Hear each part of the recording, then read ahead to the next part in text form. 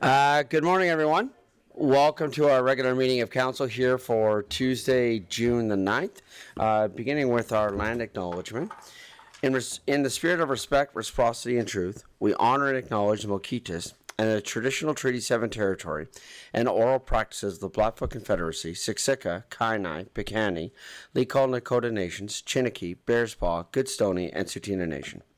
We acknowledge that this territory is home to the Métis government of the Métis Nation with Alberta District 4. And finally, we acknowledge all nations, Indigenous and non, who live, work, and play on this land and who honor and celebrate this territory.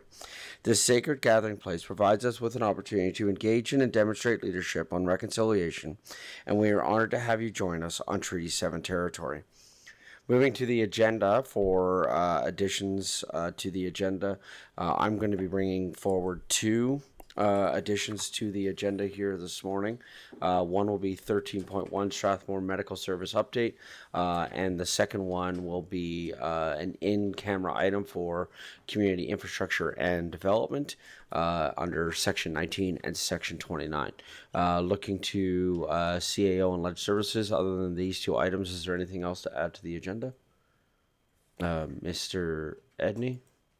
Yeah, thank you, Mayor Dean. Good morning, Council. Not formally to the agenda, but I know there is something that we would like to acknowledge during Council recognitions and announcements, if you may allow us some time. Oh, good. Okay, thank you. Anything, Council, any other item for the agenda here this morning? Seeing none, can I have a councillor make the following motion, please? Deputy Mayor Ryan. Yes, good morning.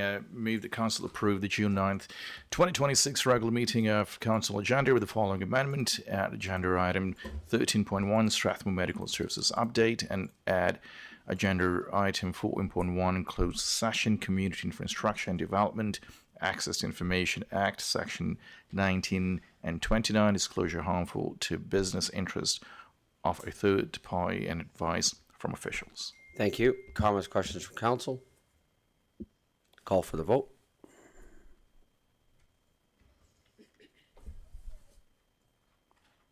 And that's carried unanimously. Thank you. I just also want to make note that Councillor Warzanowski is not joining us today as his daughter is dancing in provincials. So we wish her luck and see how that goes as she's in competition today. So Councillor Warzanowski is off cheering on his daughter today, and we're cheering her on from here inside council chambers. Moving to council recognitions and announcements, I guess I'm turning this over to Mr. Edney. Is that what I'm doing right now? Mr. Edney? Happy birthday to you. Happy wow. birthday to you. Happy birthday, dear Shannon. Happy birthday to you. And many more. I should have turned on all of your mics. Well, thank you for that. I appreciate it. Yes, today indeed is my birthday. And so, yes, thank you. I appreciate that. I was saying that I think this is the first birthday in a very long time where I have worked. I have usually taken the day. And so it is a pleasure to spend my birthday with all of you. I said the words. Wow. I said the words. Wow. Did I not say the words? Words came out of your mouth. We don't. I don't think we have to accept anything there for information or anything, do we? Good. Good. Going to public input, turning to Ledge Services. Have we had anybody sign up today for public input? Okay, thank you. Council, opportunity for anyone that needs to declare any kind of a conflict of interest. Seeing none. We have a number of awards and proclamations, and so again, Council had passed a new bylaw or new policy with relation to this, and so in keeping with that, we actually have a number of proclamations here today. So starting with our first one is the National Indigenous History Month and National Indigenous Peoples Day. June of 2026 is National Indigenous History Month, and June 21st is National Indigenous People Day. Whereas the City of Chestermere acknowledges that it is situated on the traditional territories of the Blackfoot and the people of Treaty 7 region in southern Alberta, which includes the Siksika, Piikani, Kainai, Tsuut'ina, and Stoney Nakoda First Nations, including Chiniki, Bearspaw, and Wesley First Nations. The city of Chestermere is also home to the Métis Nation of Alberta, District 4. And whereas, in 2009, the Government of Canada officially declared June as National Indigenous History Month and is working to advance truth and reconciliation by building harmonious partnerships based on the recognition of rights, respect, truth, cooperation, humility, reciprocity, and friendship with First Nations, Métis, and Inuit peoples, and communities across Canada, traditionally known as Turtle Island. And whereas June 21st is observed as National Indigenous Peoples Day, a time to uplift and center Indigenous voices, fostering a deep respect for and connection to Indigenous cultures, traditions, and heritage across Turtle Island. For generations, many Indigenous peoples and communities have celebrated their culture and heritage on or near this day due to the significance of the summer solstice as the longest day of the year. And whereas the city of Chestermere recognizes and celebrates the significant historical and ongoing contributions of Indigenous people across Canada and Chestermere in all aspects of daily life, including modern medicine, education, community wellness, and art and culture. And whereas First Peoples, including First Nations, Métis, and Inuit history, culture, and contributions, deserve to be recognized and honored, as does the strength and resiliency of Indigenous communities in maintaining languages and cultures despite the ongoing impacts of colonialism. And whereas the city of Chestermere strives to be an inclusive community and encourages everyone to reflect and learn about the diverse experiences, knowledge systems, and injustices that Indigenous people have endured, including forced displacement, cultural suppression, and systemic barriers that they have and continue to face. Therefore, I, Shannon Dean, Mayor of the City of Chestermere, do hereby proclaim June and June 21st, 2026 in the City of Chestermere as National Indigenous History Month and National Indigenous Peoples Day. I also think that it would be appropriate for us here to acknowledge that on July the 8th, we are hosting a powwow here in Chestermere. And one of the things that we're really excited about this year with the timing of our powwow, and part of the reason why it was chosen for this year at that particular time, is we are going to have dancers from across Canada, is my understanding, because with it being associated with Stampede, there is going to be an incredible quality of dancers at this year's powwow. So that is on July the 8th. Want to invite everybody out to our powwow that's going to be happening on that day. Our second proclamation that we have is Pride Month, June 2026. Whereas June is recognized annually as Pride Month in Canada and around the world to commemorate the Stonewall riots that began on June 28, 1969 in New York City, as well to celebrate the diversity, resilience, and contributions of Two-Spirit, lesbian, gay, bisexual, transgender, queer, intersex, and other sexually and gender diverse 2SLGBTQI+ individuals, and to increase understanding and awareness of the experiences of people who are 2SLGBTQI+, and whereas the Canadian Charter of Rights and Freedoms and the Alberta Human Rights Act uphold equality for individuals regardless of gender identity, gender expression, or sexual orientation. And whereas, despite these systemic changes to support equality for all and an ongoing resilience demonstrated by the 2SLGBTQI+ individuals, they are at increased risk to experience discrimination, violence, mental health issues, poverty, and being unsheltered. And whereas, as a city that values community connections and belonging, we must work together to support the 2SLGBTQI+ community and make real, tangible actions against oppression, hatred, discrimination, harassment, and violence. And whereas the recognition of pride is integral to fostering belonging, increasing public awareness of the 2SLGBTQI+ community and their contributions to our city. Therefore, I, Shannon Dean, Mayor of the City of Chestermere, do hereby proclaim June 2026 in the City of Chestermere as Pride Month. With that, I also want to acknowledge that on June 28th, sorry, I don't have the calendar right in front of me, is Pride Day that is going to be happening in John Peak Park. So that celebration is coming up, and that is open to everyone, and want to invite people to come on out and join us on that day. June seems to celebrate a lot in a month, so I just feel like I'm competing with June here, with my birthday being there too.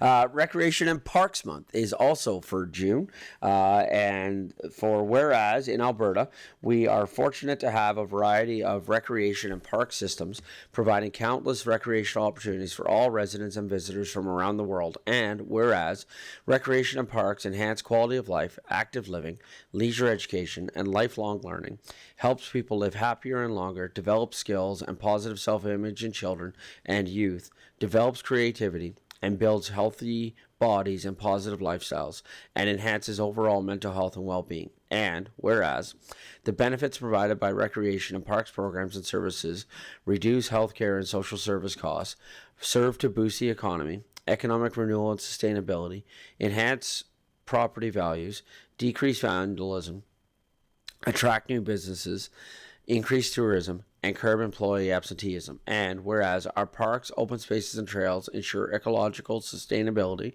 provide space to enjoy nature, help maintain clean air and water, and preserve plant and animal wildlife. And whereas all levels of government, voluntary sector, and private enterprise throughout the province of Alberta to participate in the planning, development, and operation of recreation and parks programs, services, and facilities. And whereas the Alberta Recreation Parks Association, ARPA, acknowledges and celebrates the month of June as Recreation and Parks Month, which will annually recognize and celebrate the benefits derived year-round from quality recreation and parks resources at the local, regional, and provincial levels. Therefore, I, Shannon Dean, Mayor of the City of Chestermere, do hereby proclaim June 2026 in the City of Chestermere as Recreation and Parks Month. And finally, one last proclamation is Men's Mental Health Month, which is June of 2026, and whereas Men's Health Month is part of an ongoing international effort to educate men, boys, and their families about preventative care, early detection, and healthier lifestyles. And whereas in Canada, men face distinct health challenges, including a lower average life expectancy, elevated risks of early mortality, higher rates of suicide, substance use disorders, chronic illnesses, and gambling addiction. And whereas June is designated as Men's Health Month, serving as a dedicated time to raise awareness, promote prevention, and enhance the overall health and well-being of men and boys. And whereas the City of Chestermere encourages residents to foster greater awareness regarding the benefits of healthy lifestyle, consistent physical exercise, and routine medical screenings. Therefore, I, Shannon Dean, Mayor of the City of Chestermere, do hereby proclaim June 2026 in the City of Chestermere as Men's Health Month. With that, I believe we just have the motion to accept the proclamations for information. Can I have a councillor make the following motion, please? Councillor Randawa. Thank you, Your Worship. Good morning, everyone. I move that the Council accept the National Indigenous History Month and National Indigenous People Day, Pride Month, Recreation and Park Month, and Men's Health Month proclamation for information. Thank you. Comments, questions from council? Call for the vote. That's carried unanimously. Thank you. We now have approval of the minutes from the May 2026 regular meeting of council minutes. Can I have a councillor make the motion to approve the minutes as presented? Councillor Grant. Thank you, Mayor Dean. I move that council approve the May 26, 2026 regular meeting of council minutes as presented. Thank you. Comments, questions from council? Call for the vote.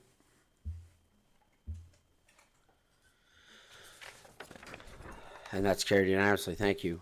Council, just turning to you, is there any business arising out of the minutes that you see? Seeing none. We'll go to 9, which is 9.1, resolution tracker. Going to be turning this over to Mr. Edney. Mr. Edney. Good morning, Mayor Dean. Thank you. Through you to council. I don't have any significant updates on the resolution tracker this time from last time. Got a lot of things coming in the next 3 meetings here to address with council. Maybe I'll open it up to if there's any questions from council on any particular items. Thank you. Looking to council first because I have a few items I want to bring up, but council? Okay. Thank you. I'm just wondering where we are at with the data collection process right now with CRCA and how those conversations are going. I know that we have sent a number of correspondence to them wanting to have them come and present. I think that this could be a good part of that. I'm wondering if there's any update as to how those conversations are going. Mr. Edney. Thank you, Mayor Dean. I don't have a direct update on the content of those discussions. I know we plan to bring the report to the July Governance and Priorities Committee meeting. I talked with Director Fluker this morning. That's still on track. So I think the conversations are going well. I apologize. I just don't have any detail on the detail of the conversations at this point. Thank you. But as of yet, I do not believe that we have a correspondence back confirming a date for presentation yet, whether it be about the data collection or the multi-year funding that council has approved or for other funding that council is looking at. I don't believe that we have a date yet from them. Even though we have sent the invitation, I don't believe we have a date yet. Is that correct? So for the data collection, yes, July 21st is when the team plans to present that report. That's on the us data presenting. Collection. I'm not sure if they're going to come with or not. Okay, I haven't thank you. sorted that out with administration. The last I heard actually is they're hoping to come with the budget request in September. Again, we don't have a date, but that's the latest information I have. Okay, thank you. The other question I had was, I'm looking at item, it's in the green section. It is motion number 260324-06. Council Director Administration to explore a way for residents to financially contribute to the Festival of Lights and connect with community leaders on this project. This one's marked as completed, so I'm just wondering when council could expect an update with regards to the Festival of Lights project and community leaders that we're connected with, because I know that this was a big topic of conversation and something that we had wanted to see done so that we could address this. And so I'm just wondering on the completed, what the next step is now with regards to that motion being completed. Mr. Edney. Yeah, thanks, Mayor Dean. I'll have to get back to council on that particular details of that because I'm not familiar with what our plans are. I believe, if I had to guess, we marked that as completed because we now have the policy in place to take in sponsorships, etc. But whether we've connected with the community leaders on the project, I'm not sure of. So we will report back at the next meeting. Okay, sorry. So just to clarify then, what we're saying right now is that we believe the policy that we created for donations and sponsorship covers this all. That's why we've currently marked this as complete. Yeah, I would think that covers the first part, explore a way for residents to contribute. That's the policy that allows that way, but I think the part is connect with community leaders on the project. I'm not sure where that is at, so I will report back with a report on that. So would your thought then be a report would come back at the next resolution tracker update? Because Yeah. Okay. Okay, because so then as part of that report, I would like to, with the indulgence of council on this, I would like to see how specifically that policy allows for that to happen, because then I think we should utilize that to communicate to the community that they can do that, because I think that that's a missing step that I see here right now with this being marked complete is it sounds like we haven't necessarily communicated that to the public, to those leaders. I don't think council was aware because I would love to be armed with that piece of information right now so that in our own work we could go out and start encouraging that donation to that particular project. Okay, thank you. Okay, council, any other questions with regards to the resolution tracker?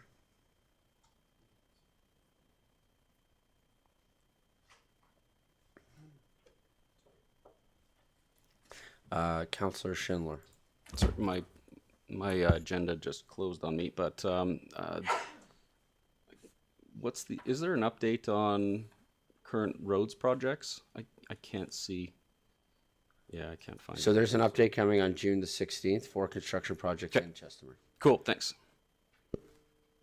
Thank you. Any other comments with regards to the resolution tracker?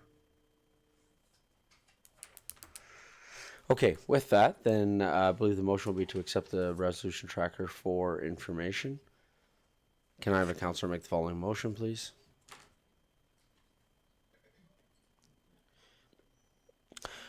Sorry, just before that, I want to add to this motion actually. Council accept information tracker 2025-20 for information and admin to provide an update on motion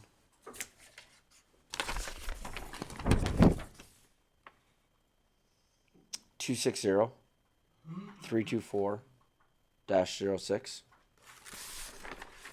at the next resolution tracker update. That's what we talked about. Mr. Edney, lead services, we good with that? Yeah? Seeing nodding heads, thank you. Okay, now can I have a councillor make the following motion, please? Councillor Sambo. Certainly, Your Worship, and good morning. I move that Council accept the Resolution Tracker 2025 and 2026 for information and direct administration to provide an update on motion number 260324-06 at the next Resolution Tracker update. Thank you. Comments, questions from council? Call for the vote. And that's carried unanimously. Thank you. With that, we're now to utilities for acting now as board of directors with Dylan Buckingham, utilities engineer, for the expression of interest for Waterworks operator. Good morning. Good morning, Mayor and Council. I am presenting on behalf of the utility company to the board of directors, as mentioned, this report for information. The recommendation is that the board of directors receive this report for information regarding the approach to gather data for supporting the selection of a future Waterworks operations service delivery model. The utility has relied on the same service provider for almost 20 years, and broadly exploring the available options is prudent and consistent with good governance. So the content of this report is a bit of background, a bit of why we are doing this, some information around the constraints of doing this. There are the different service delivery options that are viable given the constraints that we are in, an explanation of the approach that we are recommending, and then some next steps along with hard dates of those next steps. So we as the city and as a utility have had the same service provider for over 20 years.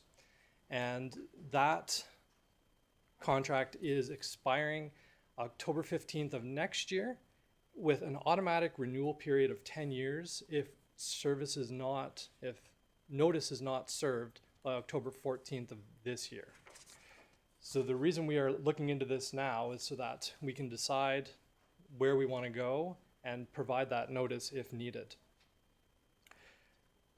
And so to support the decision-making process that we're looking at, what we are planning is a request for expression of interest. We plan to issue this non-binding request for expression of interest to assess the market interest and understand the viability of the options that are in here and what could actually be achieved. So under our current franchise agreement, the utility has exclusive rights to provide water and wastewater services within the boundaries of the city. And currently, EPCOR is providing that service under contract to the utility. So any future models will need to work within the constraints of that the utility has the exclusive franchise agreement for the city. And so for the purpose of this expression of interest, we are assuming that the utility will remain as an incorporated entity of a municipal controlled corporation. So looking at the different service delivery models that are available, the first option is to renew the contract that we have with EPCOR. There is a specific provision in there to allow for a 10-year renewal. So we could move forward with that renewal with or without additional negotiation. The next option that we've identified is that we could go to a different external operator. So this could be a similar model to what is being provided to us now, just under a different company that is actually providing those services. The next option would be to subcontract Waterworks within the city of Chestermere. And so the reason we mentioned subcontract the Waterworks goes back to the framework that we outlined earlier, that the utility has exclusive rights to provide the water and wastewater services. So under this model, we would have city employees that are actually subcontracted to the utility to provide the services. And some advantages here is that we could synergize with some of the existing services we provide, like stormwater, and it would end up being a very similar model to what stormwater is doing now as far as how we're actually executing that. The next option provided is to internalize the Waterworks operations within the utility itself. So we'd be looking at having utility employees instead of city employees that would provide those services within the utility. Some of the advantages of that is that the MCC itself could operate with greater flexibility while still being under the control and the oversight of the board. The next option would be to look at an external regional utility provider. So this would be an existing utility provider that's working within another municipality, such as Calgary, perhaps under NMAX, such as Airdrie or Okotoks. This would be different than relying on a private corporation. This would be using a current public utility that could provide the service to us as well. And the last option we have listed here is a shared service model. So this is not relying on a different municipality to provide our service, but this would be partnering with a different municipality for them to provide service to us, or perhaps even for us to combine our services or us extend our services to them.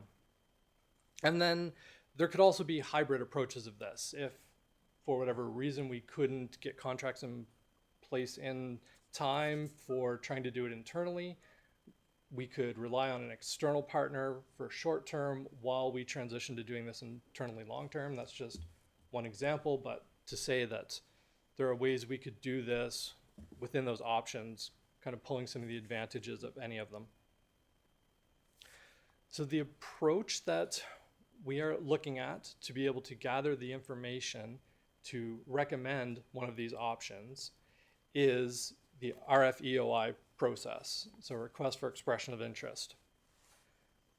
Under that request for expression of interest, we've recognized it might be probable that EPCOR is the only service provider that can do everything for us that EPCOR is currently doing now.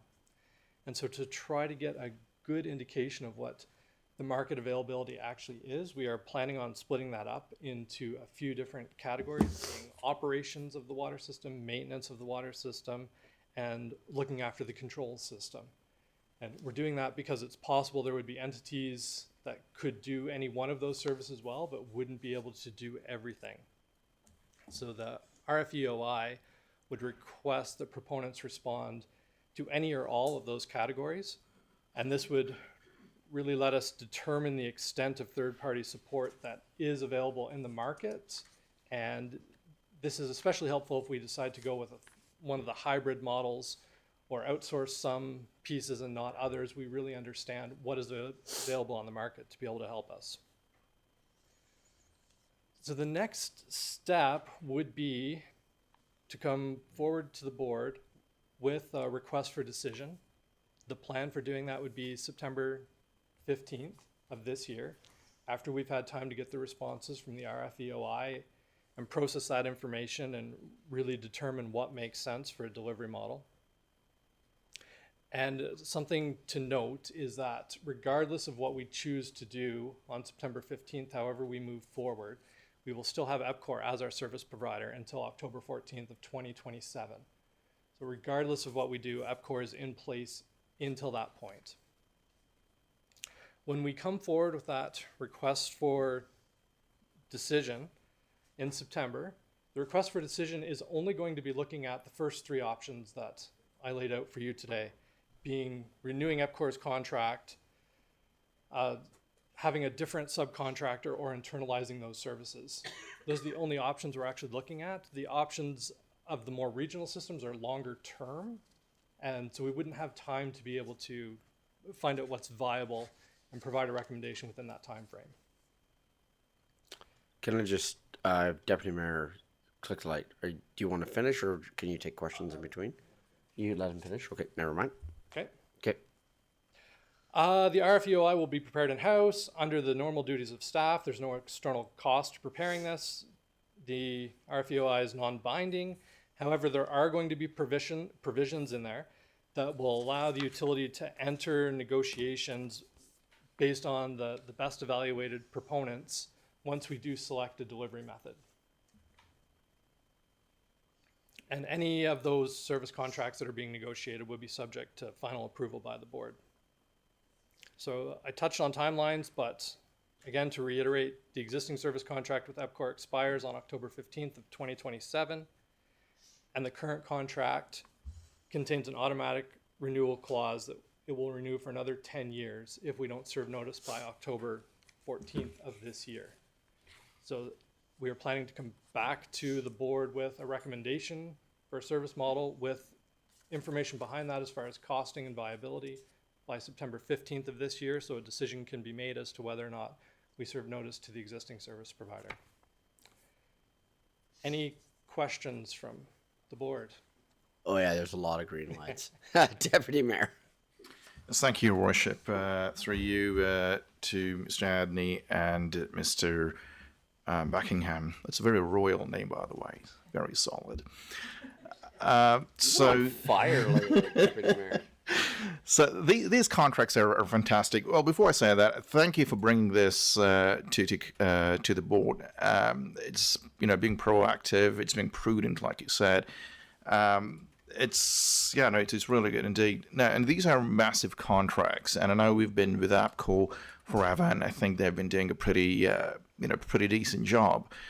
Now, one of the things I'm wondering is, how has companies like APCO given back to some of the communities they serve? Is this something that can be weaved into the conversation that you have when you're assessing out different service providers to see, how have they given back? I mean, I love, the sound of an APCO center in Chestermere, whatever that looks like. But you see where I'm going with this? To see if, these service providers, is there potential? Is that a conversation that would be even appropriate to be having when you're having these larger conversations? Thank you for the question. There's definitely an opportunity in the RFEOI to request that anybody responding provide information on what they do for community feedback, for giving back to the community, and providing some options as to what they may suggest if they were to work within our community. Mr. Edney, did you have any further comment on that? So with that, then, I would suggest that I don't know how that process would work with this, even sending along our new sponsorship donation naming rights policy of, hey, this is something, because this is a strong desire of our council right now, and this is something that we've heard directly from community with regards to wanting to see further sponsorships happening from industries within our community. We have heard loud and clear from community that they want this, and we see it in multiple other communities. We've talked about this with recreation, with naming rights on things. So I think it's a great idea. And if there's a way to even just attach our policy or an awareness of that policy within that document, I fully support this idea, Deputy Mayor. Yeah, the intended structure of the RFEOI will definitely lend itself to including that policy.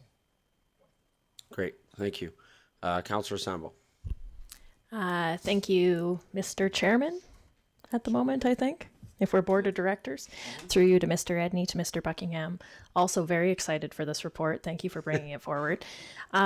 So first of all, some level setting. If someone was listening to this, they might hear EPCOR, understand that that's an Edmonton corporation. So that's a revenue stream for the city of Edmonton. Separate organizations, but it goes to city of Edmonton. Residents have also heard that we receive Calgary water. Could you describe that relationship a little bit? How long do I have to respond? That's there's. So EPCOR is a private corporation with one shareholder, that one shareholder being the City of Edmonton, and EPCOR does provide services outside of the City of Edmonton. So you hit on the profit structure. They are a for-profit company, and that profit does go to the City of Edmonton. On the water side, Chestermere does not have its own water treatment system nor wastewater treatment system, so we rely on the City of Calgary for both through mid to long-term contracts with the city to provide us with potable water, and then we send our wastewater back, which is part of that for the wastewater treatment. Councillor Sam, sorry, Councillor Saul, I was just leaving your mic on. Oh, thank you. I'm trying to turn it off so people don't have to look at me while smart people are saying smart things. But Okay, I will turn it on and off then. Thank you, sir. All right. So it looks like these three options that the RFEOI would be evaluating work within that master servicing agreement with the City of Calgary. So no new considerations would need to be taken for that, and that's reviewed annually. So first part of your question, correct. The options that are being presented will work within the framework of the City of Calgary MCA and how we currently receive and distribute water. That is intentional. They also work within the framework of the utility having exclusive rights to deliver services within the City of Chestermere. On the renewal process of the MCA, I'm actually not sure what that term is. Thank you, through the chair. So the current MSA for the City of Calgary for our water and sewer services, we're anticipating notice to be given in 2030. So it's actually a 20-year contract that ends in 2035 with a 5-year notice for renewal for renegotiations. Councillor Sambo. Thank you, Your Worship. Okay, so 2035 for that one. And then if we were to get into another 10-year contract with EPCOR as one of the options, is there any off-ramp from that, or is it a 10-year contract definitively? Thank you. And subsequent to that, because it relates to the question I was going to ask here in a moment, does it have to be 10 years? So is there a reason why it's the 10? Could it be 3? Could it be 5? Like if we're looking at, I'm just thinking of all the different things we're talking about with water, right? There might need to be a shorter bridge contract for us to be able to explore things. So along that same line of questions, I get the 10. Is it possible if we were to re-up, could it be shorter for some exploration? Excellent question. So through the chair, if the board decides to automatically renew, then it is for a fixed 10-year. However, if the board decides to still proceed with contract negotiations with EPCOR, then we can negotiate whichever terms are deemed necessary or advantageous for the board. So it could be 3 years, it could be 5 years, it could be any combination thereof. But to do that, we would still have to serve them notice by October 14th that we intend to enter into new contract negotiations with them.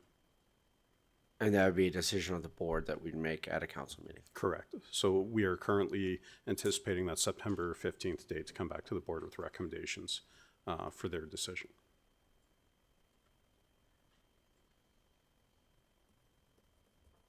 Okay, thank you.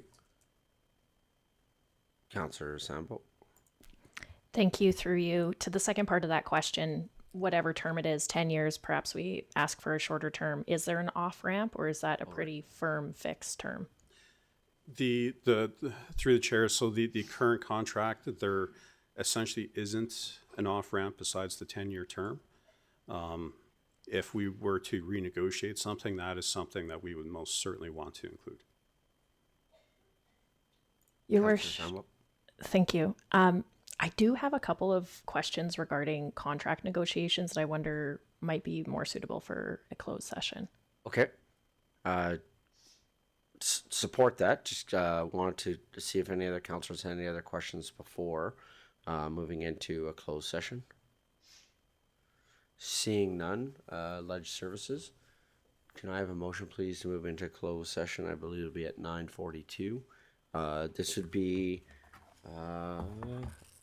just having a quick look.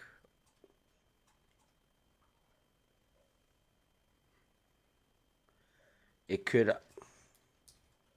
I think it could either be 19 or 29. Because I think the advice is going to be coming from the officials that are in front of us right now. So I think that's more 29 than probably, because we don't know we don't know the interests of the third party right now. So I think 29. Okay.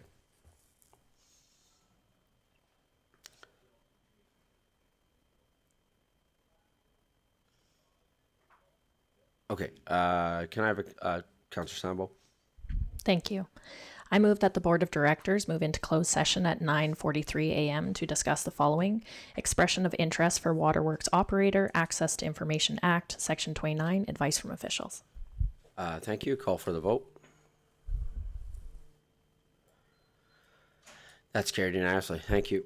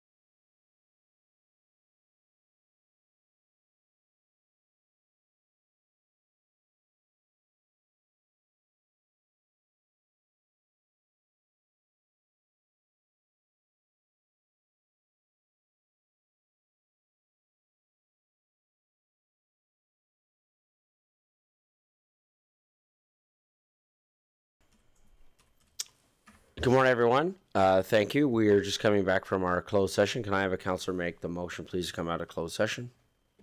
Counselor Randawa. Thank you, Your Worship. I move that the Board of Director come out of closed session at 10:05 a.m. Thank you. Call for the vote.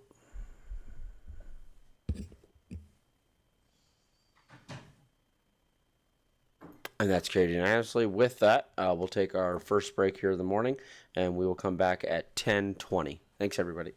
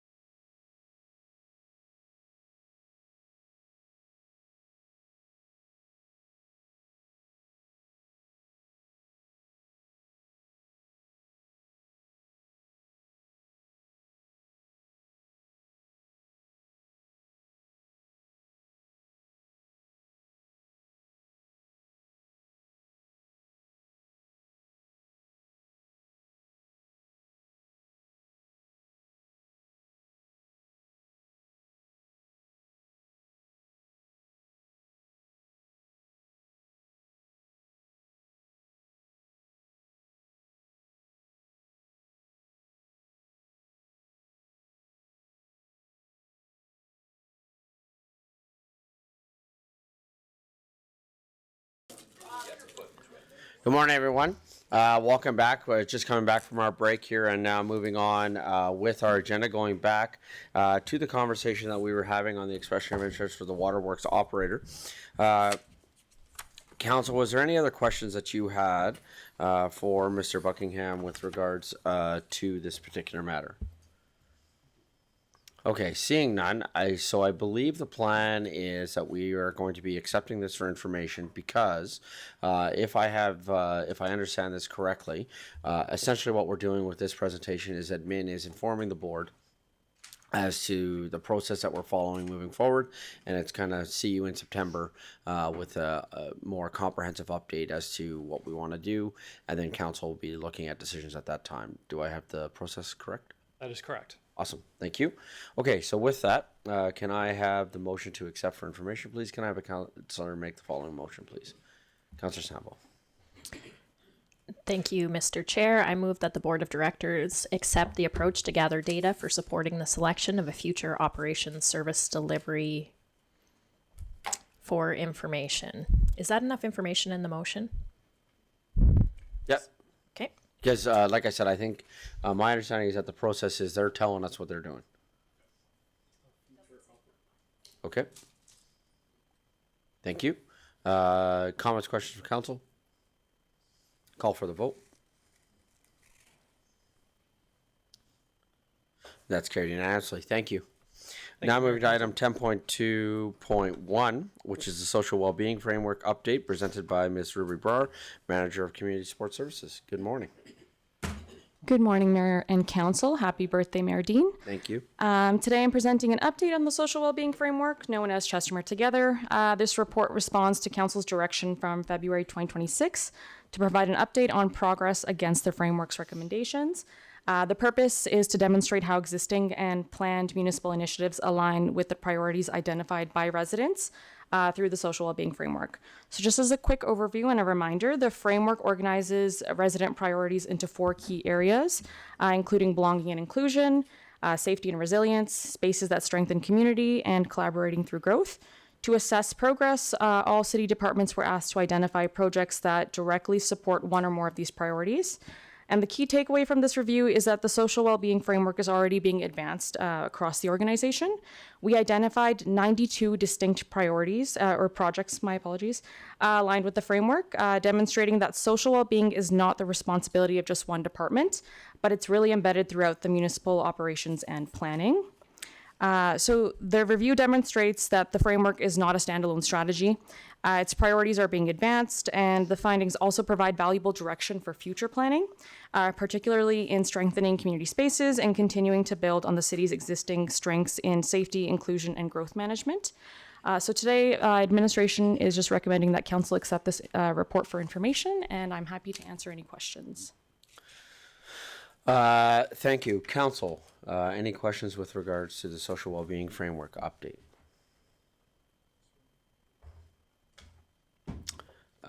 Okay, thank you. I guess the only question that I had was I was wondering about some more specificity when it comes to this, and I'm not sure we're going to be able to do this today, but I went back and I looked at the actual report. And so, for example, under Priority 1, how the city can support Priority 1, designing welcoming spaces, supporting belonging, focused community initiatives, embedding belonging and inclusion in city communication, building sector capacity for belonging and inclusion, and creating opportunities to participate and shape community, were the specific action items that were under Priority 1. So I guess my question to, I understand that this was an update.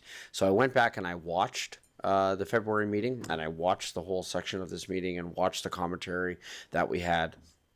I understand where this report has come from, and at that time, Mr. Edney had made the comment of this is going to be a snapshot of where we are and what we're working on, because I had made the comment in that meeting about there were things that were in the report that we have updated since. So, for example, in the report, it said that there is 0 initiatives for that are happening with regards to the 2SLGBTQ plus community. And at that meeting, Councillor Sambo pointed out that it was literally a gap in that report that caused the Pride Society to be created within the city of Chestermere. Great.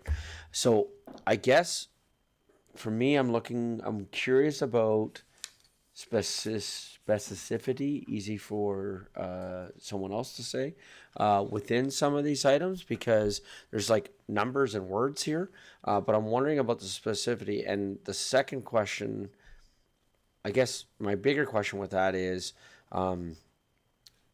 what are we doing as with regards to the next step? Because also at that meeting, our CAO said that he would hate to see this report become a report that sits on the shelf. And so I'm wondering about what the next steps are when council can see the next steps in terms of, this is great, we have our baseline, this is amazing.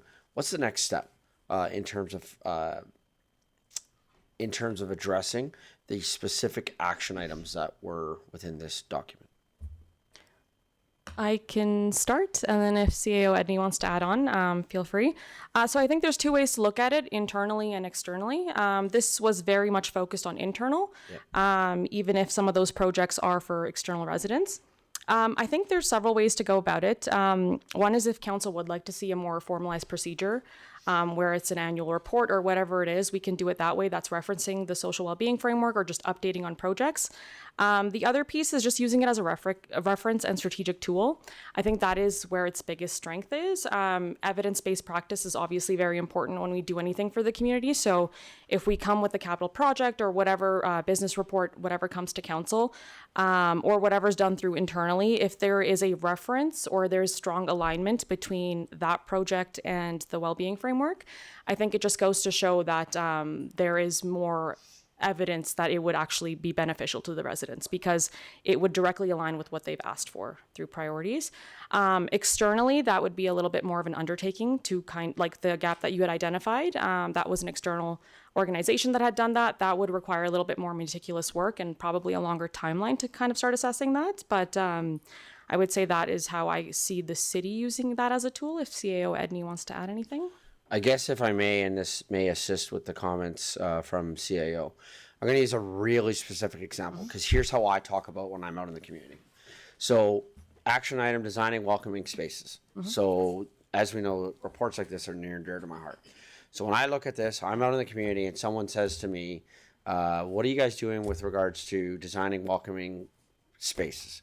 So if I was asked that question in public, here's going to be my answer. You know what? One of the things we're really excited about is that within our budget this year, we have allocated X number of dollars for installing benches and gazebos within our park spaces. It's because one of the things that I think is really important for us as a community is creating those spaces where community can gather and be a part of, and just be in community. I think is something that's really, really important. And so our council set aside money specifically for benches and gazebos to go into parks. And to me, that's a project that relates specifically back to designing welcoming public spaces. So I think we're on the same page with regards to mentioning that. I'm trying to get back to follow-up because I know that we're going to have a report coming on June the 16th. With regards to construction projects that are happening.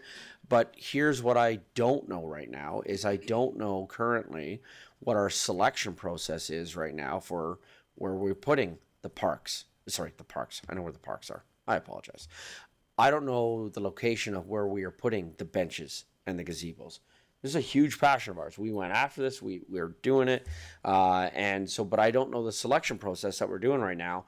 And to me, that is like a huge win that then your department's able to come back and say, hey, working internally, this is something that happened. We're putting here, the benches are going here. I'm not saying your department necessarily presents on this, but that's how like the elected officials are talking. I know I'm not the only one up here that communicates with that regard. I see a gap in terms of that, and how does council do a better job asking for that communication? How do we fill that? Like what happens there? And that's a really specific item because I don't know where the benches and the gazebos are going in 2026, even though we've set money aside within the budget for that to happen.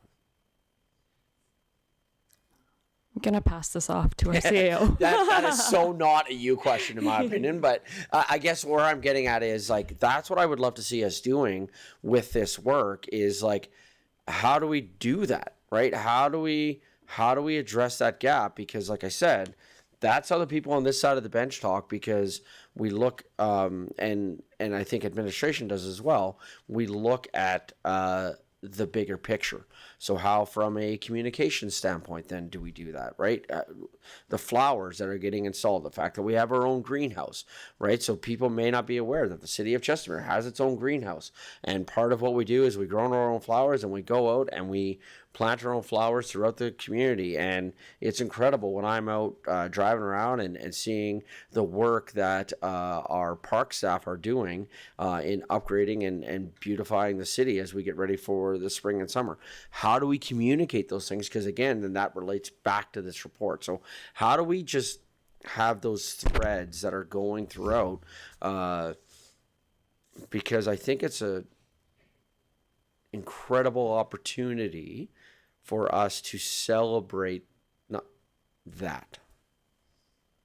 I'd like to also just mention, sorry, CAO, this was probably step one, or maybe even step two. Yeah. Like, we did the framework, we presented it, we presented it to the public essentially, and then step two really was to get internally staff familiar with it as well. So every single manager went through the framework. They identified within their own teams what projects align well, maybe which ones could align better, stuff like that. Where are the gaps and where are our strengths? I think both of those things are important. So I think the process has started. I feel like, yes, maybe a formalized process moving forward could definitely be developed internally. But I think the hardest part to do when it comes to reports like this is to get everyone familiar with it and on board. So I think we've crossed that bridge at least.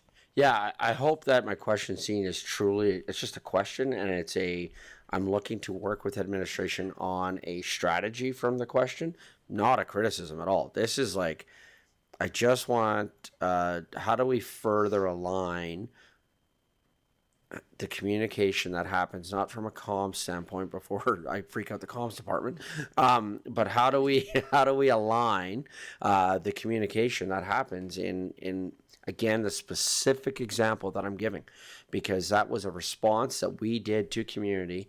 It's within this report that we should do it. We put capital dollars towards it. How do we then celebrate that, focus on it, make sure it's back? Is that further responsibility on the office of the mayor in terms of agenda prep, right? Do I need to do a better job? Well, awesome. Then give me back that responsibility. I'll be happy to take it. I'm just trying to figure out where that process lies. Councillor Sambo. Thank you, Your Worship. I guess CAO Edney will not get a chance to respond to that before I offer a suggestion. I know we do an annual report, so through you, there's an annual report every year, and if that got into one version of the annual report, it would become a process indefinitely, because you look at past versions of the annual report to decide what your process is for future annual reports. So that would be something that I would be interested in seeing in an annual report, is essentially this every year about what the city is doing. One of the comments I had, I like the approach. I do wonder whether some of these projects really are appropriate. For example, I love our IT department. I'm not sure that the city's cybersecurity is safety and resilience for residents necessarily. I'm not sure if I would include that kind of thing unless there was more of a rationale for that. The other thing I wanted to note is that there are planned website upgrades, and I wonder whether this could be included on a regular update on the website. And Your Worship, to your question, if the website was functioning really, really well, like really well, and every department had their own section of the website where they could add maps and updates and things like that, it could be a very efficient way to communicate to the public and to council at the same time. That's somewhere that I would look for information if somebody was asking me, is I would go online and I would say, what do we have online? Rather than tying up staff resources to ask directly. I would say that particular example you're talking about, that is a real community issue. That is something that people are always curious about and asking about. It's also hyper administrative. So it's not necessarily something I would expect to come back to council unless we specifically asked. So I appreciate the question of what is that feedback loop, and I draw it back to the website and maybe an opportunity for an update on what's happening with the website. Yeah, I also think too, how do we create opportunities to celebrate what we are doing as a city without creating undue work? But we just need to, celebrating would be great. Okay, Mr. Edney. Good luck. Yeah, thank you, Mayor and Council. It's a long answer to a long question, really, at the end of the day. If I can be honest with you, yeah, my comments were, I hope this doesn't sit around on a shelf somewhere. But it also wasn't, hey, by July of this year, we're going to be out hammering away on this thing. Totally. Right? We're still in the stage administratively of developing business plans. We don't even have those in this organization. We just got council's strategic plan done. So now we're working on our organizational plan, and integrating this in and into our workflows is something that will be part of that. So I appreciate Councillor Sandbo's comments of, I think to look at every project we do and tie it to this and bring a report, oh my goodness, like my head would explode. Certainly So not what if I'm there asking. are a way in this process to highlight what are those particular projects that do really exemplify and strongly align with this report, how do we bring that information back and how do we celebrate it? Because celebrating it and putting it up on the website are kind of two different things as well, right? We hear it continuously. No matter how good our website is, people are never going to be able to find it, right? Because they want to hear directly from council. So I think as we work through this process, we've heard what your expectations are and your hopes are, and maybe you and I can talk offline in our regular meetings on how do we capture the spirit and the intent of all these comments without making it sort of overwhelming, and recognizing where we are at with capacity. Yeah, I apologize if I at all gave this impression. I in no way, shape, or form am suggesting that we need every project linked and we're celebrating everything, because like we do a lot on the day to day. I appreciated the comment that was in this report of like the stuff that we do day to day just wasn't commented on. Fully appreciate that support.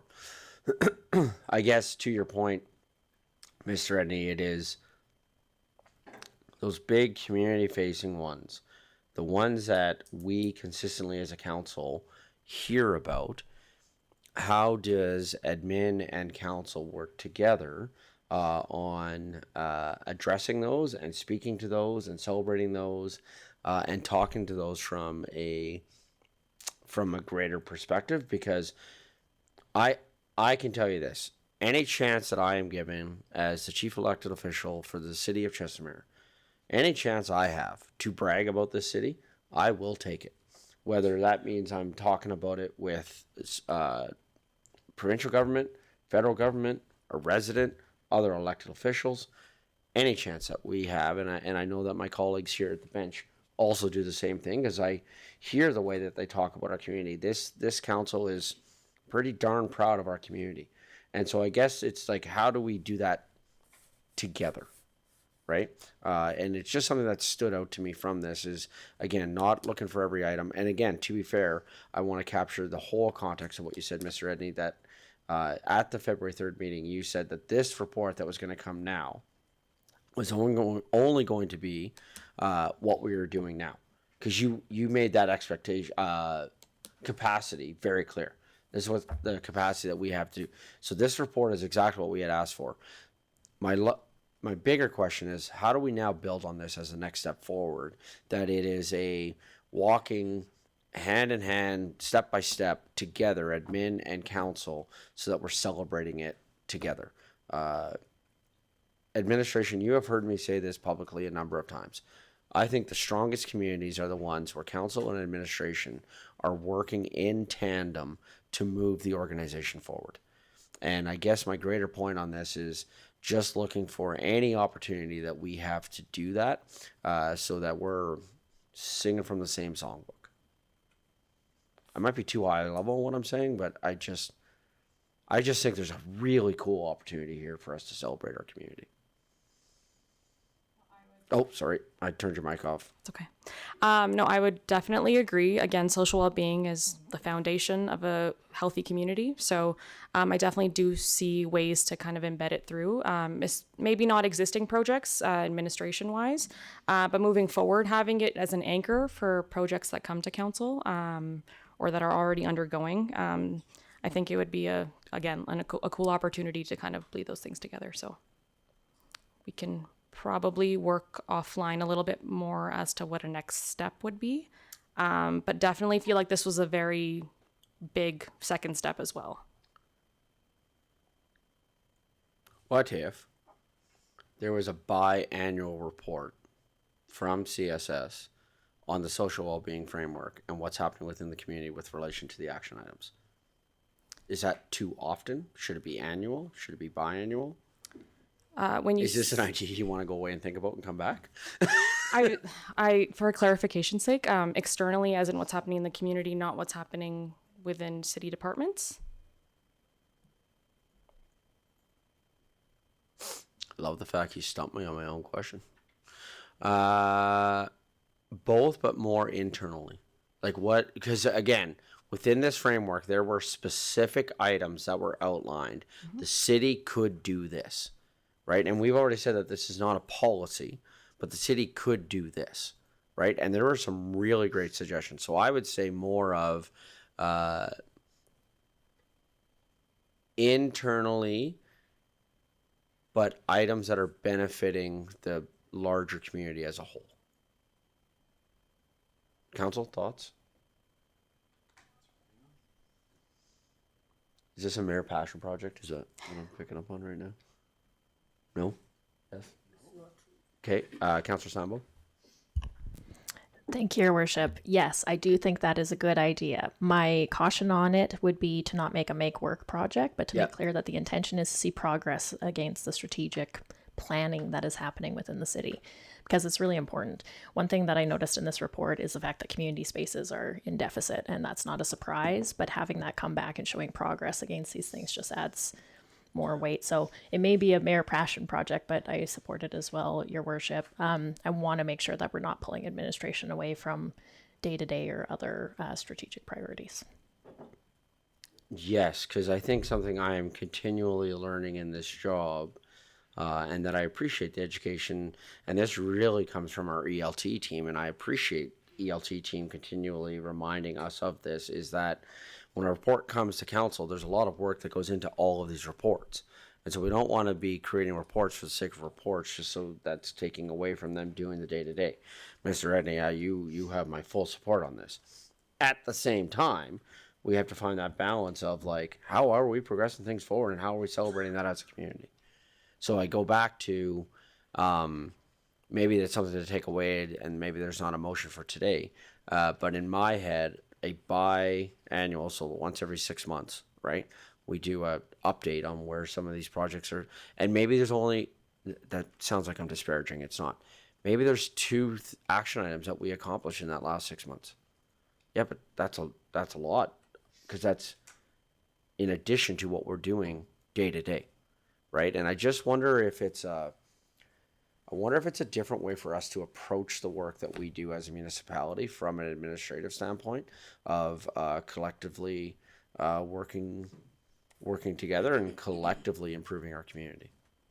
I would caution against biannual. I feel like a full budget cycle would be more beneficial, because a lot of projects, especially related to things like community spaces, stuff like that, maybe happen more so during the spring and summer months.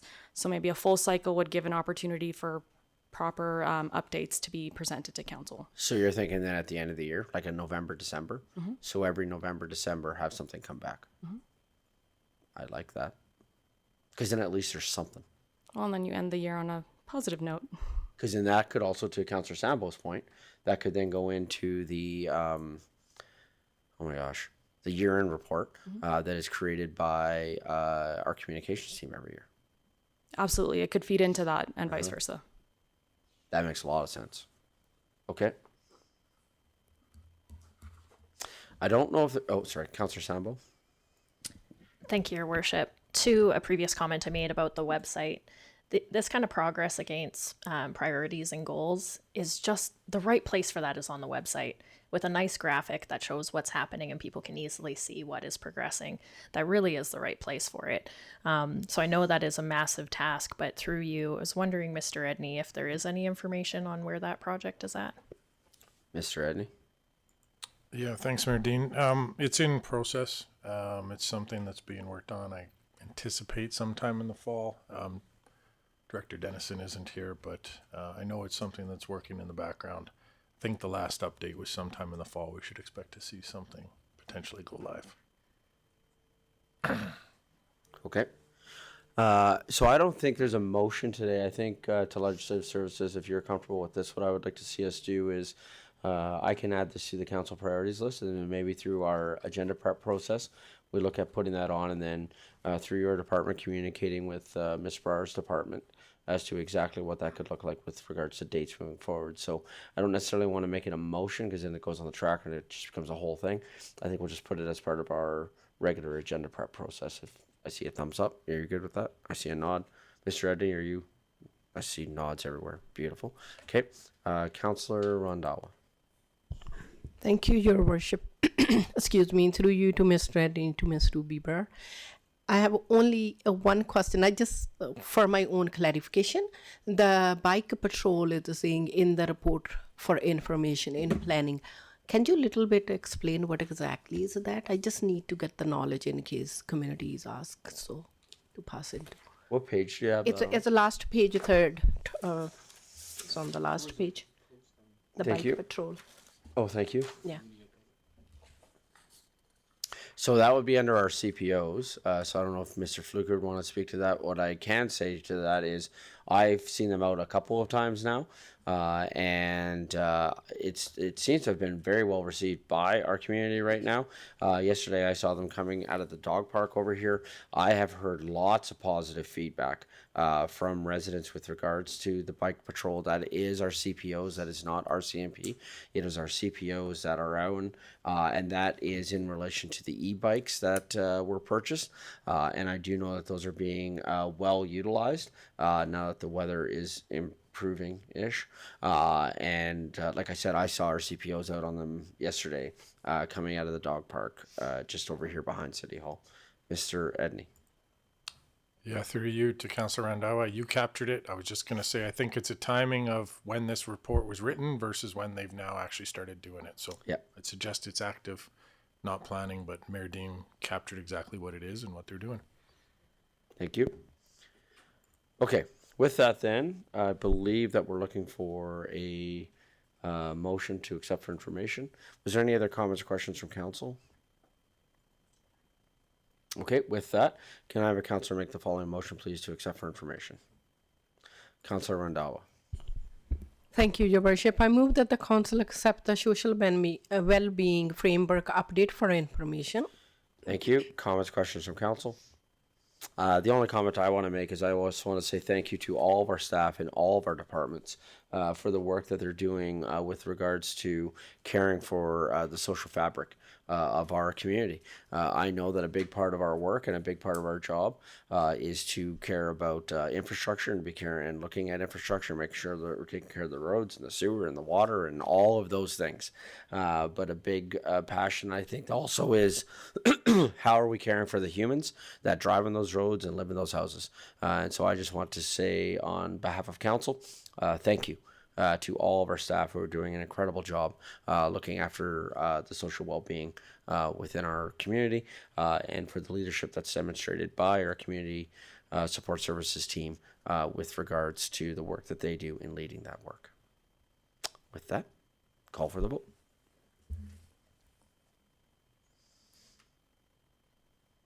And that's carried unanimously. Thank you. Okay, with that, now we're going to move to the Chestermere Municipal Heritage Advisory Committee. This is being presented by Mr. Josh Esteslau, Legislative Services 2.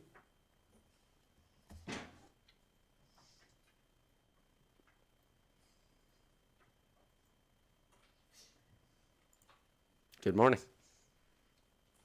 Good morning, Mayor and Council. Happy birthday, Mayor Dean. Thank you. I'm here today presenting the recommendations from the Chestermere Municipal Heritage Advisory Committee, CMHAC. The recommendations is that council consider the following retention priorities for the inclusion in a future review of Policy 719, being the records retention and destruction policy as outlined below. Number one, adding a clause to reflect the distinction between what is kept indefinitely and what is kept for a specific period of time. Number two, adding a list of items that are never destroyed. Number three, including a definition in the policy of what a historical document is. Number four, considering how artifacts are kept. And number five, using the Historical Society and Streetscapes list to identify items that relate to historical significance. The Chestermere Municipal Heritage Advisory Committee is a committee whose mandate is to promote, preserve, and restore historic entities with significance in the city of Chestermere. During its regular monthly meeting on May 21st, the committee approved a motion requesting council's consideration of committee priorities in the upcoming administrative review of Policy 719, being the records retention and destruction policy.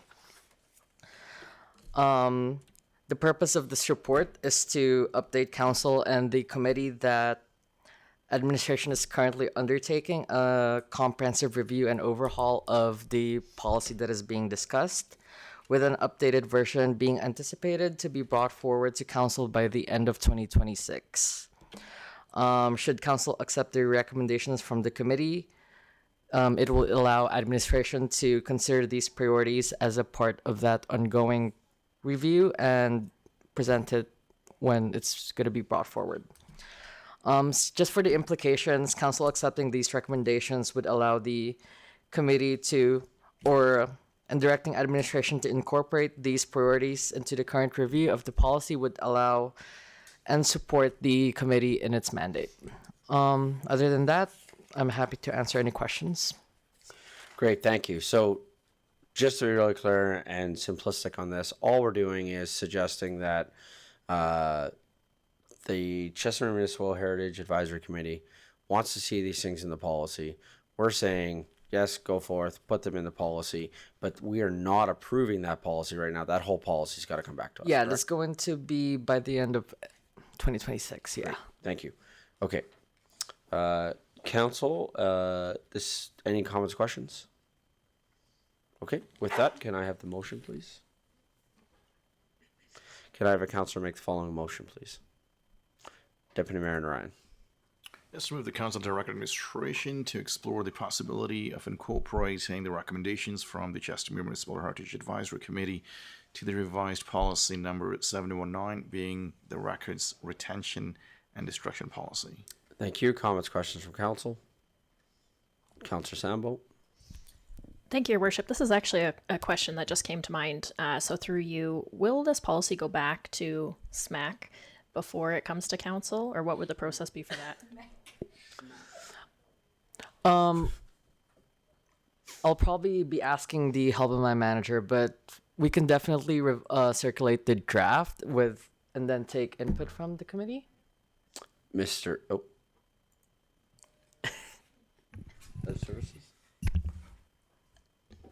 A draft can be presented, but ultimately it would be council that would be approving that policy, not the committee. Right. Okay. Thank you. Any other comments, questions from council? Call for the vote.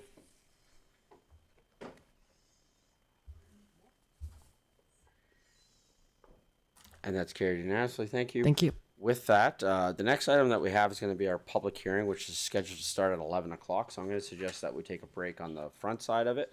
We will come back at 11 o'clock. Thanks, everybody.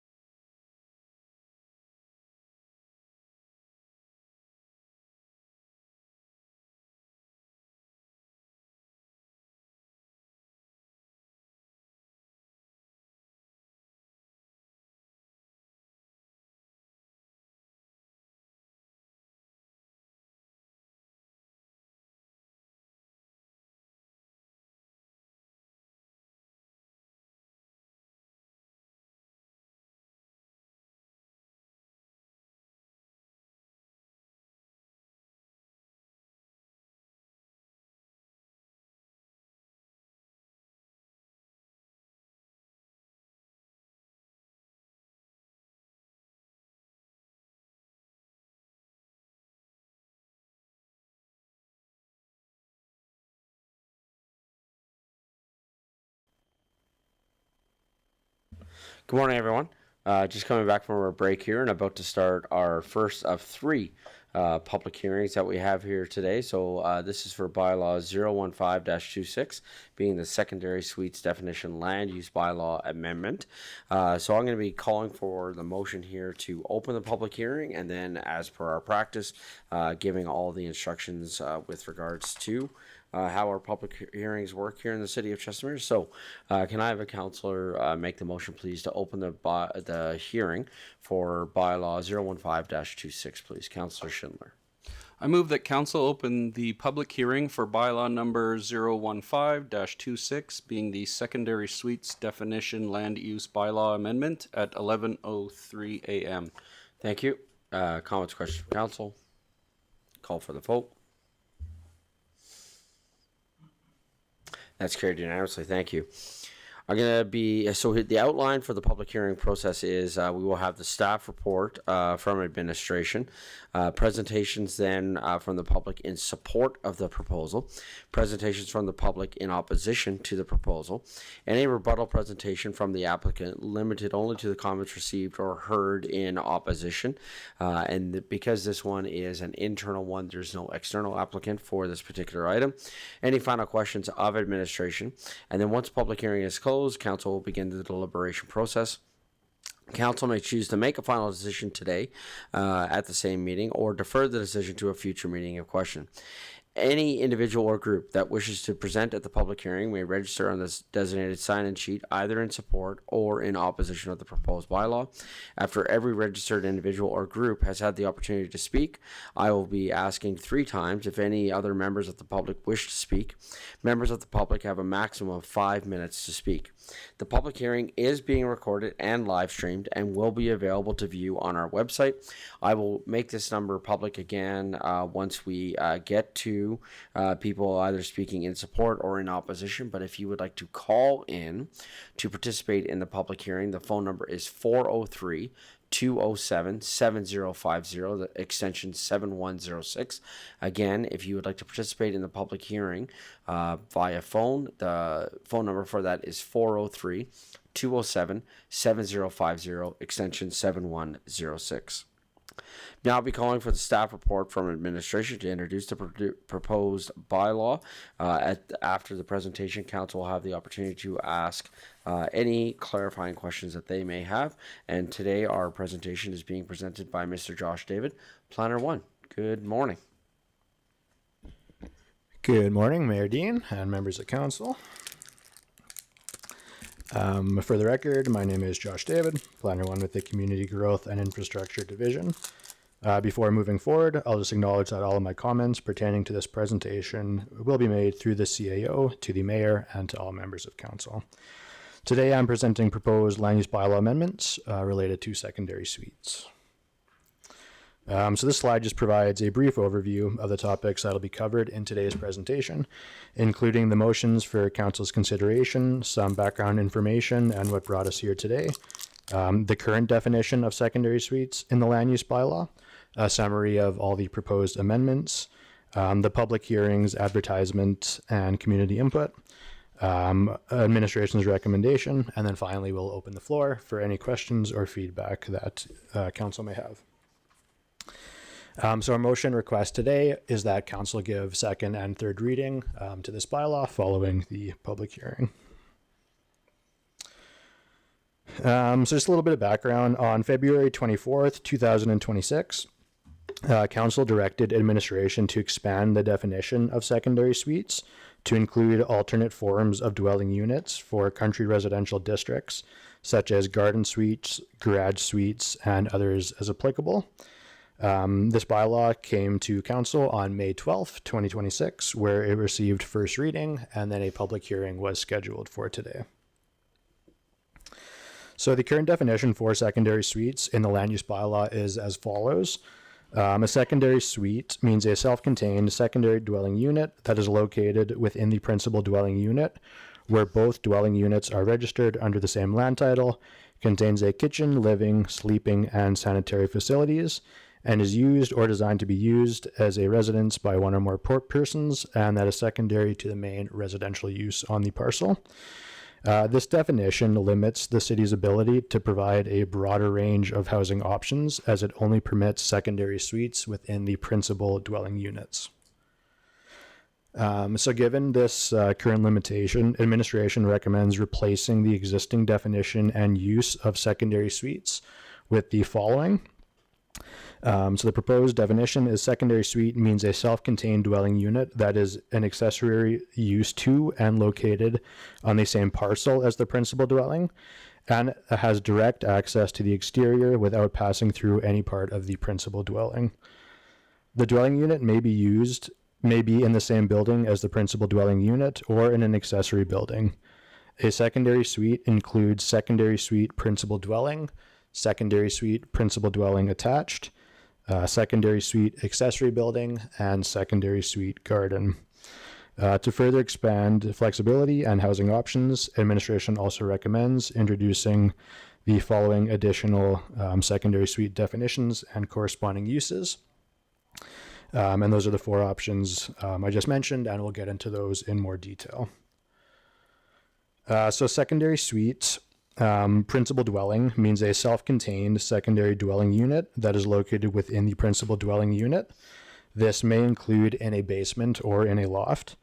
Administration recommends adding secondary suite principal dwelling as a discretionary use on the districts shown on screen. This use is proposed in all districts where secondary suites are already currently permitted. And then we have secondary suite principal dwelling attached.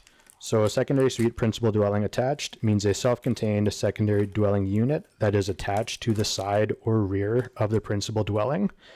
And administration recommends adding this use in the districts shown on screen. So the residential estate districts, the large lot rural residential district, transitional rural residential district, rural residential district, and country residential district. So these would be our larger acreage or state style lots. And then we have secondary suite accessory building. Secondary suite accessory building means a self-contained secondary dwelling unit that is located within an accessory building garage or an accessory building other. The secondary suite accessory building shall have an entrance separate from the vehicle entrance to the detached garage directly from the exterior of the structure. And administration recommends adding secondary suite principal dwelling as a discretionary use in the same larger lot districts. And then we have secondary suite garden. Secondary suite garden means a self-contained secondary dwelling unit that is located in a single-story building separate from the principal dwelling. And again, administration recommends adding secondary suite principal dwelling as a use in the districts shown on screen. So this table just summarizes where the different types of secondary suites are proposed as a discretionary use across the city's residential land use districts. So as shown, secondary suites within a principal dwelling are supported across all listed residential districts, reflecting that this housing form is already consistent with the existing permissions and where they are already allowed. And in contrast, suites located in an accessory building or a garden suite would be limited to larger lot estate and rural districts where site size and servicing capacity can more readily accommodate them. This approach maintains consistency with current regulations while clearly distinguishing between the secondary suite forms based on their neighborhood context.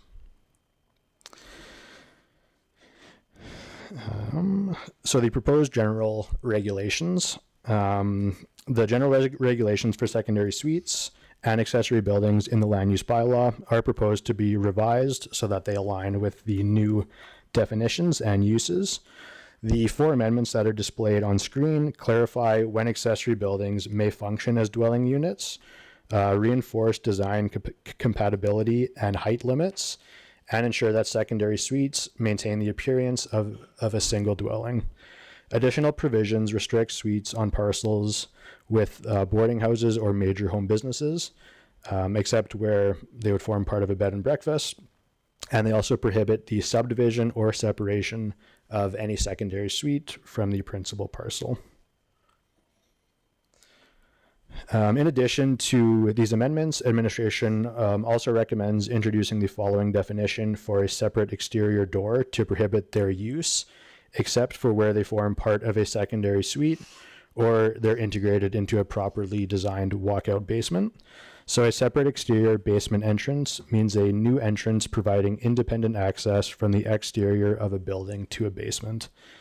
Administration is proposing that general regulations be added to clarify that a separate exterior basement entrance may not be permitted except for where the entrance provides access to a walkout basement on a designed walkout lot and is clearly integrated into the original design of the dwelling. And in other circumstances deemed exceptional by the Development Authority, such as a secondary suite. This amendment will ensure that future side and rear exterior basement entrances will not be permitted without an approved development permit for a secondary suite. And that brings us to today's public hearing, which was advertised on the city's website on May 12th, 2026. It was also shared to the city's social media pages and was also advertised in the Chestermere Anchor to encourage community engagement and input. And as of May 29th, 2026, the city received 2 comments, being 1 in support and 1 in opposition. And any other additional written submissions received between May 29th and today can be provided if approved by council. So administration recommends that council give second and third readings to Bylaw 015-26. This amendment modernizes the definition of secondary suites within the land use bylaw and aligns Chestermere with current planning practices.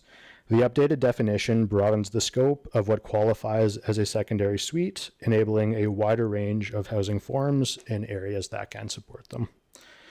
And that concludes my presentation. Thank you, and I welcome any questions at this time if you have. Great, thank you. Council, any questions at this time for Mr. David? Councilor Grant. Thank you, Mayor Dean. Through the chair to our presenter. I have one comment, one question. I guess I'll start with my question. When we look at the land use bylaws of our neighbors as it relates to garden suites, some of them have defined the maximum size of that garden suite. Have we defined that here? I see a lot size, but that doesn't relate to the building size. Yeah, so as a part of the general requirements, we also have a maximum height that we've proposed. Let me just confirm that for you.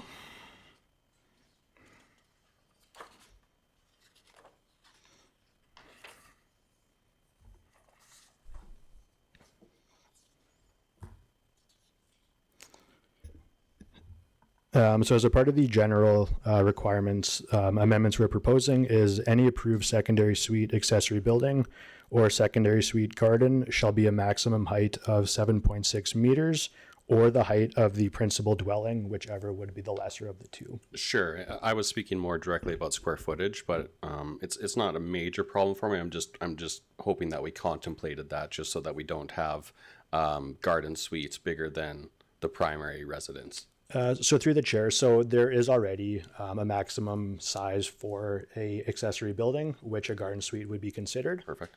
So depending on the specific zone, there is a maximum percentage of lot coverage that they would not be able to exceed. Excellent, thank you. And the follow-up, my comment was, this is great. I think this is providing more housing options and affordable options for people in Chestermere. I know we've done a lot of work on removing some secondary suites in some areas to some chagrin that we've heard, but I think this also is addressing that there are more appropriate places. This is a good option. We are trying to address that in a holistic way. So good job, administration. Thank you. Thank you. Deputy Mayor Narayan. Yes, thank you, Your Worship, through you to the presenter. So if this were to get approved today, would the secondary suites that has already been built with that permit, do they get grandfathered then? Director Cheniok. Through the chair to Deputy Mayor Narayan, if a permit is already approved, then that will be grandfathered, so to say. It's already a valid permit. If a secondary suite is constructed without a valid permit, then there's no grandfathering. Thank you. Any other questions from council?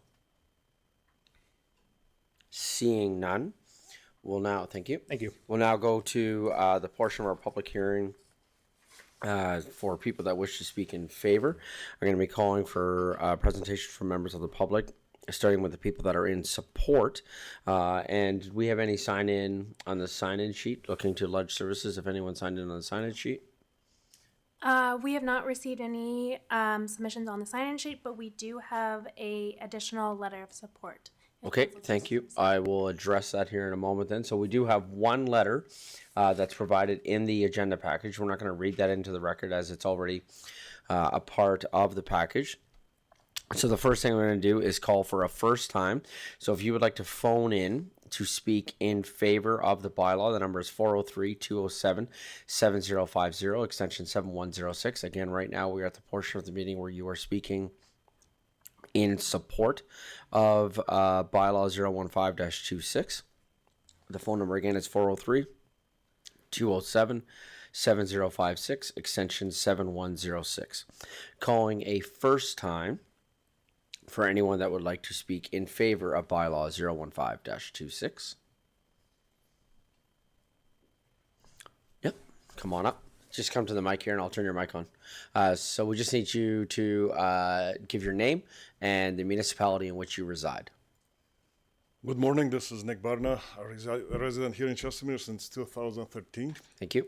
And yes, I do think that this would provide more housing opportunity for everyone.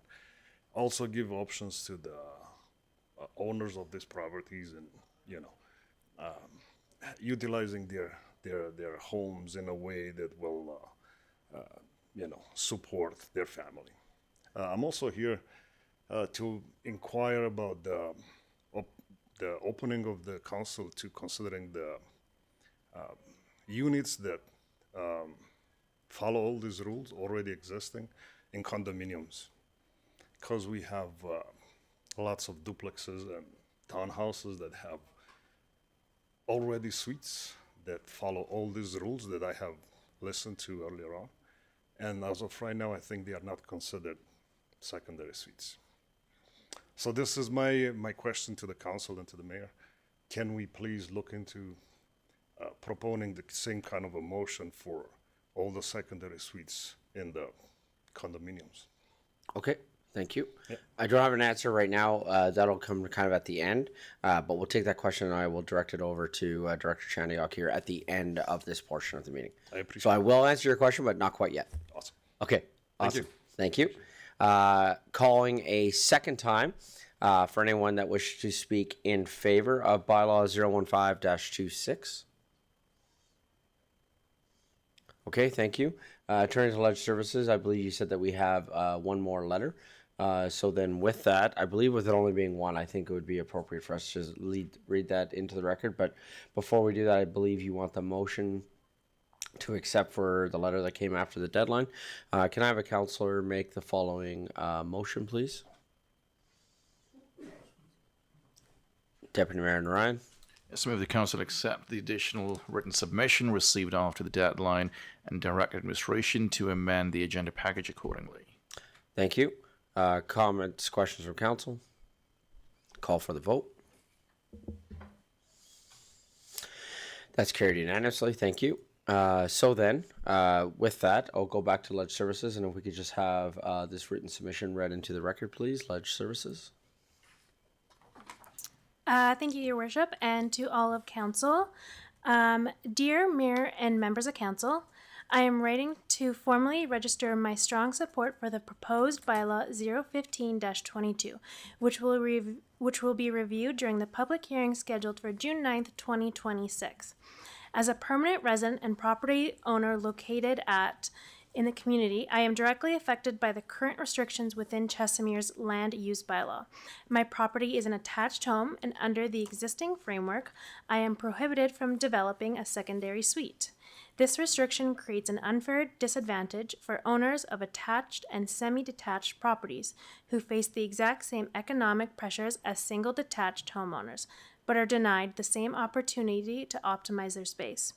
I strongly urge council to approve bylaw 015-26 for the following reasons. 1. Housing and affordability and financial stability. With current interest rates and the rising cost of living, the ability to build a legal, safe secondary suites provides crucial mortgage helper income. This financial flexibility allows families like mine to remain stable homeowners in Chestermere. 2. Equity for attached homeowners. Restricting secondary suites to single detached homes ignores the shifting realities of modern urban planning. Attached properties in growing neighborhoods like Dawson's Landing are structurally capable of accommodating legal suites while fully adhering to Alberta's building code safety standards. 3. Gentle density. Allowing attached suites is a reasonable, responsible way for Chestermere to increase affordable renting housing stocks without altering the visual characters of the neighborhood or expanding the city's physical footprint. 4. Compliance with municipal rules. My intention is to build a fully compliant, high-quality suite. Once this bylaw is passed, I am committed to meeting all city requirements, including providing the mandatory on-site parking stalls to ensure there is no negative impact on community infrastructure. Thank you for your time, leadership, and consideration of this amendment. I respectfully request that Council votes in favor of Bylaw 015-26 to foster a more inclusive, diverse, and affordable housing market in Chestermere. Sincerely, Belda Jamon, permanent resident and property owner. Great, thank you. Attorney Alleged Services, have we had anyone call in to speak in favor? Seeing no, I will call for a third and final time for anyone that wishes to speak in favor of Bylaw 015-26. Okay, with that, we will now move to those who wish to speak in opposition to Bylaw 015-26.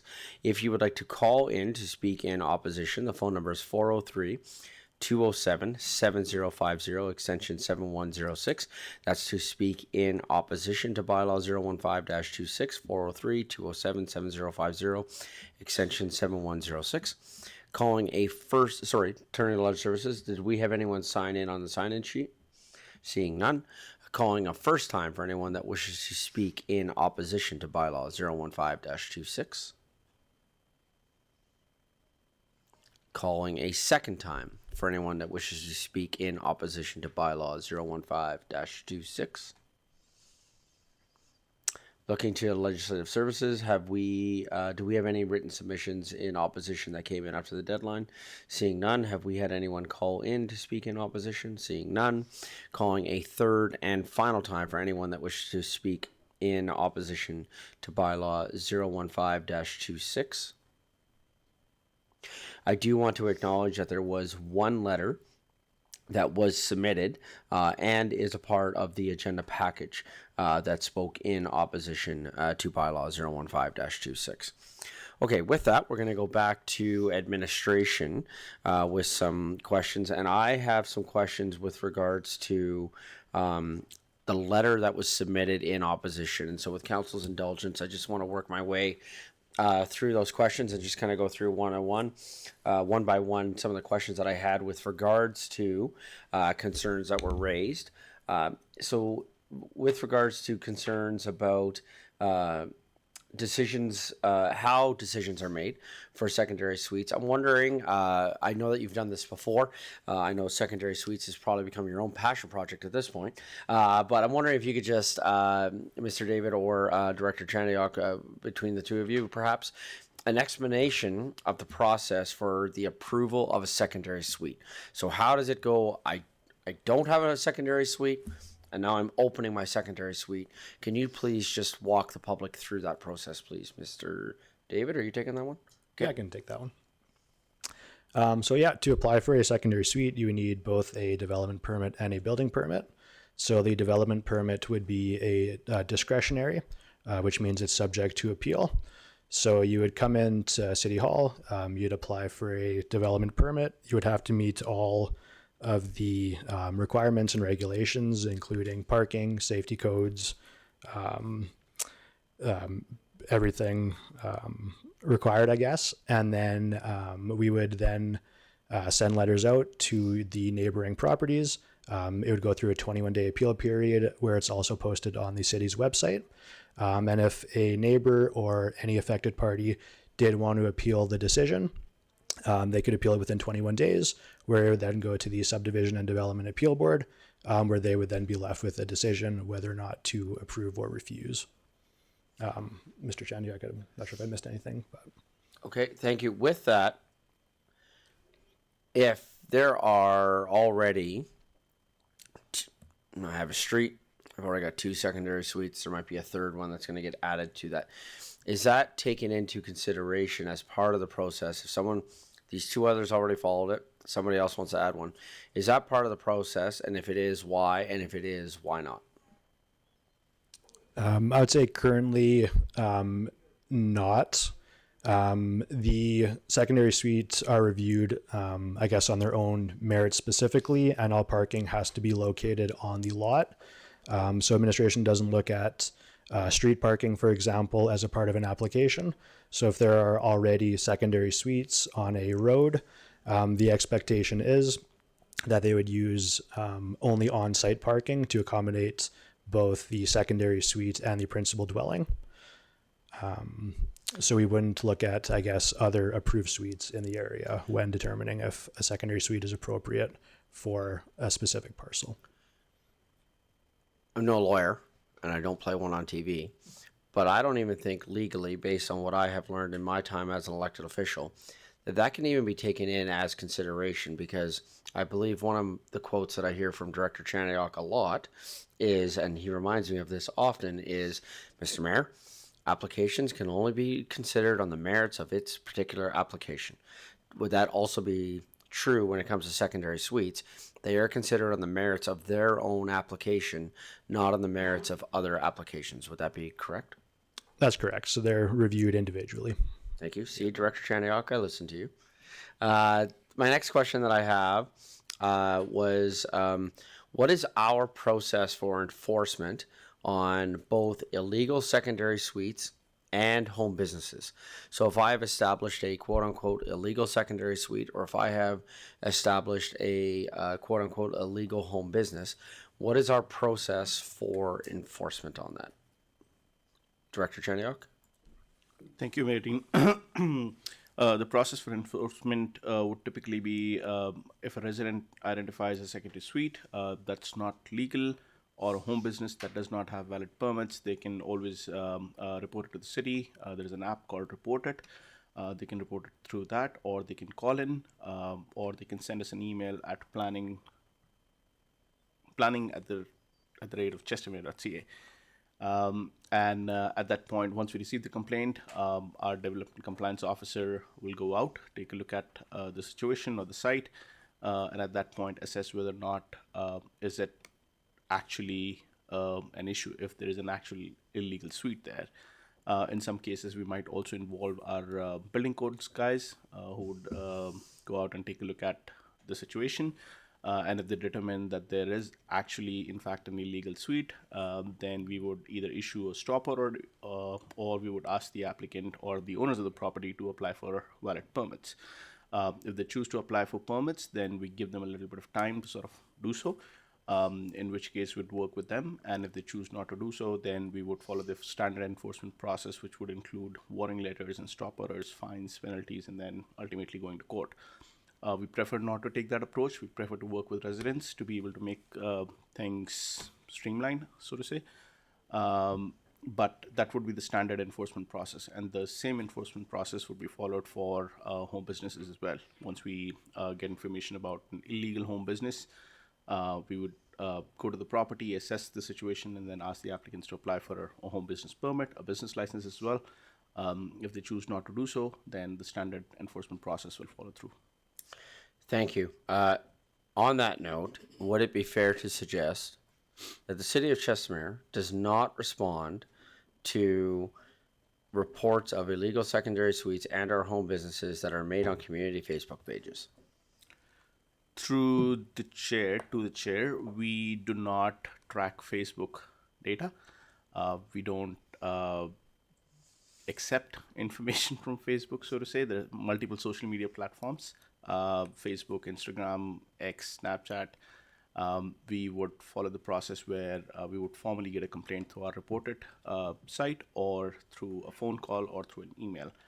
that would be the process to sort of report an illegal suite or an illegal home business. So if people have concerns with things that are happening, please use the report it page, the emails as suggested by Director Chandiak, or contact the city for proper follow-up. I think that that's something that's really, really important with regards to just continuing to put out this message of how and when the city will respond. I'm just wondering, do we have an idea right now of how many secondary suites we have in the city of Chestermere currently? How many approved? Sorry. How many approved secondary suites do we currently have in the city of Chestermere? Through the chair, let me see if I have the... Director Chandiak. Thank you. Through the chair, the current number that I have is about 240 approved secondary suites in the city. 240? 240. Thank you. And we have what, essentially 8,000 rooftops? I would think so. For a population of 32,000, I think 8 to 10,000. I don't have the exact number, but I can get that number. 8 to 10,000 would be the total number of residential properties. Okay. No, I think the guesstimate's fine. I don't think you need to go away and do any further work on that. And do we have any idea on how many registered home businesses currently exist within the city of Chestermere? Through the chair, home businesses are divided into two categories: minor home businesses and major home businesses. Minor home businesses typically are businesses where nobody's visiting the site. Someone's running an office or a consultancy business where they're dealing with their clients on Teams or through any other online platform. That's typically a minor home business. A major home business is where someone is visiting the premise to be able to get a service. In terms of minor home businesses, we have about 504 approved minor home businesses. Now, that does not necessarily mean all of them are operational. We don't track them. Once we issue the permit is issued. There's no timeline on a minor home businesses because they don't create an impact. Someone's just working off their home. In terms of major home businesses, they expire every 3 years. And so if someone was to apply for a major home business, we'd issue the permit, subject to appeal, of course. And once the permit goes through, they have a 3-year window to operate that business, after which they'll have to reapply. Currently, we have 74 major home businesses in the city of Chestermere. Total 578 minor and major combined. Great, thank you for that information. Perhaps that's something, I see that we are joined by key members of the Chestermere Chamber of Commerce today here in our council meeting, and perhaps that's something the Chamber may wish to follow up on with that number of 578 businesses, minor and major home businesses that exist within our community.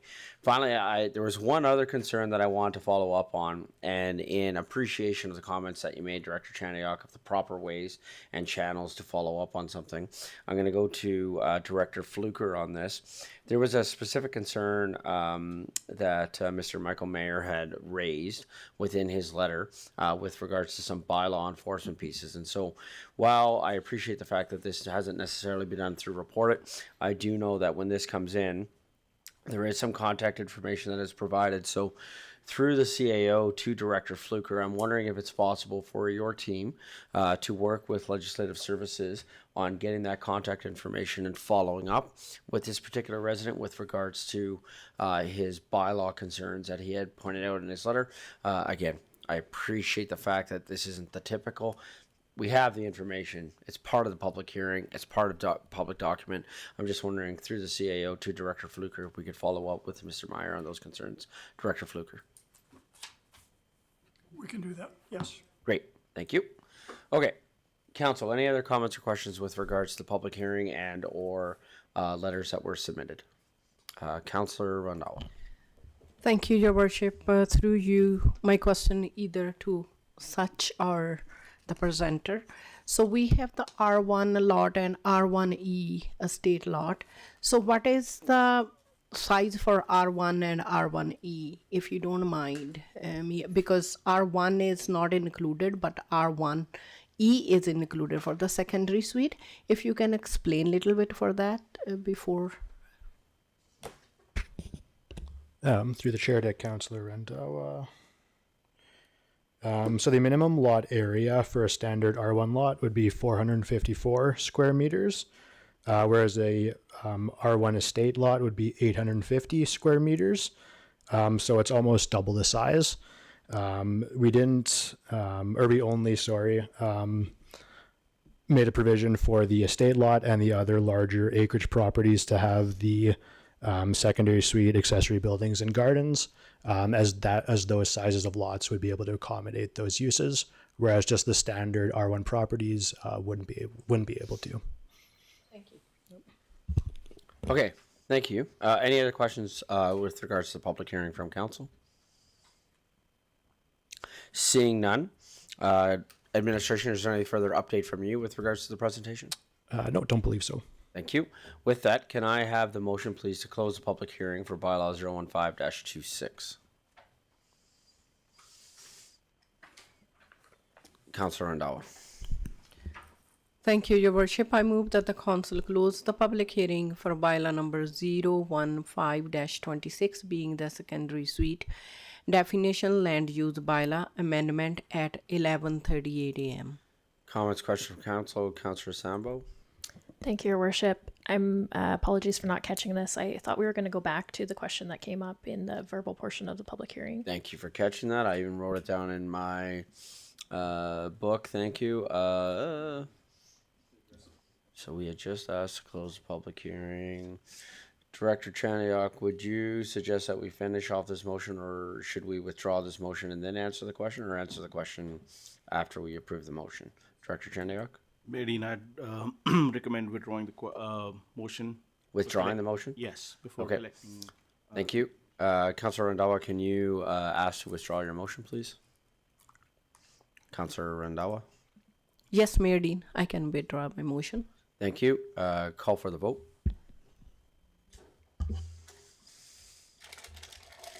Okay, that withdraws the motion. Thank you. Thank you, Councillor Sambo.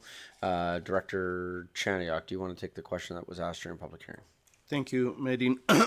To the chair, to respond to the semi-detached question, R2 is currently contemplated for a secondary suite in the principal dwelling. As you can see on the screen, I think it's 1, 2, 3, 4, fifth line item where it says residential semi-detached district.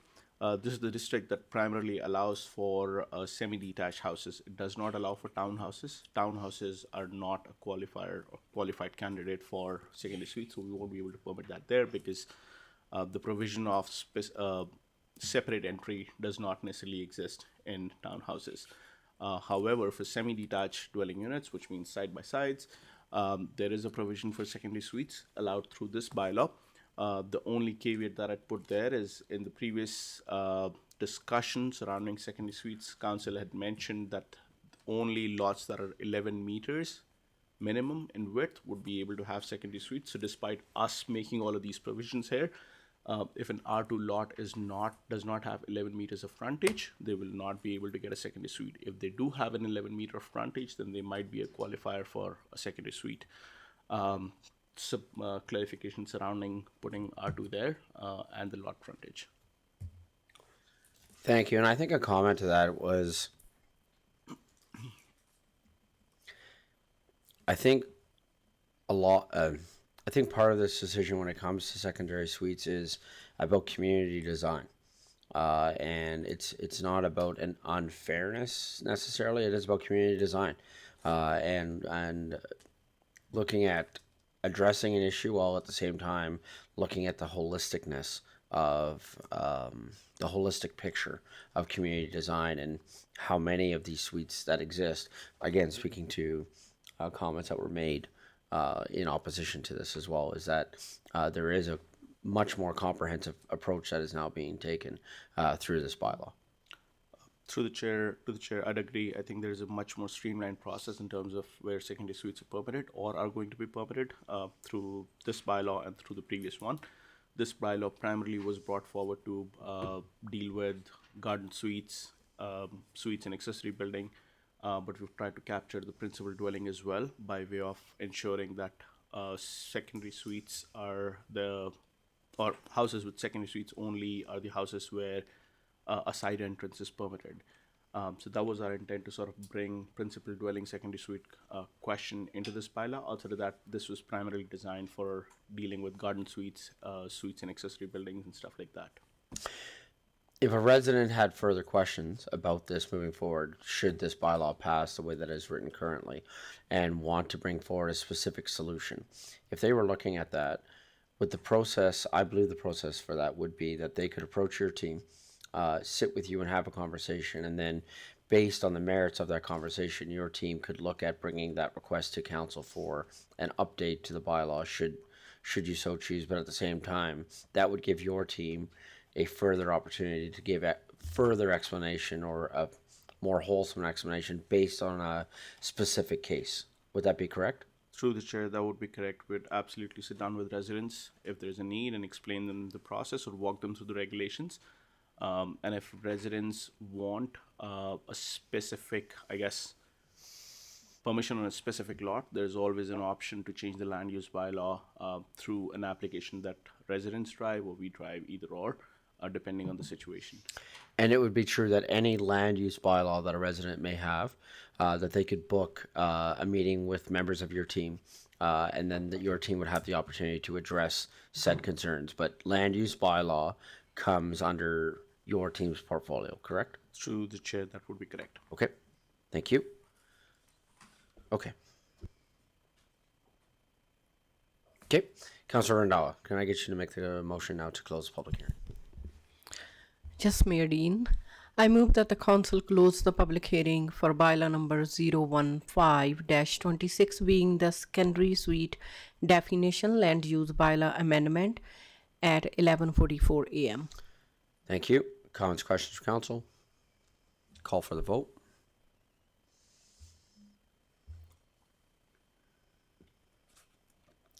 That's carried unanimously. Thank you. I believe then if we can move to looking at second and possibly third reading for this bylaw. So I would turn to Mr. David first. Mr. David, do you have, if we're looking at second reading, is there an additional presentation that you would be giving, or would it be the same presentation as done for public hearing? Through the chair, same presentation would cover everything. Okay, council. Looking to council, can I have the motion, please? Is the council comfortable making the motion to give second reading to bylaw 015-26? Councilor Sambo. Thank you, Your Worship. I can make this motion. I move that council give second reading to bylaw 015-26, being the secondary suites definition land use bylaw amendment. Thank you. Comments, questions from council, or were there other amendments? Is there any amendments that you want to suggest before passing second reading? Seeing none, call for the vote. That's carried unanimously. Thank you. With that, then, I'm going to suggest that we move to third and final reading. Can I have a councillor give the following motion, please? Deputy Mayor Narayan. Yes, move the council give third and final reading to bylaw number 015-26, being the secondary suites definition land use bylaw amendment. Thank you. Comments, questions from council, or opportunity to make a suggested amendment to the bylaw? Seeing none, call for the vote. And that's carried unanimously. Thank you. Thank you. Thank you. Okay, with that, just before we take our lunch break here, going to move to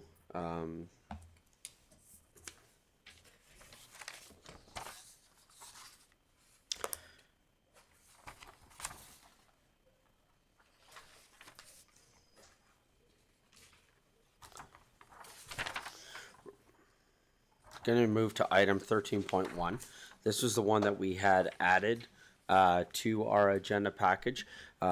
Simply put, what has happened is the town of Strathmore has reached out to the city of Chestermere seeking support on diagnostic imaging services to be offered at the Strathmore Hospital. As we know, we have many residents who currently utilize the Strathmore Hospital, and so they are just looking at adding some additional diagnostic imaging services. Council, you may recall, we made a similar motion for this just over a year ago.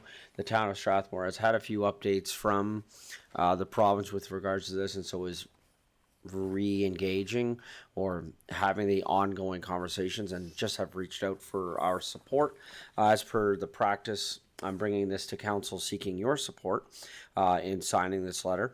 I am in support of signing this letter. What we will do is we will make this letter public. However, when this letter was first done, there has been a bit of a cabinet shuffle that happened at the provincial level, and so we just need to make a couple of minor changes to the letter before we can make the letter completely public. And so that will happen, so that will be attached to our minutes should this be approved.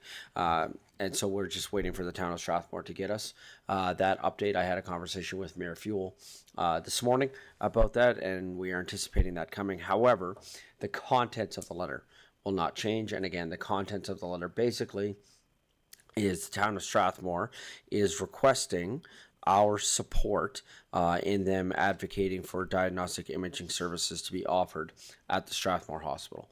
So I'm just simply asking for a motion for council to direct the mayor to sign the letter of support for the town of Strathmore regarding the request for diagnostic imaging services to be offered at the Strathmore Hospital. So just before asking if a councillor wants to make said motion, are there any questions that anybody from council has with regards to the letter? Seeing none, can I have a councillor make the following motion, please? Councillor Schindler. I move that council direct Mayor Dean to sign the letter of support for the town of Strathmore regarding the request for diagnostic imaging services to be offered at Strathmore Hospital.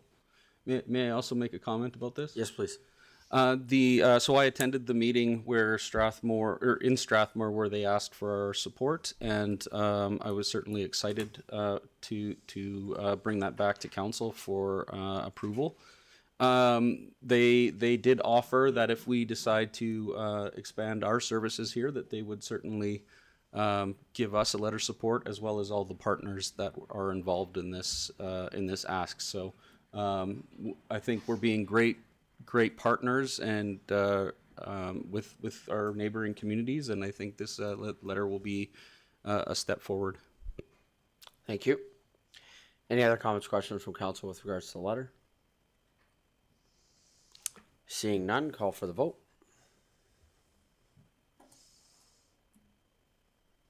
And that's carried unanimously. Thank you. So with that, we're going to go to our lunch break now. We do have a public hearing that is scheduled to begin at 1 o'clock. So I'm going to suggest we come back at 12:55 so that we can start our public hearing right on time at 1 o'clock. So we'll take our lunch break, come back at 12:55, and the next item will be our Clearwater Park Land Use Bylaw Amendment public hearing. Thanks, everyone.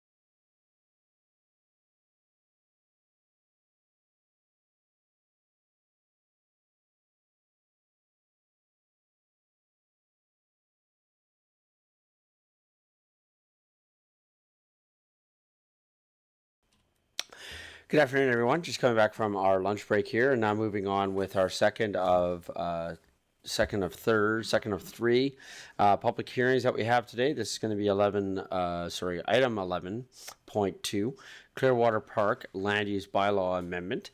And so I'll be going through the process again for our public hearings, as we do with all of our public hearings. So going to be asking for a motion here in a few seconds to open our public hearing, as we can open them a little bit late, but we're not supposed to open them early, so we'll give it a couple minutes here.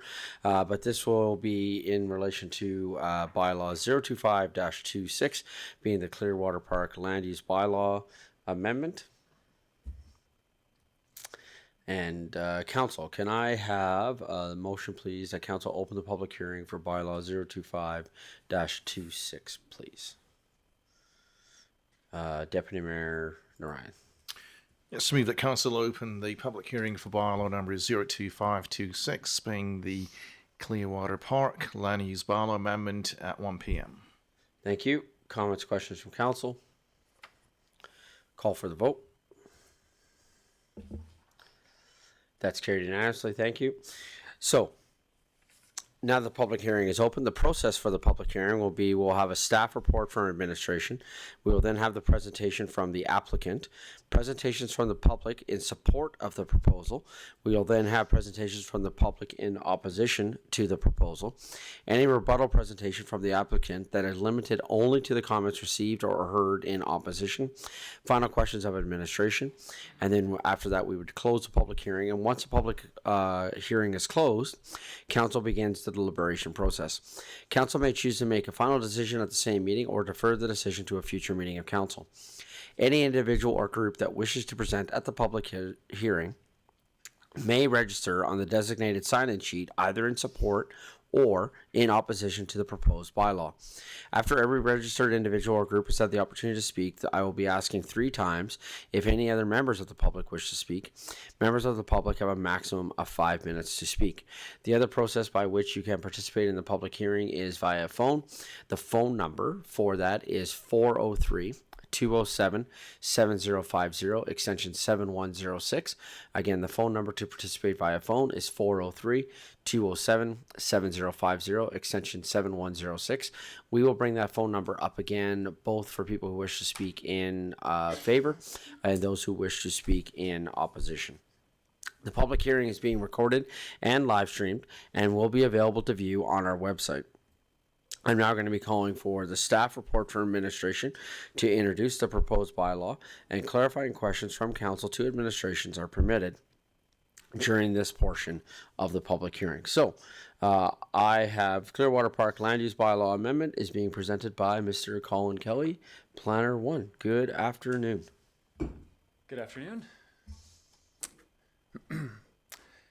Okay, good afternoon, Mayor and Council. My name is Colin Kelly, Planner 1 with the Community Growth and Infrastructure Department. Before moving forward, I would like to acknowledge that all my comments pertaining to this presentation shall be made through the CEO to the Mayor and all members of Council. I would like to note that the outline plan and land use redesignation are 2 separate processes that need to occur concurrently, but to reduce redundancy, there's only going to be the one presentation to cover the 2 separate reports today. And so administration is here to present land use bylaw amendment, bylaw 025-26, to lands within the Clearwater Park West Stage 1 outline plan and community. So today we're just going to be discussing the motion requests, the specifics and details of the application, the public hearing and advertisement, and the recommendations to council from administration, and to field any questions that you may have. And so the motion requests regarding the outline plan are going to be that council approve the Clearwater Park West Stage 1 outline plan dated April 2026, as shown in attachment B of your report, as well as for the land use amendments, that council gives second reading to bylaw 025-26, being amendments to bylaw 020-24, being the land use bylaw as amended, as shown on Schedule A of bylaw 025-26. And that council give third and final reading to bylaw 025-26, amendments to bylaw 020-24, being the land use bylaw as amended as shown on Schedule A of Bylaw 025-26. So I'm speaking here today because the city has received an application seeking amendments to the land use bylaw 020-24, as well as the Clearwater Park West Stage 1 outline plan. The proposed amendments involve a redesignation of a portion of Clearwater Park West Stage 1 in the city's northeast, just shown on the context map on the slide there.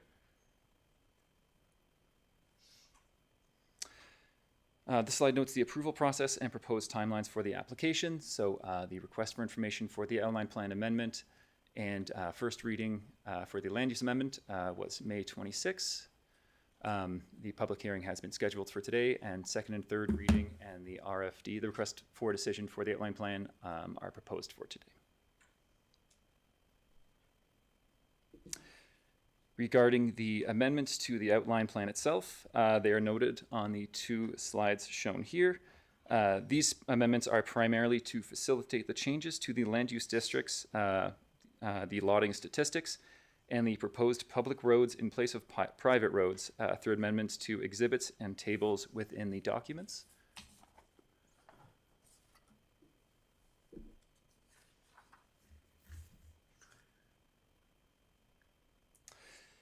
So this slide here highlights the changes to Exhibit 6 from the Clearwater Park West Stage 1 outline plan. A slide that will be shown here on the screen shortly will provide additional context for the changes to the land use districts, just to provide that clarity. These changes include proposing public roads in the north and west portions of the outline plan, where they're currently shown as private roads. The redesignation of land use districts from direct control residential multi-unit district DCR3 to residential multi-unit R3 residential planned lot rear lane R-1 PRL and residential planned lot front drive R1 PFD are also proposed and will be shown more clearly. The anticipated number of dwellings in the outline plan area can be seen on the slide as a result of the proposed amendments, as well as how this relates to the outline plan as it currently exists. This table shows the extensive removal of the direct control residential multi-unit district, DCR3, which will result in a corresponding increase to the utilization of R-3, R-1 PRL, and R-1 PFD land use districts. As a result of the proposed amendments, there will be a reduction of an anticipated 123 dwelling units across the outline plan area. Okay, so when the Clearwater Park West Stage 1 outline plan was originally approved, the direct control districts were proposed by the developer as the desired housing typologies were unknown, and therefore the DC district was drafted to include multiple housing typologies, including townhouses, stacked townhouses, semi-detached, and single-detached dwellings. The developer has identified the housing types for all the lots that are designated direct controlled residential multi-unit district, DCR3, that they continue to own. Therefore, the developer has applied to redesignate these lots to their respective standard districts to streamline the review and approval processes. This proposal will result in a reduction from 9.56 units per acre to 8.48 units per acre at the ultimate build-out of the outline plan. The applicant has also identified the conversion of 2 roadways, currently identified as private roads, to public roads. This would be, so if you're looking on the left image, so the block of gray, the DC to the north, you can see the change to public roadways proposed there, as well as on the west side, the red, the ETC lands. You can see, based on that line work, the proposal of those public roads, whereas currently they are private. The North Road proposes a public road within a residential parcel, where all previous exhibits identified it as a private road. The West Road, so in the red there, proposes a public road that establishes a defined connection to lands located south of the outline plan area, improving overall connectivity within the broader community. Both roadway conversions have been requested by the applicant to enable development and to provide lots with individual titled ownership adjacent to roads. The developer will be required to follow the city's engineering design and construction standards for road design and construction. So the land use amendment also includes changes to the residential multi-unit district R-3 district. There is a minor change in the lot width requirement description where the word public is being removed. This was an administrative request just to clean up the language within the district and does not impact the lot width required. Building separation is proposed as it exists currently within the direct control district for these lands. It is now proposed, sorry, give me one moment. Yes, so the building separation, removal of the 10 meter for elevations with living rooms and or bedrooms, windows facing each other, or compliance with any other Alberta regulations, whichever is greater. So this is just to remove that design barrier within the residential multi-unit district, R3, just to accommodate flexible architectural design. The lot coverage amendment was requested by the applicant, with administration recommending that these changes be applied to the base district.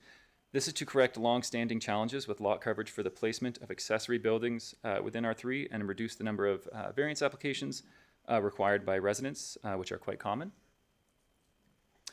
The side yard setback and amenity space requirements will only apply to the specific lands shown in the image on the right, and are carried over from the direct control district. So these changes for the side yard setbacks will only apply to lands that are currently direct control and will not affect lands outside of this area.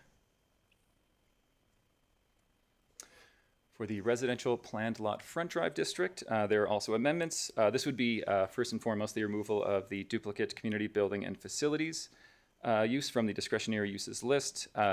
This was an administrative request just to remove the redundant use within the district. Does not affect the uses within the R1 PFD district. And the lot area and lot width requirements shown are being retained from the direct control district. And much like in R3, this is based on the image to the right and does not affect any lands where these requirements do not already apply in the direct control district and will not apply to any other portion of the city. For the policy review, it was reviewed against the Municipal Development Plan, the Clearwater Park Area Structure Plan, and the Clearwater Park West Stage 1 Outline Plan and Land Use Bylaw, which will both need to be amended as a result.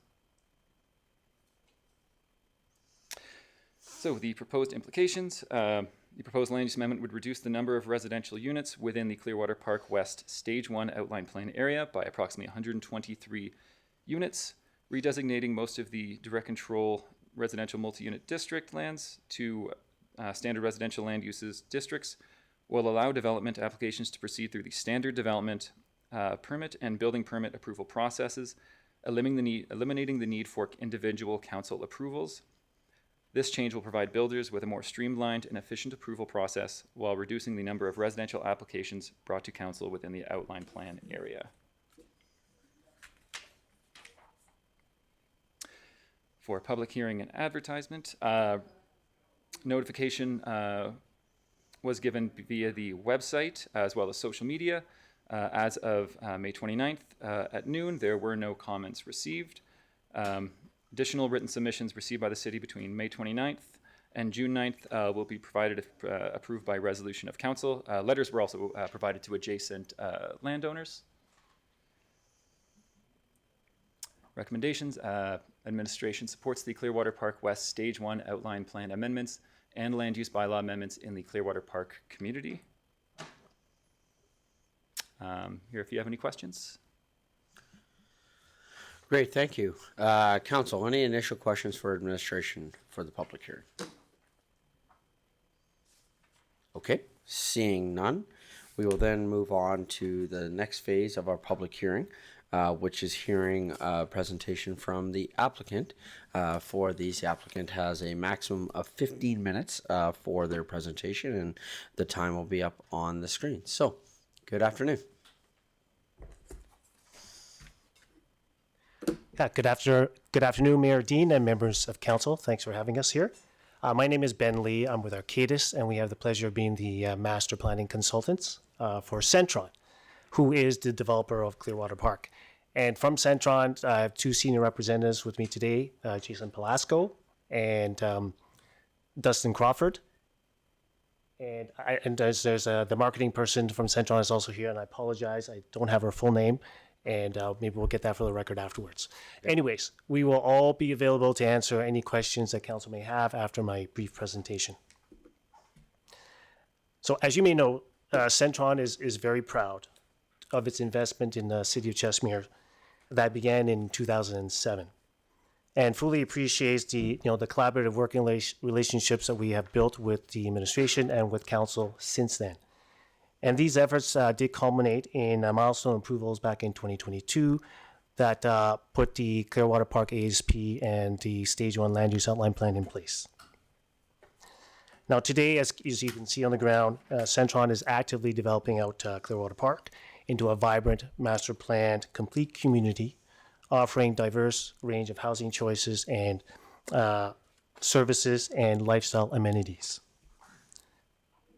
So on the proposed amendments before you today, as presented by Colin, and thank you for that, they represent housekeeping type of amendments, basically to transition the current DC districts into stock city land use districts. Now the DC districts were appropriate, as I think Mr. Kelly outlined, appropriate at a time when we needed that flexibility, when the housing allocations wasn't fully known yet. However, the DC approach did come with some, cumbersome implementation processes. So now with the housing allocations now fully determined, the DC districts are no longer required, and hence the proposed change. And again, as alluded to by administration, this will actually save industry and city staff significant amount of time and expense, and is eagerly supported by all parties. And within this process also facilitated or enabled the opportunity to do some fine tuning to the land use outline plan, again, as Mr. Kelly has described. And I may just at this point, though, just take the opportunity to acknowledge the key people that we've had the pleasure to deal with. And if I could just mention my name for the record, starting with Mr. Kelly, Shandiak, Liz Armitage, Jivan Sandhu, and Shamin Vincenzo. I'm forgetting a couple of others, Thomas McKay and Tyler. And I apologize if I didn't get everyone's names correct, but and if I left everybody out. But we understand that, look, these are the people that are instrumental to the future delivery of this community. And we're looking forward to working with them through stage 1 and then into stage 2. So just a quick diagrams, and I apologize, it is a little repetitive, I think, from what Mr. Kelly presented, but this is the original outline plan that was approved, and you see in the middle where the hatched light orange, that's the area of the DC districts that we're talking about, and that's the area that's being changed. And then transitions to this, so you see the hatches is now gone, and then we have the stock land use districts in the light yellow and the orange. And then this also included, again, a few site-specific amendments, again, to carry forward and match what the DC provided before going forward. But I'll just also note, but there is some residual DC areas in the middle along Chestermere Boulevard, kind of the middle center of the screen. Those are houses that are already built, so those DCs are not currently controlled by the developer, so they will remain as DCs, and you'll see the stats will reflect that. So this is simply a comparison side by side, and again, Mr. Kelly had the same kind of a comparison, and again, just I'll say there's some additional public roads that were identified in concert with administration that we wanted to then embed and dedicate to the city, and part of that is to improve transportation movement and emergency access, etc., and for servicing. And then again, this is sort of a focus in on the stats. Again, the left is the previous, the right is the proposed. And again, it's the redistribution of the DC R3 district. Those areas have diminished. There's still some left, as I said, with the DC that needs to remain, but they've been shifted to the R3 and the 2 R1 districts. And then lastly, again, this is I think a refresh of what Mr. Kelly presented, but all I'll just say is the reason for the drop in the unit counts is simply when we first started out, we had to base the projections on what was allowable in the DC, which were much narrower average lot width. But as now we have mapped things out, it basically equates to larger average lot widths, and that drops the overall unit count to the densities that was identified. So to conclude, these amendments before you today represent some fine tuning to the land use fabric to align with the city's stock land use districts and enable a more efficient implementation process. And they are fully consistent with the city's policy framework and the vision for Clearwater Park that Centron has.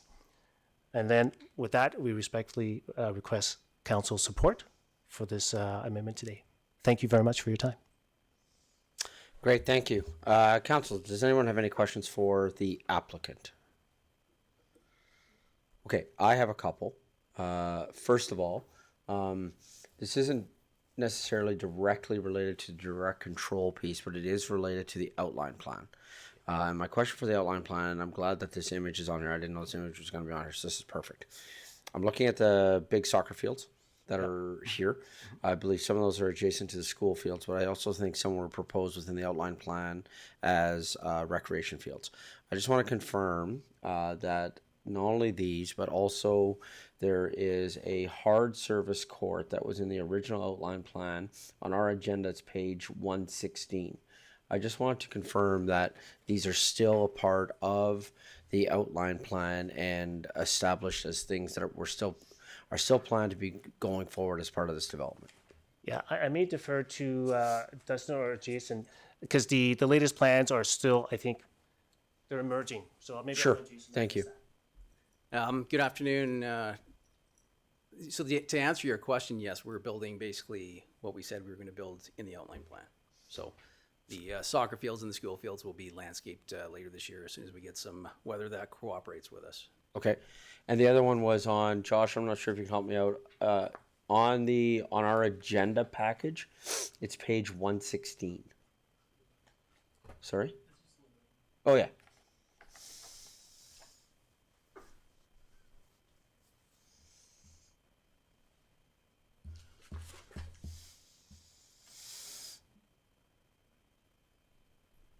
How was everybody's lunch? Too small. We had cake. Ice cream. And ice cream cake. Might have crashed. Uh-oh. No, still going. See the bar. You know IT is going to point this out as a budget item next, right? That's what's coming. Setting the stage. Sorry? Setting the stage for that. That's right. That's right.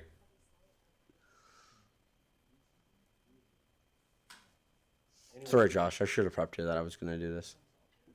Yeah, page 116. Those sports courts that are right there.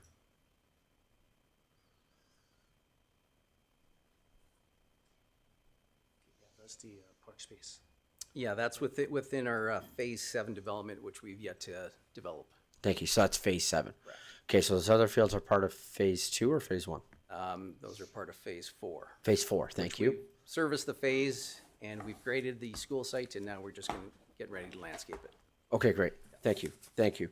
I know that those were questions that I was receiving from public, and I thought what a better opportunity than to hear straight from the applicant as to how that part is going, with it being within the outline plan that was before us today. Council, do you have any other questions for the applicant?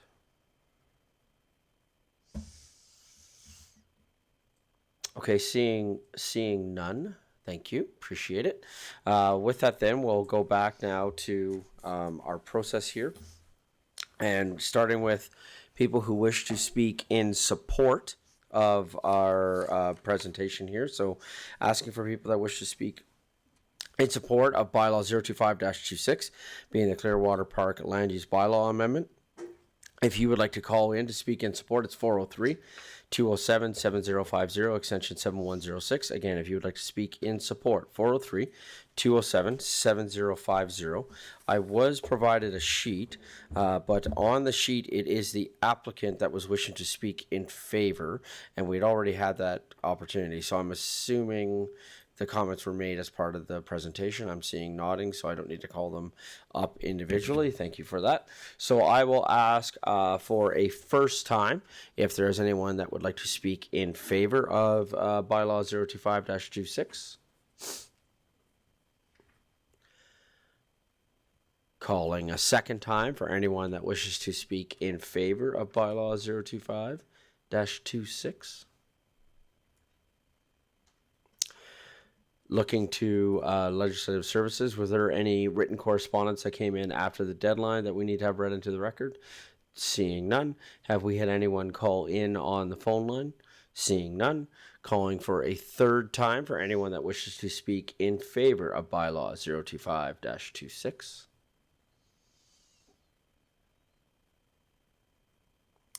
Thank you. I'm now going to ask for anyone that wishes to speak in opposition to Bylaw 025-26. Again, the phone number, if you would like to participate via phone, is 403-207-7050, extension 7106. If you would like to participate by phone and speak in opposition to Bylaw 025-26, it's 403-207-7050, extension 7106. I'm calling, I don't have a sheet in front of me for anyone that's signed in, so no one signed up to speak in opposition. So calling a first time for anyone that would like to speak in opposition to Bylaw 025-26. Calling a second time for anyone who wishes to speak in opposition to Bylaw 025-26. I think in the future, it should be theme music for while we're waiting. Make it like a hockey game between whistles. Has anyone called in on the line to speak in opposition? Seeing none, did we have any written correspondence that came in after the date for speaking in opposition? Seeing none. Calling a third time for anyone that wishes to speak in opposition to Bylaw 025-26.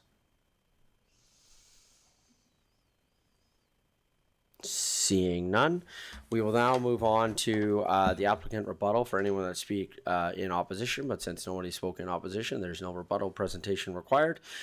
Council, do you have any final questions of administration? First of all, administration, do you have a follow-up presentation to present as part of this application? No. Thank you. Council, any final questions? Councillor Sample. Thank you, Your Worship. And my question through you, one of the changes being proposed for, I can ask about the land use bylaw right now, is that correct? Mm-hmm. Yeah. One of the changes being proposed is removing of this 10 meters for elevations with living rooms or bedrooms facing each other. Is there a similar provision for a 10 meter or any amount of space for other zonings? Would this be the only zoning that doesn't have that provision, or do none of them have this? It's not a standard provision, no. So that 10 meters is not seen in other uses. The R4 does have a 6 meter provision. That being said, that the R4 does allow for denser products, so mid-rise buildings, 4 stories. So just different housing types that are available for that, I guess, being the reason. But that would be the most similar one, I think. Was a consideration made to reduce that number rather than eliminate it? That was a consideration, yes. So then there is still a 2.4 meter requirement that will remain. But that being said, this was just doesn't mean that that will always be the minimum. Doesn't mean we won't request based on good design, different requirements. But it was, based on review, it was decided that there wouldn't necessarily be a reason. Building code requirements are still going to need to be met. Good design still needs to be met as for any, I guess, development permit being proposed. But the decision ultimately was to just eliminate that requirement from the land use bylaw. Okay, thank you. Thank you. Councillor Grant. Thank you, Mayor Dean. Through the chair to our presenter, my question would be around the addition and the changes here. How does that affect the OSL model for this area? The offsite levy model changes? That I cannot speak to as a subject matter expert. I'm not sure if there's anyone else in the room that would be. Director Chaniak. Through the chair to Councillor Grant, it does not change the offsite levy model. Our model is based off of the area and not the density. and so would still end up collecting the same amount of money as we would if we had higher density. Okay, thank you. So my next question would be, if this is passed and these roads are changed from public roads to private roads, how does that affect annual maintenance and asset replacement costs in the future? No, it's the other way around. Yes, just vice versa with the roads, going from private to public. Director Chaniak? Through the chair to Council Grant, it would affect, if you can pull up the outline plan map there.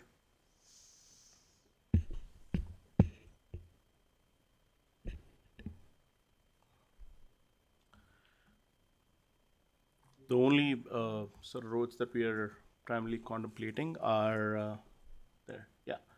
There are additional roads in the Flex area or Eastern Township Center, I think it is called.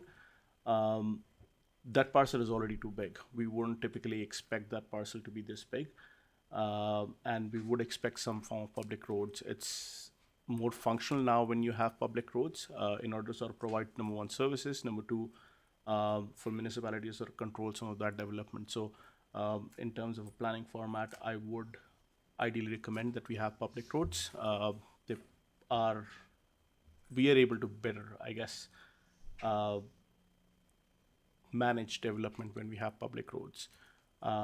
So is it going to change the amount of effort and money required to maintain roads? Yes. But does it also provide better functionality? Yes.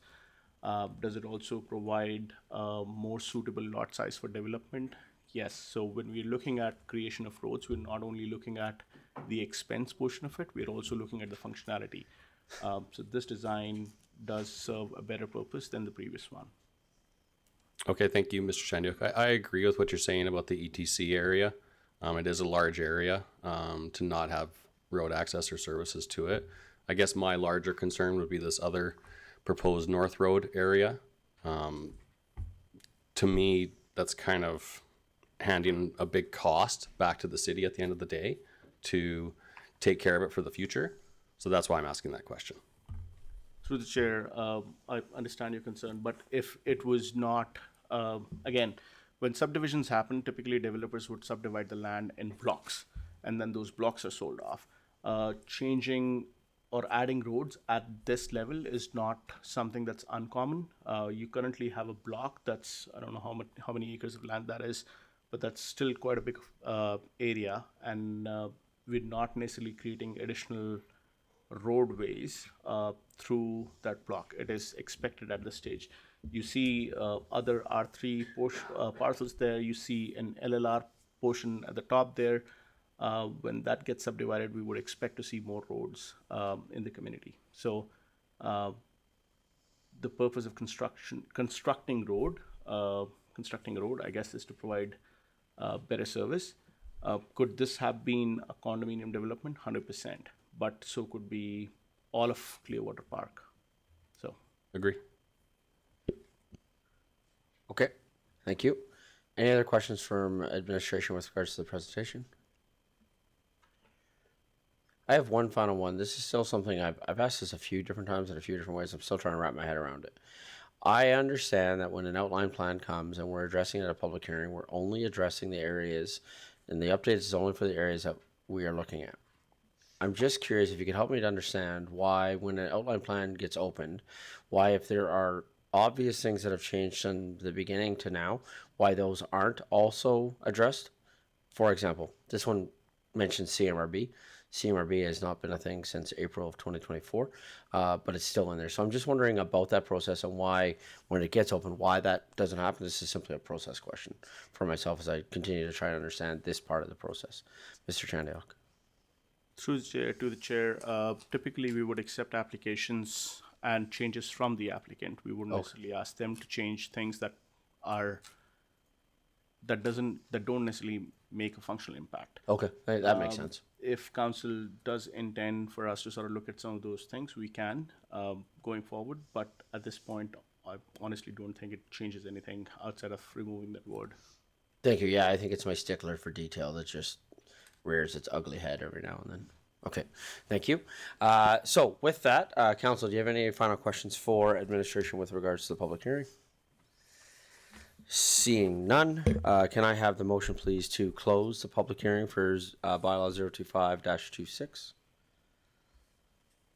Councillor Sambo. Certainly, Your Worship. I move that Council close the public hearing for Bylaw 025-26, being the Clearwater Park Land Use Bylaw Amendment at 1:33 p.m. Thank you. Comments, questions from council? Call for the vote. That's carried unanimously. Thank you. I'm now going to move to item 12.1.2, which is the Clearwater Park Outline Plan Amendment. Looking first of all to administration, is there an additional presentation for this, or is it the same as the presentation that was done for the public hearing? That's the same presentation, no additional presentation. Same presentation. Okay, thank you. Council, are there any questions outside of the public hearing that you would like to ask with regards to the outline plan amendment? Seeing none, can I have the motion please for council to approve the Clearwater Park West Stage 1 outline plan dated April 2026 as shown in the amendment? Deputy Mayor Narayan. Yes, I move that council approve the Clearwater Park West Stage 1 outline plan dated April 2026 as shown in attachment B. Thank you. Comments, questions from council? Call for the vote. And that's carried by majority vote. Thank you. Now going to move to Clearwater Park Stage 1 Land Use Amendment, second reading. The presentation, is it the same as what was presented at the public hearing? Yes. Same as what was presented at the public hearing. Thank you. Can I have the motion, please, to approve second reading of bylaw 025-26, please? Can I have a councillor make the following motion, please? Councillor Randawa. Thank you, Your Worship. I move that the council give a second reading to bylaw number 025-26, being the Clearwater Park Land Use Bylaw Amendment. Thank you. Comments, questions from council or suggested amendments? Councillor Sambo. Thank you, Your Worship. A comment. What I really like about this proposal is changing these DCs. I think that's a waste of everybody's time to have so many DCs unless there's really clear reason to do that. What I don't like is taking out this 10 meters. So that is a huge number. And I understand, given the size of the lot, that this 2.4 minimum is probably also the maximum. But what I don't like is that it's taking out one possible option for ensuring that people are able to use the inside of their homes nicely. So that's not going to be enough in this case for me to vote no. But I did want to put that on the record that I hope that when we are approving building permits that we're considering how people use the inside of their home as well as the outside of their home. Thank you. Any other comments, questions from council? Thank you. The comment that I have is I will be supporting second reading for the same reason of I did not get into this line of work to approve every house that is coming within a development. And the other comment, I will save my second comment till after. With that, any other comments, questions from council? Call for the vote. And that's carried by a majority vote. Thank you. And with that then, I will ask for third and final reading of bylaw 025-26. Do I have a councillor who would like to make the following motion, please? Thank you. Deputy Mayor Narayan.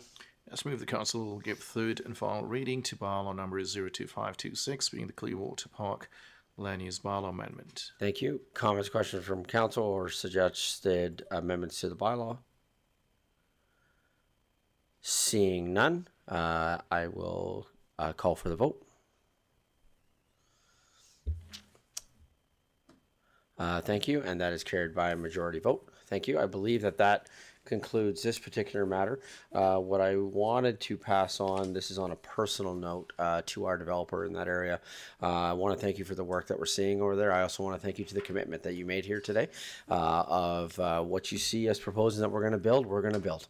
And I think you've heard from us before that that's been something that this council values very much, is what we see is what people are going to get. And so I just want to say, personally, I wanted to just say thank you for that commitment that you've made to our community here today. And I also want to say thank you for the work that you've been doing in that particular area. I know that we have gone through some peaks and valleys as we've been working on this, but I'm glad to see some of this work progress forward.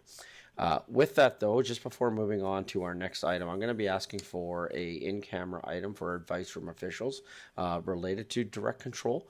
And so I would like to call for an in-camera item, please. I'd like the topic to be direct control.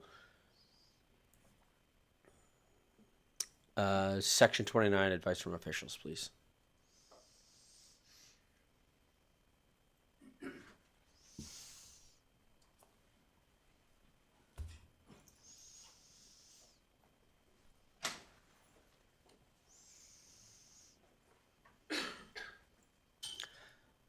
Thank you. Can I have a councillor make the following motion, please? Councillor Randawa. Thank you, Your Worship. I move that the council go into closed session at 1:39 p.m. to discuss the following: Director Control Access to Information Act 80IA 29, advice from an official. Thank you. Call for the vote. And that's carried unanimously. Thank you. This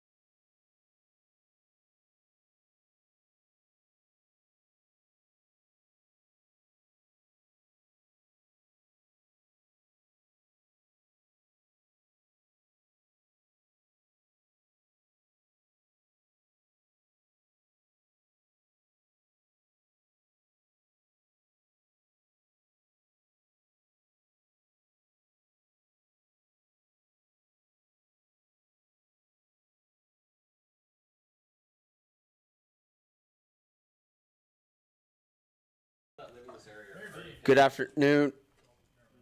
Good afternoon, everyone. Just coming back from our closed session. Can I have a councillor make the following motion to come out of the closed session at 1:50, please?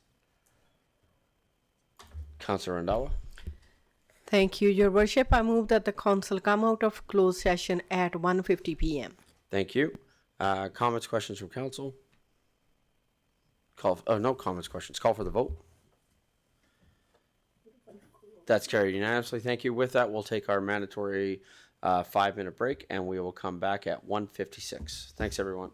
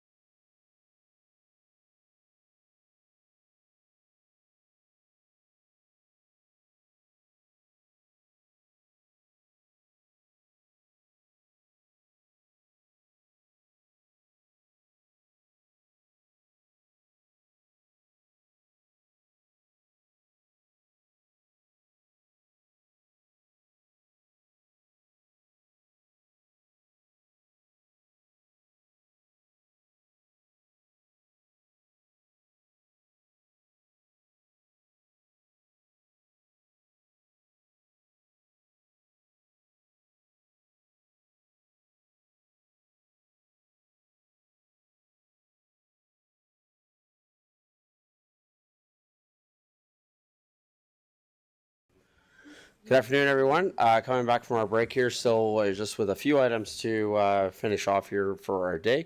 We're now going to move to item 12.2.2, which is the Recreation Committee's recommendations for unstructured recreation.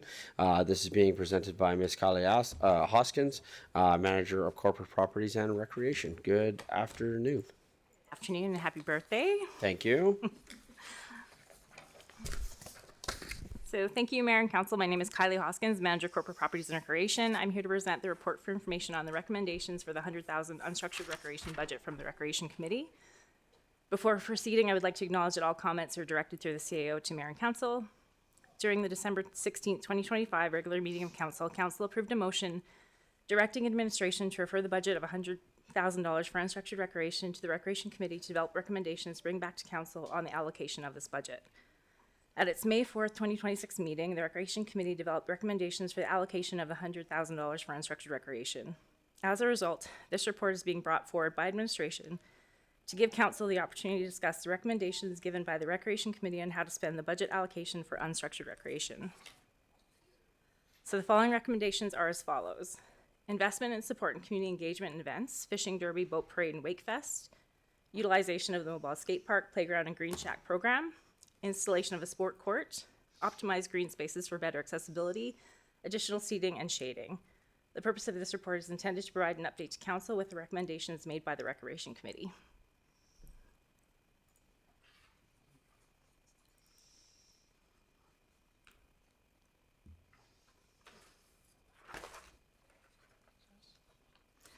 So just on further from administration side, we just have some initial internal comments about these three projects and the feasibility for this year.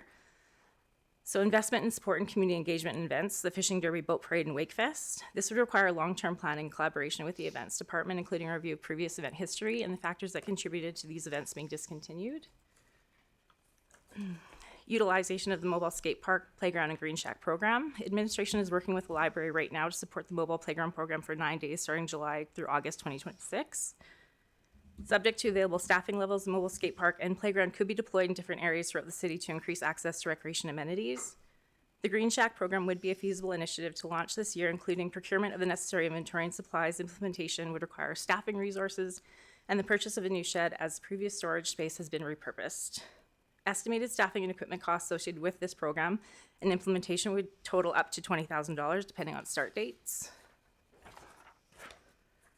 The sport court, so preliminary estimates indicate the sport courts equipped with associated amenities, including lighting, could range from approximately $900,000 to $1 million. Given the scale of the investment, this initiative is considered a longer-term opportunity, may be included in the future master rec plan to support site identification and broader implementation and planning. Optimization of green spaces, shading, and seating. In collaboration with the Parks Department, we've identified several potential locations at Rainbow Falls, Sunset Beach, Anniversary Park, Cove Beach, and the off-leash dog park at the north end of the lake. A preliminary cost information has been compiled to support future planning. A 20 by 20 shade structure installed at Rainbow Falls Pond in 2025 cost approximately $25,000, while a 15 by 20 shade structure installed at the bike park in 2021 cost $16,200, exclusive of the concrete pad. Ground-mounted picnic tables are estimated to start at $1,600 per unit, and ground-mounted benches are estimated to start at $650 per unit. So I'm open to any questions, comments you may have.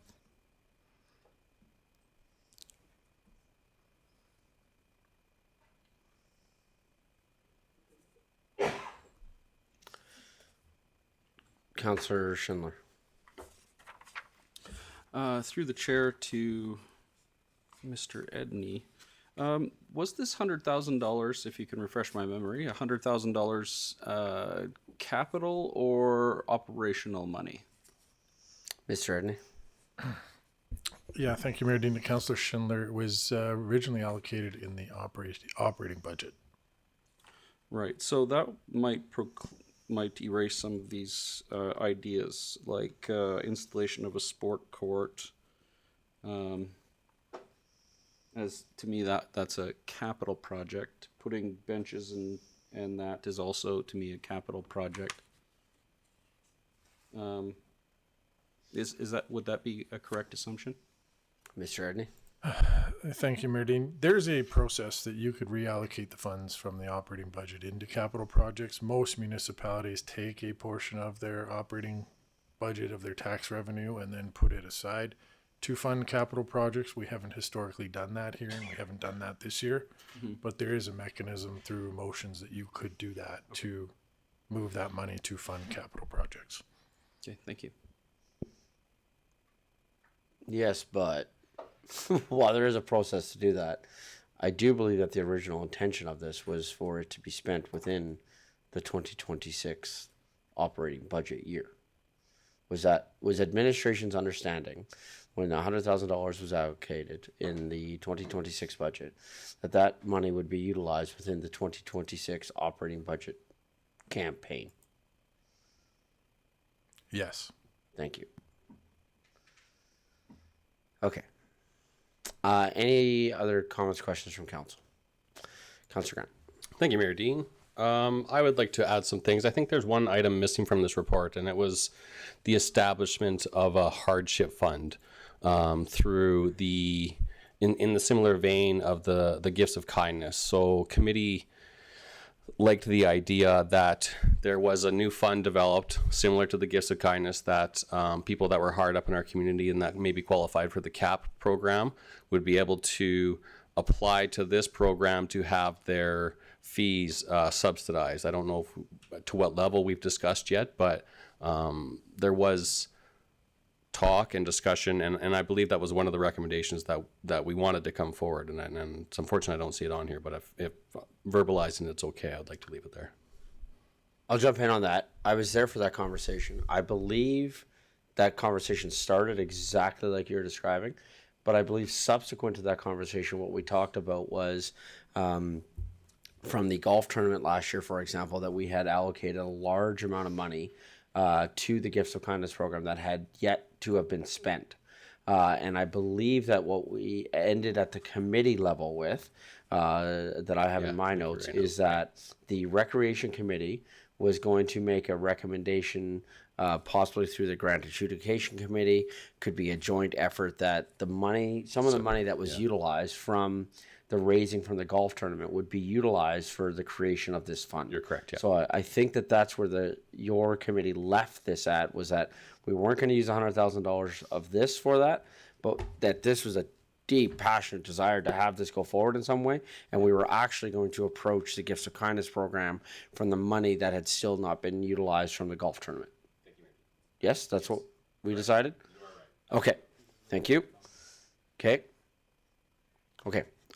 Councillor Sambo. Thank you, Your Worship. Clarification through you, please. So I believe you reported that you're looking at doing mobile playground or mobile skate park with the library. We're doing the mobile playground right now, so they booked 9 dates for the summer. 9 dates for the summer, and is there a cost associated with that? No staff time, no... It's just a partnership, so we're going to drop the trailer off and they'll run it like they have in the past. So the library will operate that, so there's no cost involved. Yep. You did look into the Green Shack program. So, looking at this, from my estimation, there's really only one thing that could be done this year, and that's Green Shack program from these recommendations. So if it is important that the committee's recommendations be considered and what to do with this money this year, I would suggest that we allocate the $20,000 or say $25,000 from that pot to that project. And Your Worship, I wonder if we shouldn't just take the rest of that and put it into the recreation reserve and direct administration to come back with some additional recommendations for next year.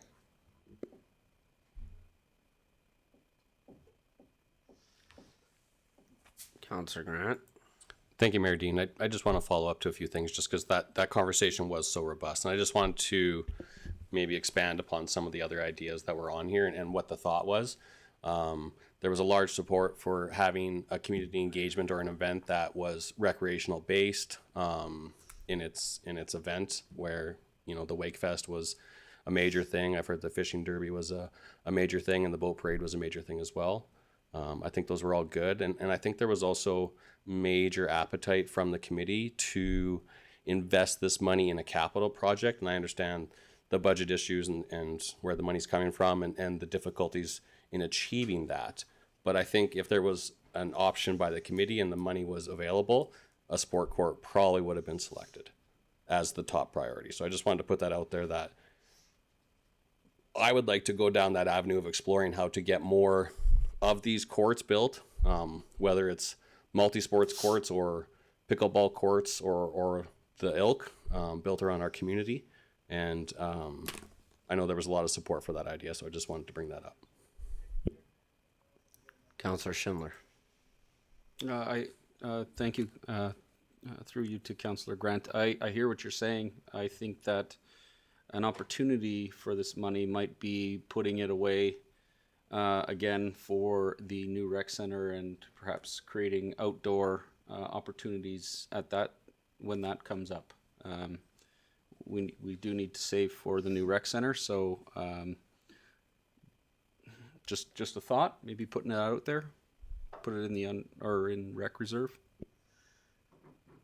Thank you. I'm cautious in this conversation because there's not necessarily a motion on the floor that we're debating, but I think I'm going to allow us to blur the line at the moment just with regards to the debate on this, because I'm pretty opposite from my two colleagues at the moment, because, and here's why.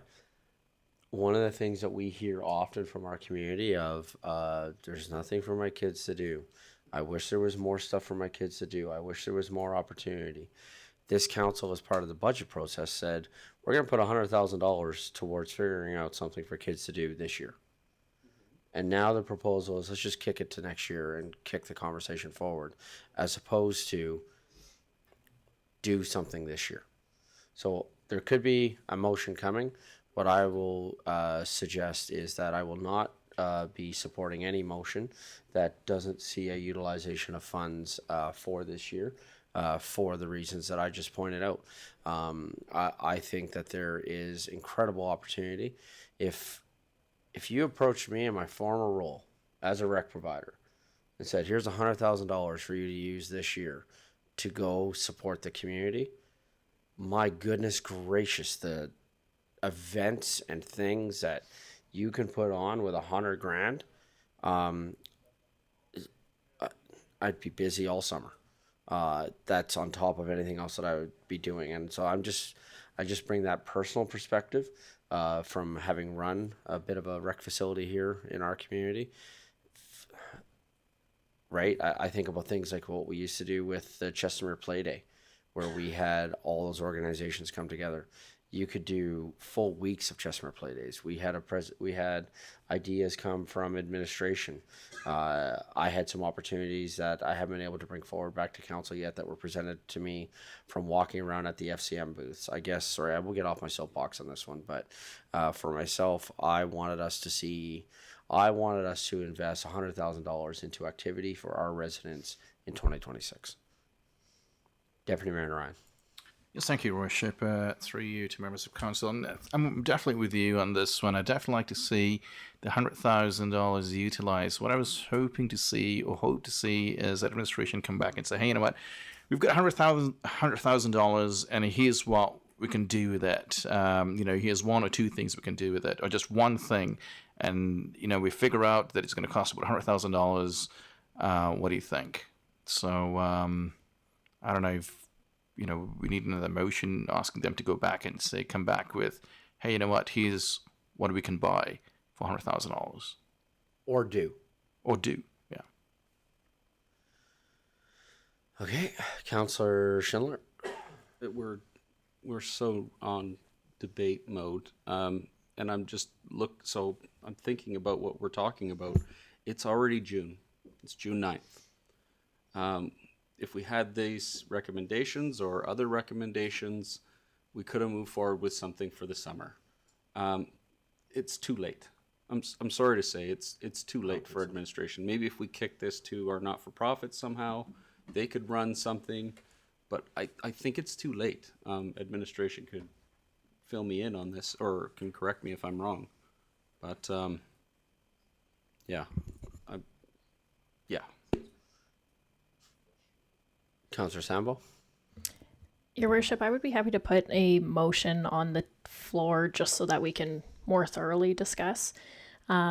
if we want to allocate all of the money, I would be fine with putting a motion forward saying up to $25,000 for the Green Shack program and up to $75,000. Thank you. $75,000 for drop-in recreational programming at the CRCA. And then we could debate that and see if there's anything to consider. My reason being drop-in programming is relatively easy to set up. I'm just not sure who would actually do it. I love all of that wording except for at the CRCA. At a local I would just say drop-in recreation- programming. Drop-in programming, sure. Period. Okay. Well, I think it probably would be, but I'm going to go to Mr. Edney, who had comments first, and then we'll circle back to Councillor Samble's idea. Yeah, thanks, Mayor Dean. Yeah, there's a tension point here happening right now. I think my only suggestion with Councillor Sanders is, I mean, I guess I'd want to understand from the team, what does drop-in programming mean, and do we have resources, do we have ideas? So this was a direction of council for the committee to come back with the ideas. The ideas that came back are ideas, but don't have any tangible action items out of them.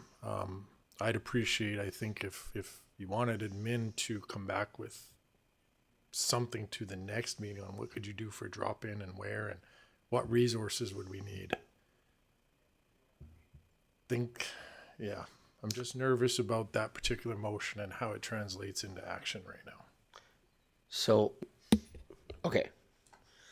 I'm going to try and do what I do in this chair, often as chair. I'm going to try and synthesize this whole conversation because I don't want to lose the ideas that were suggested from the rec committee because I think there are some really good ideas there. So, for example, I don't think anybody sitting on this side of the desk, I could be wrong, and at the danger of speaking for my 6 colleagues, a sport court in Chestermere makes a ton of sense. I don't know if anybody else read through that, read through the outline plan for the Clearwater and saw the sport court that's sitting there that they're designing and went, oh, that's a terrible idea. I'm sure we all looked at it and went, what a great idea. I mean, I literally asked and nobody piped up and said, no, Mayor Dean, tell them not to do that. Right? So we already know that one is coming, and I believe they said phase 7 of their development, and none of us pushed back on it. So there's something going now. We want to see it in other areas, centralized. I get it. I'm not right. So I think the idea of as we look at future capital projects, I think it is a no-brainer for us to add sport court.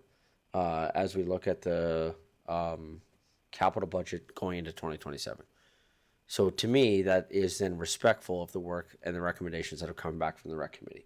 Because in that way, it gives our 3 councillors who sit on that committee opportunity to go back, hey, council's heard you, and the recommendation is to put this on our future capital budget so that we can figure out how to do that. It would also give us then opportunity if we made such a motion like that. It would give us all opportunity with that naming rights policy to go and look at, and again, to complement another community, what Cochrane did. So literally how Cochrane got theirs. Cochrane got theirs because Canadian Tire, right? They partnered, they did it, and it's built, and it's there. So it would give us opportunity to maybe go and do something like that and would honor the work. The optimizing of green spaces for better accessibility, additional seating and shading. I'm curious about that one with what was presented back because we already have a different budget for that, which I brought up during a separate presentation. I apologize. I'm not sure if you were here for that. I apologize. You may or may not have been here for my monologue. But I think that there's already a budget that's allocated for that. I also want to respect the work and the comments that were made from our rec committee with regards to for the rec committee with regards to the sponsoring kids that are in need of support, financial support for going through the programming. And I do think that that's a recommendation that I could see. And Councillor Grant, the advantage is you sit on both committees. So there's an easy way to communicate between the 2 committees. It's called Grant. And so that's an easy way for that communication to happen. And so that also honors the rec committee. So I say all of that to say that I do think that's important. I also know that there is another motion that we have made with regards to events events, and that when we're coming back at the end of 2026, we're asking for a full review of how our events went and what do we want to do for next year. And I would be hopeful that Councillor Grant is going to have these at the top of his list for things that he wants to see in 2027, because to honor what Councillor Schindler was saying, there's no way we're pulling off a fishing derby or a parade wake fest right now in 2026. I can hear our new events coordinator emailing me now as I say it out loud. So there's no way that's happening this summer. Okay, so honoring all, I think that that's how we honor all the work that the rec committee has done. And I hope someone is making notes on the 3 motions I just made up. But I think on this one, this is why I would support Councillor Sambo's motion. And what I think that we should do is we should have this as an open topic of conversation at our GAP meeting next week. And this might be a lengthy one, but I think that whether we look for some partners, and I think that there could be some work that happens within the next week to make these things happen. I am confident that we can. It just means some phone calls. And I think that we have some good community partners that I believe if they knew that there was an opportunity to, there could be a simple email sent out from even the NFP committee that says, hey, there's some money available for us to look at some drop-in programming. Is there an idea that you would like to come forward with? And we need it by next Tuesday. And just bring it as part of that open discussion. I can hear administration screaming at me right now that I know that that's outside the bounds of having a report ready, but I think it's just, we bring it as an organic conversation similar to what some other things that we've done. So to summarize my own summarization, I would like okay, I'm going to suggest some motions. That council consider sports courts. Nope. Well, this one's going to come in a minute, but I want to go in order. Council consider sports courts as part of the 2027 capital budget process. Does that work? Yes? Okay. I'm going to go in order here, but is everybody okay with this motion? With the wording, not okay with the motion, sorry, my bad. Is everybody okay with the wording of this motion? Councillor Sambo. Thank you, Your Worship. This doesn't give administration anything to do. Are we directing administration to bring something back for the budgeting process? Great point. Mr. Edney, how do we do what Sambo just said? Thanks, Mayor Dean. Very observant point by Councillor Sambo. I would not consider, I would council direct administration to bring options. Nope. I'm looking at my rec team because outdoor sports court to me could be really big, really small. It could be one sport. It could be multiple sports. Do we have an idea of what type of sports court you would support? Because I agree with Councillor Sandville. For us to consider what got us into trouble in this particular motion is this was a budget last year conversation, but it was exactly this. We want to do unstructured rec, but there was no pre-work on it, and now we're stuck here 7 months later.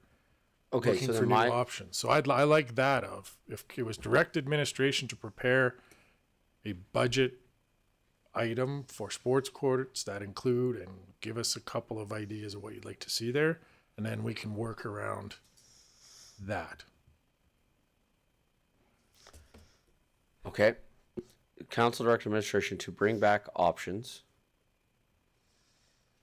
for various size sports courts as part of the 2027 capital budget process. Does that wording work? Okay, I just want to check on wording because I'm going to make comments about the motion when I make the motion. Does that wording work? Yes. Okay. Councillor Grant. Thank you, Mayor Dean. If I could offer a friendly on that, I think it should be a multi-sports court. Thank you. Where we're encompassing as many sports as possible in that court. Good. Yeah. Okay. Okay. So, can I have a councillor that would make the following motion, please, Councillor Grant? Thank you, Mayor Dean. I move that council direct administration to bring back options on various sized multi-sports courts as part of the 2027 capital budget process. Thank you. The comment that I had for this as part of that process is, Mr. Edney, I don't see anything that precludes you as part of that process. I'm not telling admin how to do their job. I'm just making a friendly suggestion. There's no reason why administration through your two administrators that already sit on that, or as well as however that works, engages the rec committee as part of this conversation. There's no reason why that can't be there's a process that you could choose to engage with this, or however we choose to get to those options. You were just asking questions about well, what are you looking for? What are all those things? It sounds to me like there was some pretty robust conversations that maybe there's an information gap that we need to close down. And I'm just suggesting that that could be a way that we help to close that information gap down. Okay. Councillor Randhawa. Thank you, Your Worship. I just have looking for one clarification from Mr. Edney. So because I know this year, if we don't use this money because it's in operation, we have to use it, or we can carry over, or I just need to looking for that clarity for the future before I can make any decision. You can carry it over. This motion has nothing to do with funding.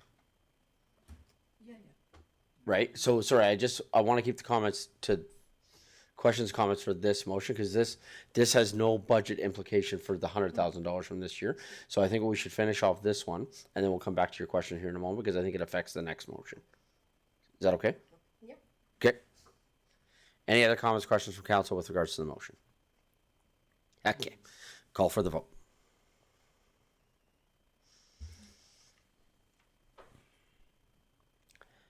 That's carried unanimously. Thank you. Mr. Edney, with regards to the question Councilor Randhawa was asking, just with regards to allocation of funds, how you can do that, if you could just speak to that for a moment, please. Mr. Edney. Yeah, through you to council. So you don't directly carry over money in the operating budget. What that'll show up is as an operating surplus, and then council can allocate that money from the surplus reserves either into the operating budget the next year, or you just add this money into the operating budget and account for it. So it's not a direct carryover like a capital project is, whereby money gets approved in 2026 and we just carry that money forward until it's completed. But there are provisions in the operating budget. So if it's not spent this year, we should have an extra $100,000 at the end of the year that can then be put in reserves and then moved back into the operating budget if needed. Councilor Randhawa. Thank you, Your Worship. So my next, for example, if we can use even some portion and still some left, we can still put it in into the reserve, right? Yeah. So we can do that. So we don't have to spend if it's not like, okay, that makes sense, because it is operating, and then that's a taxpayer money, right? Yeah. Yeah, it doesn't have to be spent. That's correct. Okay. Okay. The second motion that I want to bring forward is that Council Director Administration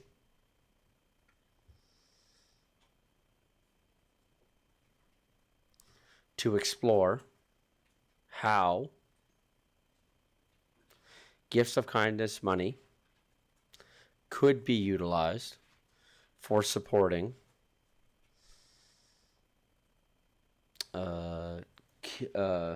youth in need of financial support for recreational activities. Councillor Grant. I'd be happy to make that motion too, Mayor Dean. Okay, I'm going to come back to you in a second. Okay. Mr. Edney first. Wording, we okay? I see a thumbs up. Council, any concerns? So again, there's not a financial risk with this at the moment. There's no financial commitment to this. It's just, is there a mechanism under gifts of kindness that this can be used? And if there's not, the answer might be no, to be fair to the whole process, right? The answer might be no. Well, then the obvious next step is, do we want to create one, right? But we got to get this answer first. Okay, Councillor Sambo. Thank you, Your Worship. 2 comments on the wording. 1, the definition of recreational, specifying whether or not that includes non-athletic activities for clarity. The other component being if the report back should include a separate stream within gifts of kindness, spelling that out. Otherwise, are we saying how do we take the existing gift of kindness pot and use it? Or are we saying how would we create a new stream within? Sorry, yeah, the whole conversation was creating a new stream. That's to be fair to your question there. Yeah. So I guess then council director administration to explore how gifts of kindness could create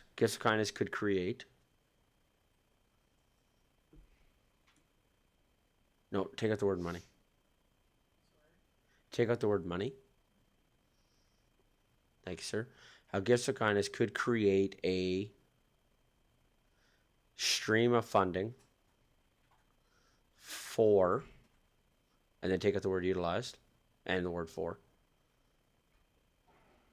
supporting youth in need of financial support for recreational activities, including athletic and non-athletic activities.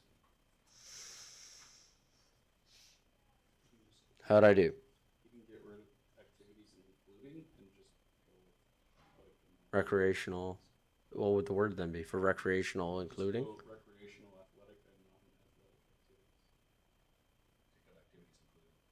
Oh, I see. Sorry, I misunderstood. Yeah, take those two words out. Oh yeah. Okay. Y'all are fun to summarize sometimes. How'd I do? Good? We good with the wording? Okay. Councillor Grant. Thank you, Mayor Dean. I move that council direct administration to explore how gifts of kindness could create a stream of funding for supporting youth in need of financial support for recreational, athletic, and non-athletic activities. Thank you. Councillor Sambo. Comments or questions from council? Councillor Sambo. Thank you, Your Worship. Would you like to see this as a report back to council? Oh, yeah. I would like to suggest a friendly Yep, to go this ahead. motion at the end of the motion and bring back to a future meeting of council. Yeah. And I would leave it on timestamp right now because there's going to be lots of this, right? Because Gifts of Kindness has a focus right now, but this is a big conversation that we're having within our not-for-profit world right now. Just because we've done something for 20 years, is there a further exploration that could be done of things that we are doing, and how does that work, and how does that look? Okay. Councillor Grant, are you good with that wording? I don't think it's material change. Yes. Okay, thank you. Any other comments or questions with regards to the motion? Okay, call for the vote.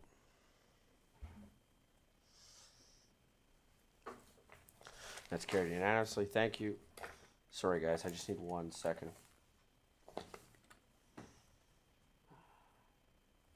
Okay, Councillor Grant, I'm going to suggest that the events one we don't make a motion for. You just put that in your own diary and bring that back when we have the events conversation in the fall. Okay, so I got that one. The green spaces I don't think we need to do anything with because we've already had that conversation to death today. Okay, so now I'm going to go, I think now we're at the point of Councillor Sambo's motion.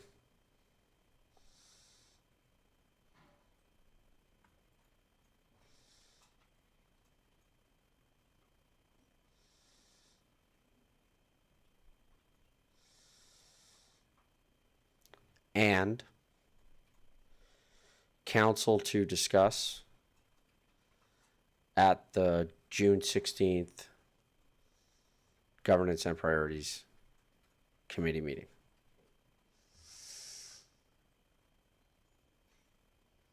Okay. Admin, wording. I see a thumbs up. Council, wording, just wording. No, thumbs up. Thumbs down from Mr. Edney. Could we clarify council allocate 25,000 and 70,000 for drop-in programming from the 2026 operating budget? Thank you.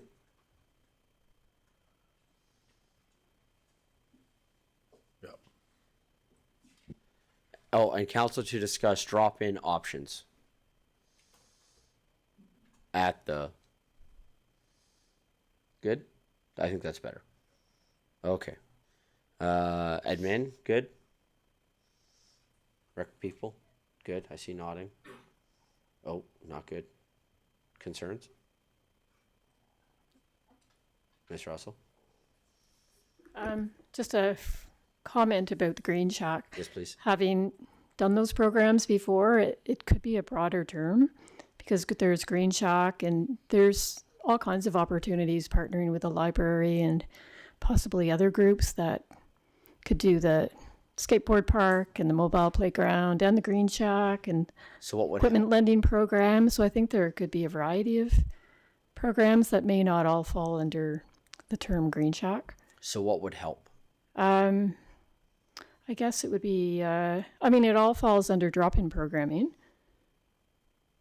Or even go back to the wording that the rec committee recommended, which is a little bit more broad. Beyond just the Green Shack, I think. Thanks, Josh. You read my brain. I don't think it's in the report. I think it's in the So the subsequent mobile skate edition. park, playground, Green Shack. Oh. And even lending program, equipment lending program? That's a different one? Oh, it's separate. Okay. So not that one. I mean, there are examples, I guess, is my point, that given the timing that we're at this time of the year, I mean, there may be some other opportunities with certain partners in the community, as you mentioned. It'd be nice to have the flexibility. You think this gives you more flexibility? I think this gives you less. Well, I guess it depends on how you define the Green Shack program. That's fair. Right. So maybe it's just Okay, I'm good with this. Yeah. Okay. Okay. First of all, admin, ledge services. Everybody better with this? Okay. Counts. Not making the motion. This is about wording. Okay, good. Councillor Grant. Thank you, Mayor Dean. My only concern with the motion is that this is largely drifting towards structured recreation and programming rather than unstructured. And I understand we're kind of getting into a quagmire with where we're at in the time of year, but not that this isn't a good option. I don't know if we're really atoning to the unstructured recreational original ask. I'm going to interrupt you here just quickly. Absolutely. I feel like that's debate of the motion, not wording of the motion. Fair. Thank Is you. that cool? Sounds good. So Thank can you. I put you on pause? Yep. Very good. Thank you. Councillor Sambo, is this wording or motion? it's wording, Your Worship, but Thank a you. question. Yep. So through you, my question is, if this motion is made and then passed, what exactly would administration bring back to that conversation Thank for you. us to discuss?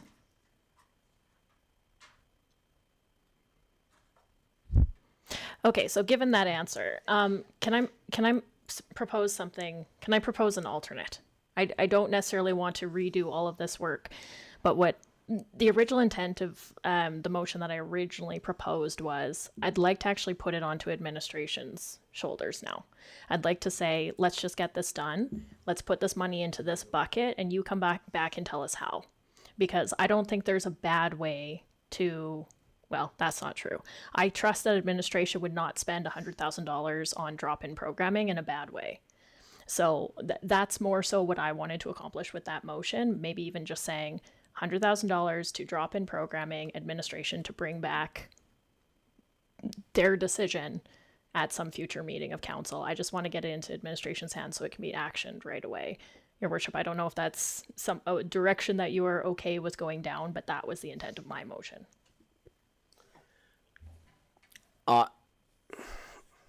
Okay, let's do this. Don't erase this, please. Can you create a separate slide? Councillor Sambo, can you say again what you want the motion to say? Council direct administration to come up with a plan to spend the $100,000 in unstructured recreation from the 2026 operating budget on drop-in programming in 2026. Thank you. Bring back to a future meeting of council. Thank you. Can I change the word come up with to establish? Is that okay? Sorry, I didn't realize you turned your mic off. Okay, so we have two different motions here that in some ways accomplish the same thing. One just I see the point of this. Okay. All right. Well, why don't we test concerns about the wording of this motion?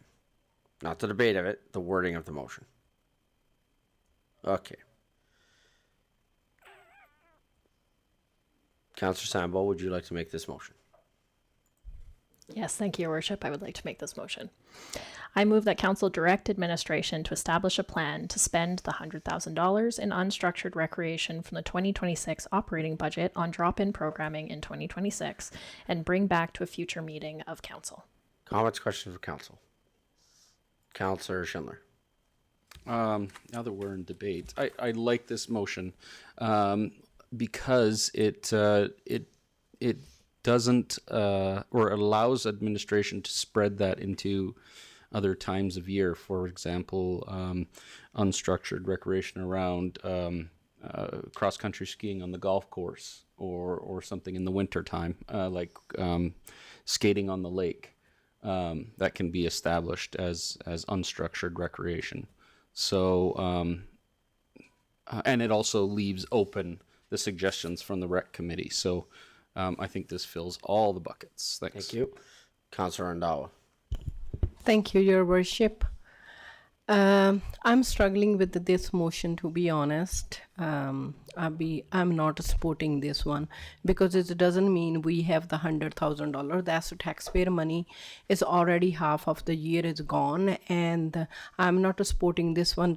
We have to spend this year. We can, if we have more detailed information. I'm very uncomfortable once the taxpayer money comes to do like this is. I'm not comfortable to support with this motion. Thank you. Councillor Grant. Thank you, Mayor Dean. Well, I largely agree that, you can't spend money unwisely on recreation for our community. But I would, I'd like to caution, I do have some hesitancy as well on, I don't want to force spending the $100,000 on programming just because we have it. If it's going to great programming that's being used by our community, then perfect. I just necessarily don't want to see it being forced to use it and not wasting it, but wasting it. I just don't want to see that happen. I'd rather maybe spend an appropriate amount and then use that money for greater recreational projects in the future. So that's just the tension that I'm wrestling with on this one. But again, I don't think you can not spend $100,000 wisely on recreation. So Councillor Grant, to that point, and I'll come back to Councillor Sambo, if it said spend up to, would that make you more comfortable with the wording of the motion? Councillor Sambo, this was your motion. If we were to change the word the to up to, would you be comfortable with that? Yes, sir. Okay. Councillor Grant, that works? Better? I'm not saying how you're voting. Okay, thank you. Mr. Edney. Thank you, Mayor Dean. Through you to Council. Just want some clarity on the establish a plan and bring back to a future meeting. Do you want administration to go do some things, get some things moving, and come back and report on what we did? Or are you looking for us to come back and say, here's what we're going to do, have council approve that, and then start? Why I ask is that report is not coming in June at this point, given where we're at in this process and sort of just starting it. So do you want... I'm trying to get clarity on, do you want us to go start doing stuff, spend up to the 100, spend it wisely, spend it prudently? Or do you want us to come with that plan, come back, get more approval, and then go? Because this to me implies we're getting a plan and coming back at a future date before we do anything. Thank you. Go ahead, Councillor Sambo. I feel like we're about to say the same thing, but let's test that. I don't know. Sometimes we surprise each other. Fair. So I'm actually really curious. So Mr. Edney, it might be the case that different people have different opinions on council. For myself, I would really just like to see this spent. I want to see it. I want to see it happening. I think that administration can probably figure this out of smart ways to spend this and that it would be valuable to the community. So for me, I would like to see that spent. I just a little bit of an analogy, because we were talking about direct control so much today. We tried to do direct control with this. We did this for more than half of the year. And now it's time to zone it R3. It's time to give it to admin. Let's just get it done. So that's my thinking. So, okay. So I think Josh is suggesting to take out to establish a plan. Okay. here, so I'll go now, and we'll see if I surprise Councillor Sambo or not. I agree with much of what Councillor Sambo just said. At the risk of knowing the authority of the chair that I hold can have, I want to be very cautious with what I'm about to say. I'm not saying go do it this way. I'm just making suggestions more from my background necessarily than mayor. And again, I recognize the weight of word from this chair. I fully recognize that, which is why I'm wrestling so much with what I'm about to say. If I was taking on this task, I don't think for myself, I'm expecting that Kylie the human and her team are doing all of this, right? I think that there's a lot of opportunity here to connect with some of our partners and find out if there's things that they can help host and do in a variety of different ways, similar almost in a way of how we do our partnership program through events. And that they could pick up on some of those pieces. Because, again, that is how things like Chestermere Play Day happened, right? Chestermere Play Day happened because a member at Chestermere City Hall just organized a bunch of meetings, and then a whole bunch of NFPs got together. And for myself, we put all the kids from Camp Chestermere into boats, and we boated them down to the end of the lake, and they all jumped off the boat, and they went to the rec center. They did Chestermere Play Day, and they all jumped back in the boat and went. But other kids were there. The yacht club participated in it. The yacht club sailed down to it. Like, we all participated in it. So my suggestion would be to partner with some of those guys and see what else could happen. I think Councillor Schindler has pointed out some ideas of, we already know that we want to cut a track next year for cross-country skiing on the golf course. Well, there you go, right? However much it's going to cost, it's sitting right there. If admin made a phone call to Councillor Grant for 2 minutes, I am sure he can be like, here, this, right? You guys have heard a ton of ideas at the committee level. So what I would suggest is, I think that there's a lot there. We just want someone to take it and go do it. And I don't think that there's a risk of a waste of money because I think we've been really clear on this. I think it's about investing into our community and giving our community members something to do, especially over the summer months, that is outside of events. Deputy Mayor Narayan. Thank you, Worship. So I'm a little hesitant with this particular motion. What I was hoping for was to get something back from administration saying that, here's how we can use it. I do understand time is of essence, and we simply don't have that kind of time.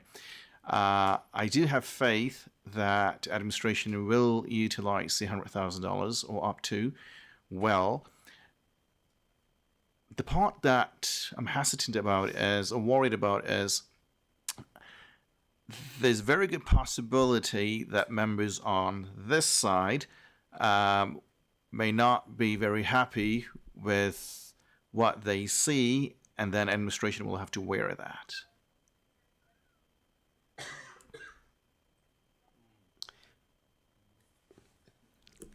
Yep. Here's my comment to that. This was done at the 2026 budgeting time back in December. And I think that we've had a lot of time to bring this forward. And I think that at times, I made a pretty bold statement earlier that the best municipalities are the ones where you see admin and council working hand in hand. And I think on this one, for lack of a better term, it's time for the government to get out of the way and let administration go do their job on this. Was that too bold a statement there, Deputy Mayor? Councillor Randhawa. Thank you, Your Worship. I largely agree with the Deputy Mayor Narayan. I'm very uncomfortable. Normally, I don't uncomfortable like that because it's $100,000 and that's taxpayer money. And I don't want to give to administration because my expectation is way different, and you guys need a time to do that. And to spending $100,000 is so the money. The other thing which one you suggested for the anybody like from the non-profit world, so we already spend the grant money and partnering program throughout the year. We have a lot, our calendar is full, to adding one more for worth $100,000 this year. I am not comfortable. Maybe bring back with the proper planning and like a proper structure, something which one even recreational that this money is. So only for that I'd be comfortable with, but not at this moment. I'm very clear on that. Thank you. I think it's worth pointing out that it's $100,000 of a $62 million budget. And I bet if we were to ask Mr. Edney how much the city of Chestermere spent this week, right? Like this is the process of governance. The process of governance is we approve a budget. We approved a budget for $100,000 and already gave it to administration. This is now in their realm, and I just want them to go now be able to use it. Mr. Edney. Thank you, Mayor Dean. Through you to council, I think Deputy Mayor Narayan and Councilor Randawa captured a couple of my concerns that I was going to bring up. The idea of partnering with someone in the community. We go through a very holistic process to allocate grants. I have concerns of if administration chose one party over the other, and us eating that, to use Deputy Mayor's words, doesn't make me very comfortable. If you remember, on April 23rd, there was an actual motion made to allocate staff resources to the mobile skate park. That was defeated.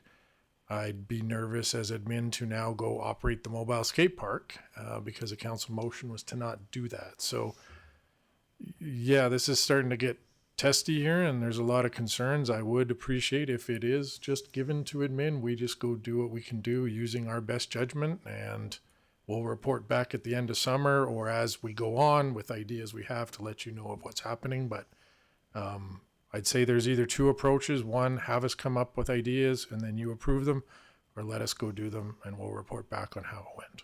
Thank you. Councillor Schendler. Through the chair to the rest of the council. I want to remind you where this came from. So we put this in our budget in December. We have not made a decision yet. It is June, and we can't agree. We need to get out of the way. We can't agree. So we put this in our budget. It was designed for to go to administration. We put it through committee, and we're just getting recommendations now. It's time to step back and realize that we can't come up with consensus. So let's give our residents what we budgeted for. Thanks. Thank you. In light of time and everything else that we saw on our schedule today, I'm going to provide final comment on this one to Councillor Grant. Thank you, Mayor Dean. I think, at least from what I'm hearing, the underlying issue and the issue we had in committee as well is that we just felt there wasn't enough time to really do any of the major projects that we wanted to do. And even identifying this money in November is not enough time to do something the following year. Like this whole process needs to be done a year ahead of time, where proper planning can be done and plans can be made. So that's kind of what I'm dealing with here. But I do agree that, you know, we can't decide. We're not really clear on the exact project we want to do it, but I do want to see this money actioned as well. So at this point, because of all those things, I would be happy with administration just doing something with it. But I would say that if we're going to do this process again, that we should make sure there's sufficient amount of time for any recommendations that we want to get, discussions we want to have, and have that all done ahead of time so that we can actually, when the money's approved, get running with the plan. Thank you. All right. With that, we'll call for the vote.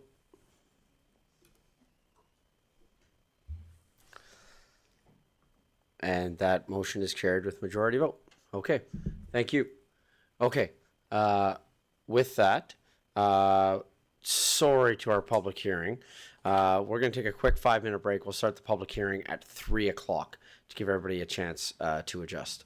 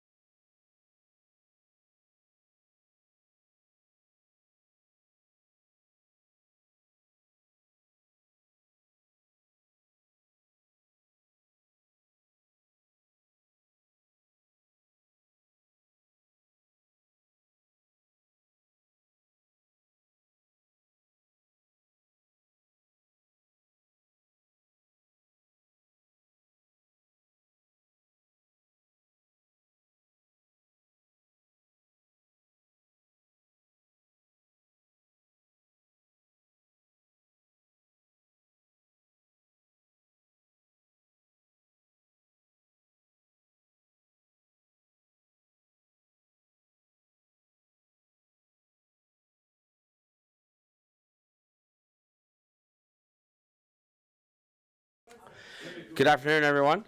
Just coming back from our short break here and moving on. Now we have our third and final public hearing for the day. This public hearing is for our off-site levy bylaw.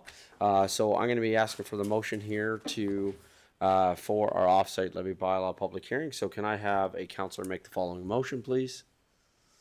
Councillor Schindler. I move that council open the public hearing for bylaw number 020-26, being the off-site levy bylaw at 3:04 p.m. Thank you. Comments, questions from council? Call for the vote.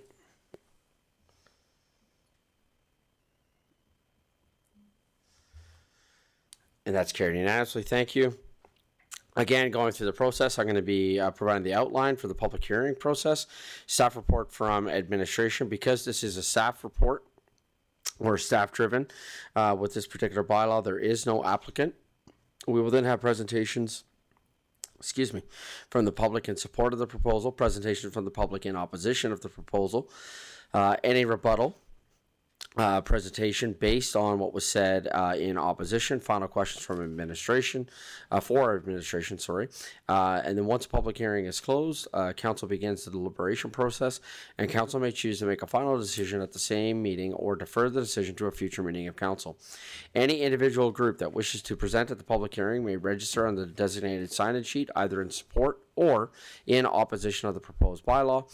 After every registered individual or group has had the opportunity to speak, the chair will ask 3 times. If any other members of the public wish to speak, members have a maximum of 5 minutes. If you would like to call in either in opposition or in support, the phone number is 403-207-7050, extension 7106. Again, that's 403-207-7050, extension 7106. We're now going to have our staff presentation and to introduce the proposed bylaw. Clarifying questions from council to administration are permitted by myself during this portion of the public hearing. And I believe that our presentation is coming from Mr. Mark Renault for off-site levy bylaw. Good afternoon. Municipal engineer consultant. Sorry, I was looking for your title. I have paper everywhere up here right now. It's a bit of a disaster paper-wise on this side of the desk with today's meeting, just letting you know. Are made through the CEO to the chair and to the rest of council. Today we're here for the public hearing. This is probably our final exercise that we do as part of the city to engage our developers and land developers. We've done a process starting last September to today to get to this bylaw, and we've had lots of conversations with Build and other larger developers, but this is the opportunity that we like to do to make sure that the general public who are not invited to those Teams meetings or those in-person meetings to have an opportunity to speak against this bylaw or for this bylaw. So that's the purpose of this for me personally, to make sure that everyone has the opportunity to speak to it. Today I have a short presentation about, I call it the second and third reading, but it is also the public hearing. We're just going to quickly go over the resolutions made in May 26th, which was the first reading. Our motion and request that we're going to be asking after the public hearing, our proposed rates, the engagement, and then any questions. On May 26, 2026, we've got council passed 2 motions, one being first reading of bylaw 2026, being the offsite levy bylaw as presented. And the second was actually scheduling this public hearing. So that's why we're here today. Of course, we're 3 o'clock instead of 2:15. But so what we will be asking after this public hearing will be for receiving second and third reading for the bylaw 2026 as presented. As discussed at first reading, we have a bunch of off-site levies. We have transportation, water, sanitary, storm, rec, fire, and library levies. Together, we call those off-site levies, but they're all individual.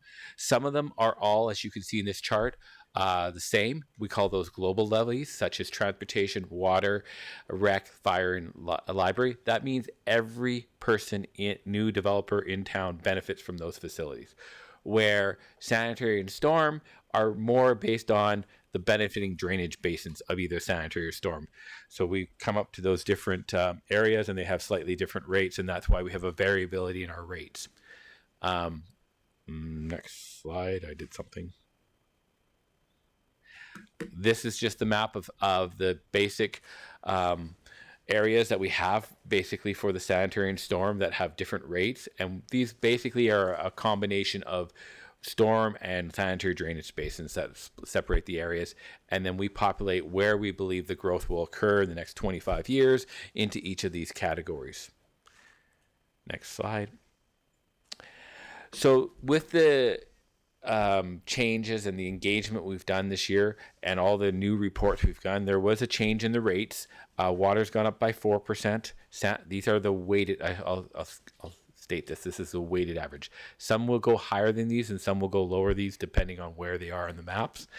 But on general, on the weighted average, water will go up by 4%, sanitary 5.8, storm 0.9, transportation 2.2, fire 4.6, library 7.2, and rec 26.4, which has been the most controversial of the group, but understandable by most of the build and developers.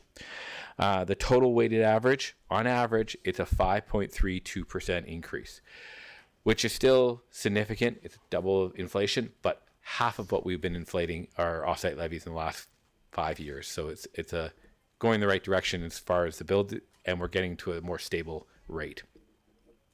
Next slide. I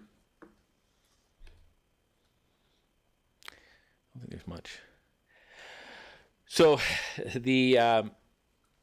we every year in September we kick off our engagement process with Build and our major developers. Not all members of the community are part of Build, the majority are. But through our engagement, we estimate we engage 90 to 95% of all the developers and landowners in the town, in the city that are affected by these rates. Through that, there was some concerns about the steady increase in rates. As I talked about before, we have a constant 10% increase. This year it's 5.32%. And also the large increase in rec levy. And this goes not just for Chestermere, but around the whole region. There's a concern from Build about rec levy increases throughout the region. So it is a concern that they've brought up to us, and we've tried to address as much as we can. Next slide. Keeping this quick, is there any questions? Thank you. The only question that I had was throughout the document, it refers to special grants. Are we referring to LGFF? No. Thank you. I'll answer that question. So generally special grants are what we classify as grants that are only achieved because of that project. So okay. Not a gas tax, not your regular grant where you have the choice to put on this project or that project. You have that choice. But where you get a grant specifically for that project, which is an offsite levy project, that's what it's talking about.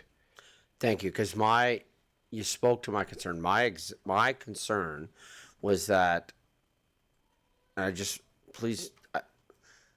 I feel like now you've addressed my concern, is that we were taking LGFF funding and we were allotting it to certain projects, and then that was hurting how much money we were collecting in OSLs because we made that decision to do that.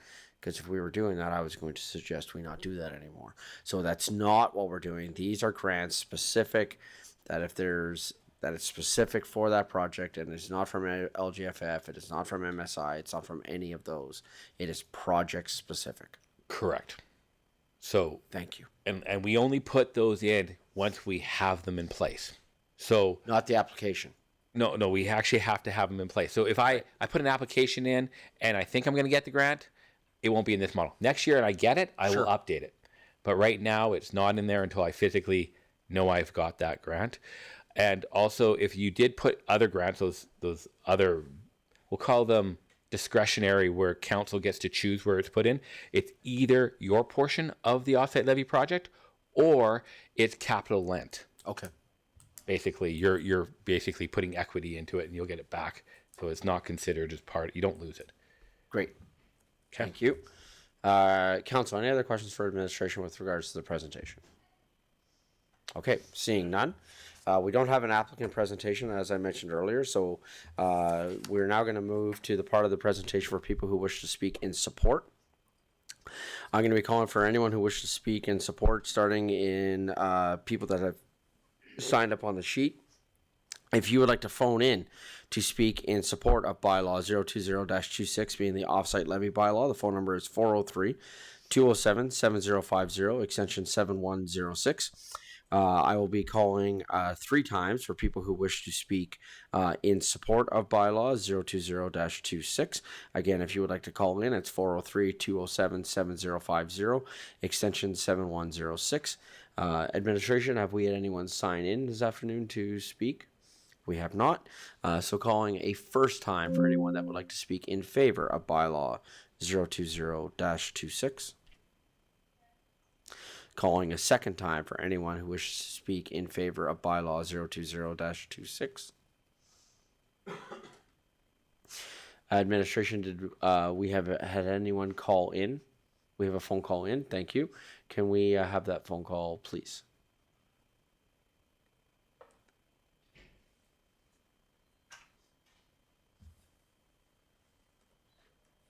Hello, you're now on speaker and they can hear you.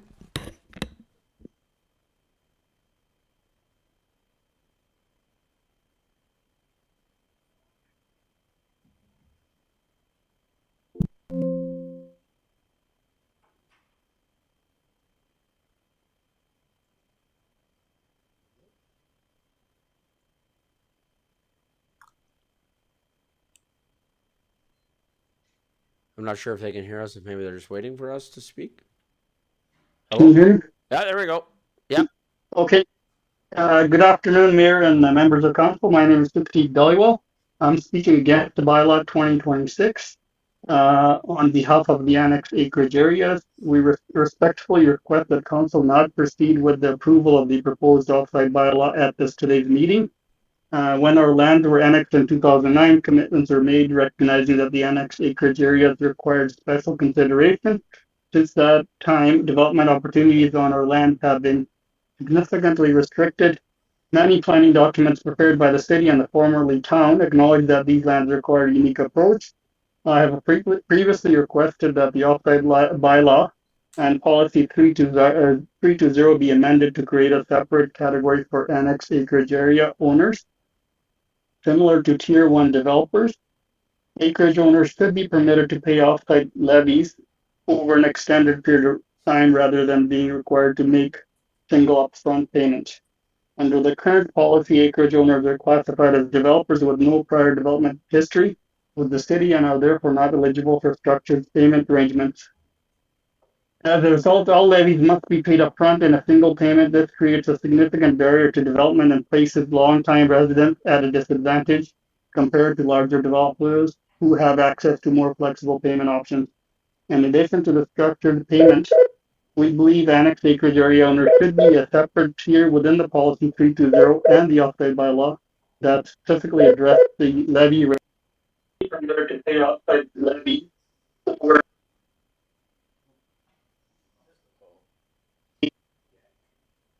Can you guys hear me? Yep. Okay, sorry. Offsite bylaw that specifically addresses the levy rates, payment schedules, and development circumstances applicable to annexed acreage land. Our lands were annexed in 2009 and have effectively been locked from development for many years. At the time of annexation, several of the current offsite levies did not exist, and others were significantly lower than what they are today. Acreage owners are now being asked to absorb costs that were not contemplated when annexation occurred. The current levy structure also fails to recognize the limited intensity of the development within country residential, or TRR. In most cases, these developments consist of only one dwelling per acre with no further subdivision. By comparison, a typical greenfield development may produce 10 to 12 residential lots per acre. It doesn't make sense for acreage owners developing one home on 1 acre to pay the same levy rates as development creating 10 to 12 lots on the same area of land. A separate acreage open tier could create could be created within the bylaw to recognize this difference. For example, only 1/10 or 1/10/12 of a full greenfield levy development or levy could be collected at the country residential stage, with any remaining levy obligations deferred until future stages of higher density development occur. This would better align levy collection with actual intensity of the development while preserving the city's ability to collect future levies if development occurs.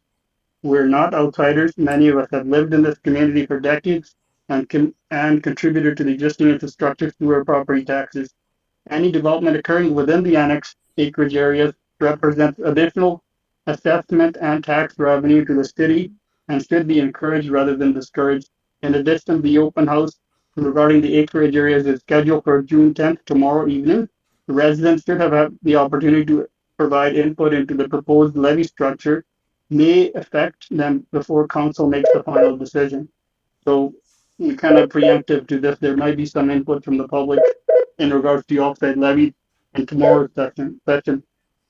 For these reasons, we respectfully request that the council defer the approval of the offsite bylaw and direct administration to review the separate acreage owner tier within policy 320 and the offsite bylaw, including alternative levy rates, payment options that better reflect the unique circumstances of our annexed acreage area. Thank you very much for your time and consideration. Okay, thank you. So just to make note that that one was in opposition. We're still in the portion right now of speaking in favor, but we'll just keep those comments in mind when we get to the speaking in opposition. So I'm going to call for a second time for anyone that would like to speak in support of bylaw 020-26. Do we have a phone call? We have another phone call. Can we just confirm that this is in support? Hello. Hello? Hello. Yeah. Are you ready for me to have my input? Are you speaking in support or in opposition? Speaking in opposition, my name is Gary Ott. Okay. So Like your estate, East Acreage. thank you. Sorry. So we're just going to wait one moment because we are still in the portion of the meeting of speaking in support. So if I could just get you to hold on here just for one second. Thank you. Do we have Thank you. Do we have any phone calls that are in support of bylaw? Thank you. So it depends on the time that they call. Thank you. Okay, so calling a third time for anyone that wishes to speak in support of bylaw 020-26. Okay, seeing none, I'm now going to move to those who wish to services. Yes, thank you. We have an additional written submission in favor of this proposed bylaw. Okay. We are just asking for a motion to include in the Thank you. agenda. Council, can I get the following motion? Can I have a councillor make the following motion, please? Deputy Mayor Ryan. Let's move the council accept the additional written submissions received after the deadline and direct administration to amend the agenda package accordingly. Comments, questions from council? Call for the vote. That's carried unanimously. Thank you. So if we can just have the letter read into the record, please. Ledge Services. Yes, thank you. This is from BILD Calgary, or Build Calgary Region. Dear Mayor and members of council, on behalf of members of Build Calgary Region, is pleased to provide this letter in support of the proposed offsite levy bylaw 020-26. Build would like to thank administration for the continued engagement throughout this process and acknowledge the significant work undertaken to bring forward this bylaw update. The opportunity for industry to participate in discussions relating to growth assumptions, infrastructure planning, and levy modeling is both valued and essential to informing balanced and well-considered outcomes. We recognize the importance of ensuring that offsite levies support the timely delivery of critical infrastructure required to enable growth. At the same time, our members remain concerned about the cumulative impact of increasing levy costs on housing affordability and overall market competitiveness. As noted through previous engagement, maintaining a balance between funding necessary infrastructure and ensuring attainable housing options for future residents remains a key priority.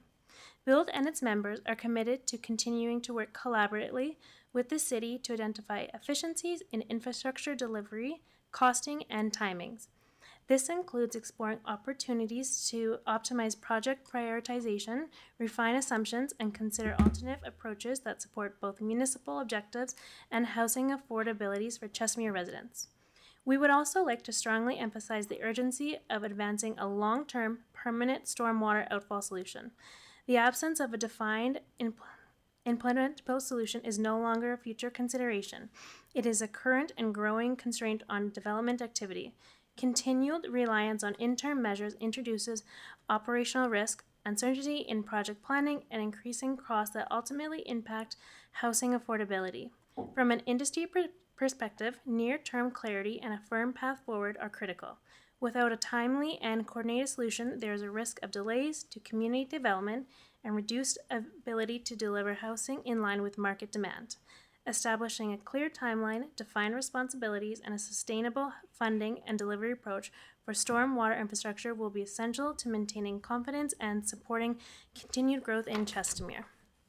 Build appreciates the city's ongoing commitment to collaboration and looks forward to continuing to work together to refine and implement the off-site levy bylaw in a manner that supports both infrastructure delivery and a competitive, affordable housing market.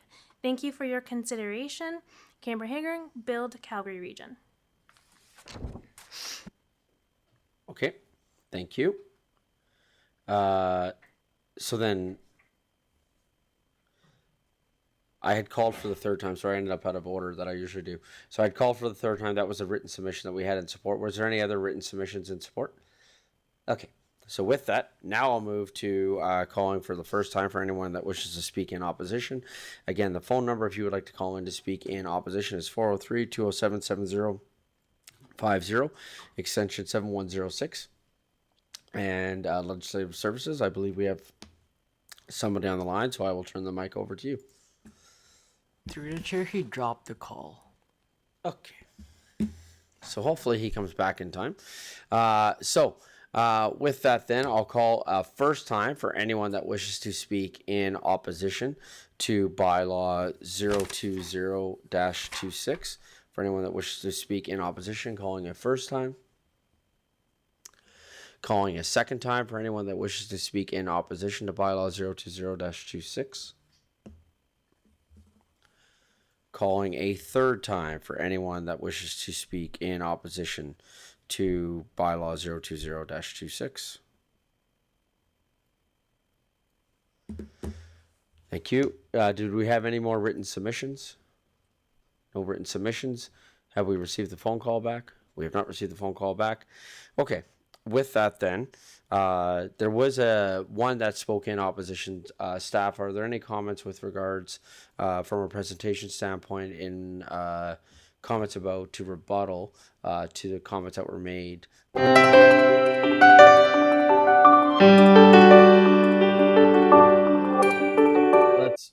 speak in opposition, calling the first time. Hello. Second time for anyone Hello. who wishes to speak in opposition to Bylaw 020. Hello. Yeah, I'd like to speak in opposition to bylaw Sure, we'll provide you that opportunity. Go 020-26.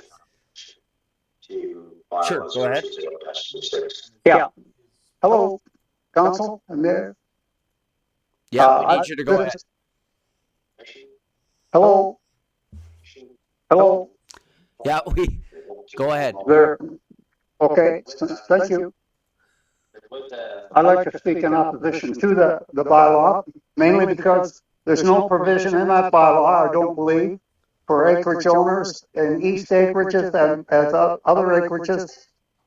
90% of the acreage owners are residents, and there's no provision for residents to enhance the services that the city provides or doesn't provide to them. And we're living as if we're outside of a developed city. because there's no provision, and you want to collect money from us before we even get the basic services. In 2009, when we were annexed, we were promised services.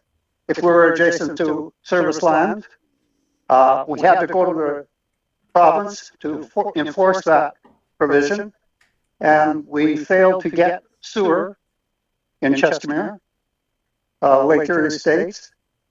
And I'd like to say that until council recognizes these acreages as local residents, that provision, or there should be a provision made into those offsite levies to allow for basic services to be provided at a fee, but not at exorbitant builder fees, which require a full build out of properties. That's my concern. So I'm totally against that offsite levy bill until it's revamped to accommodate acreage owners. Thank you. Great. Thank you. Okay. Thank you. But we've closed it. Sorry, we've closed it. I'll accept that one, but I don't think we should be accepting another one because we've closed that portion of the public hearing. Okay, so staff, is there any comments that you have with rebuttal to comments that were made during in opposition? The first one, I guess, I I heard about the East Acreages and open house coming on the 16th, and that's true. There is going to be an open house on the East Acreages, and we will bring that into fact. As I remind you, Sorry, just to clarify, that's tomorrow night, not the 16th. Okay, tomorrow night. Sorry. Yeah. Tomorrow night. I've got my days mixed up. I'm out here tomorrow. So one of the things I want to recall to council is we do an annual process. This is the accumulation of, since September, all the work, all this engagement to get to this point. If this bylaw is not passed, we simply stay with the old bylaw, which will not address any of those concerns that were raised up in the two negative comments. The way, if council wishes to change those things, I'm not saying you do or not, then that would be done through a direction for us to do it for, in my mind, the next year's bylaw update. I don't think, unless you want to, that's my biggest thing with that statement. On the, we have some of the statements in there about we haven't allowed them to develop or put the infrastructure into this. The whole purpose of the offsite levies is to pay for that infrastructure that is required to develop this area. One of the reasons that the sanitary offsite levy is one of the highest in the city is because we're putting in specific infrastructure to allow development to occur in East Acreages. And that is funded by the developers who will benefit from that development, not all taxpayers. Maybe I can. Thank you. Good afternoon, Mayor and Council. For the record, my name is Sachin Dev, Director of Community Growth and Infrastructure Division. I do want to provide a little bit of clarity and add to Mark's comments on offsite levies. Through the offsite levy process, we cannot differentiate between owners and developers. The money is required to service developments, and as we go in future, the inflation and everything is just going to go up. So the ask that we sort of reduce the offsite levies for certain properties would be, just because some of the residents have been here for a long period of time, would be equivalent to I've lived in Canada for the last 13 years, and so the price of oil that I buy should be $3 instead of $10. It doesn't work like that. The cost of servicing goes up every day, every year, and the model sort of takes into account the services that are required to be constructed down the line to be able to service these developments. And so legally, we cannot differentiate between the owners or the developers. We've also had a legal opinion on it back in time. And we did take into consideration, we did try to figure out if there's an option for us to sort of create an opportunity for long-term residents to pay less or if there was an opportunity for us to give them some sort of a discount, so to say, in terms of developing their land. The reason why we did develop country residential district was with the understanding that the residents may not have enough financial resources to be able to develop their land in a full-fledged manner. And so we brought forward a bylaw amendment, offsite levy bylaw amendment that allows us to defer water, sanitary, sewer charges for offsite levies for specific areas only and for specific zoning only, understanding that the residents, owners in east acreages or north acreages or anywhere for that matter, may not have enough financial capacity to be able to sort of develop their lands. That was something that we tried to do to support development in east acreages areas. To just say that we go back to 2009 annexation rates is not a possibility. The bylaw that is in front of you has had a lot of consultation with all the developers in the area. You've just heard a letter from BUILD supporting that. So our recommendation would not be to look at an avenue where we bring down any of these numbers for specific areas. It would be contrary to what the city of Chestermere wants to be or aspires to be in terms of a service city for long-term development perspective. That's our submission to council. Thank you. Okay, questions for administration. Deputy Mayor Narayan. So thank you, through Your Worship, through you to Mr. Adney and Mr. Konjak. Are there any examples in the province where municipalities do have like different tiers of OSLs for different neighborhoods? Through the chair, yes, different neighborhoods would require different level of servicing, and so the cost could vary. What that means is if you have a water pipeline closer to a neighborhood, then the cost of water supply in that neighborhood could be less than another neighborhood where the pipe is 2 kilometers far. And so the cost varies depending on how far you are from services. It doesn't necessarily vary based on we like this neighborhood more than this neighborhood. So, sorry, follow up. So the distance of the utilities or the services would be a factor. Are there other factors taken into consideration? Through the chair to Deputy Mayor Narayan, yes, there are a number of factors. Distance is one of them. We also have traffic and transportation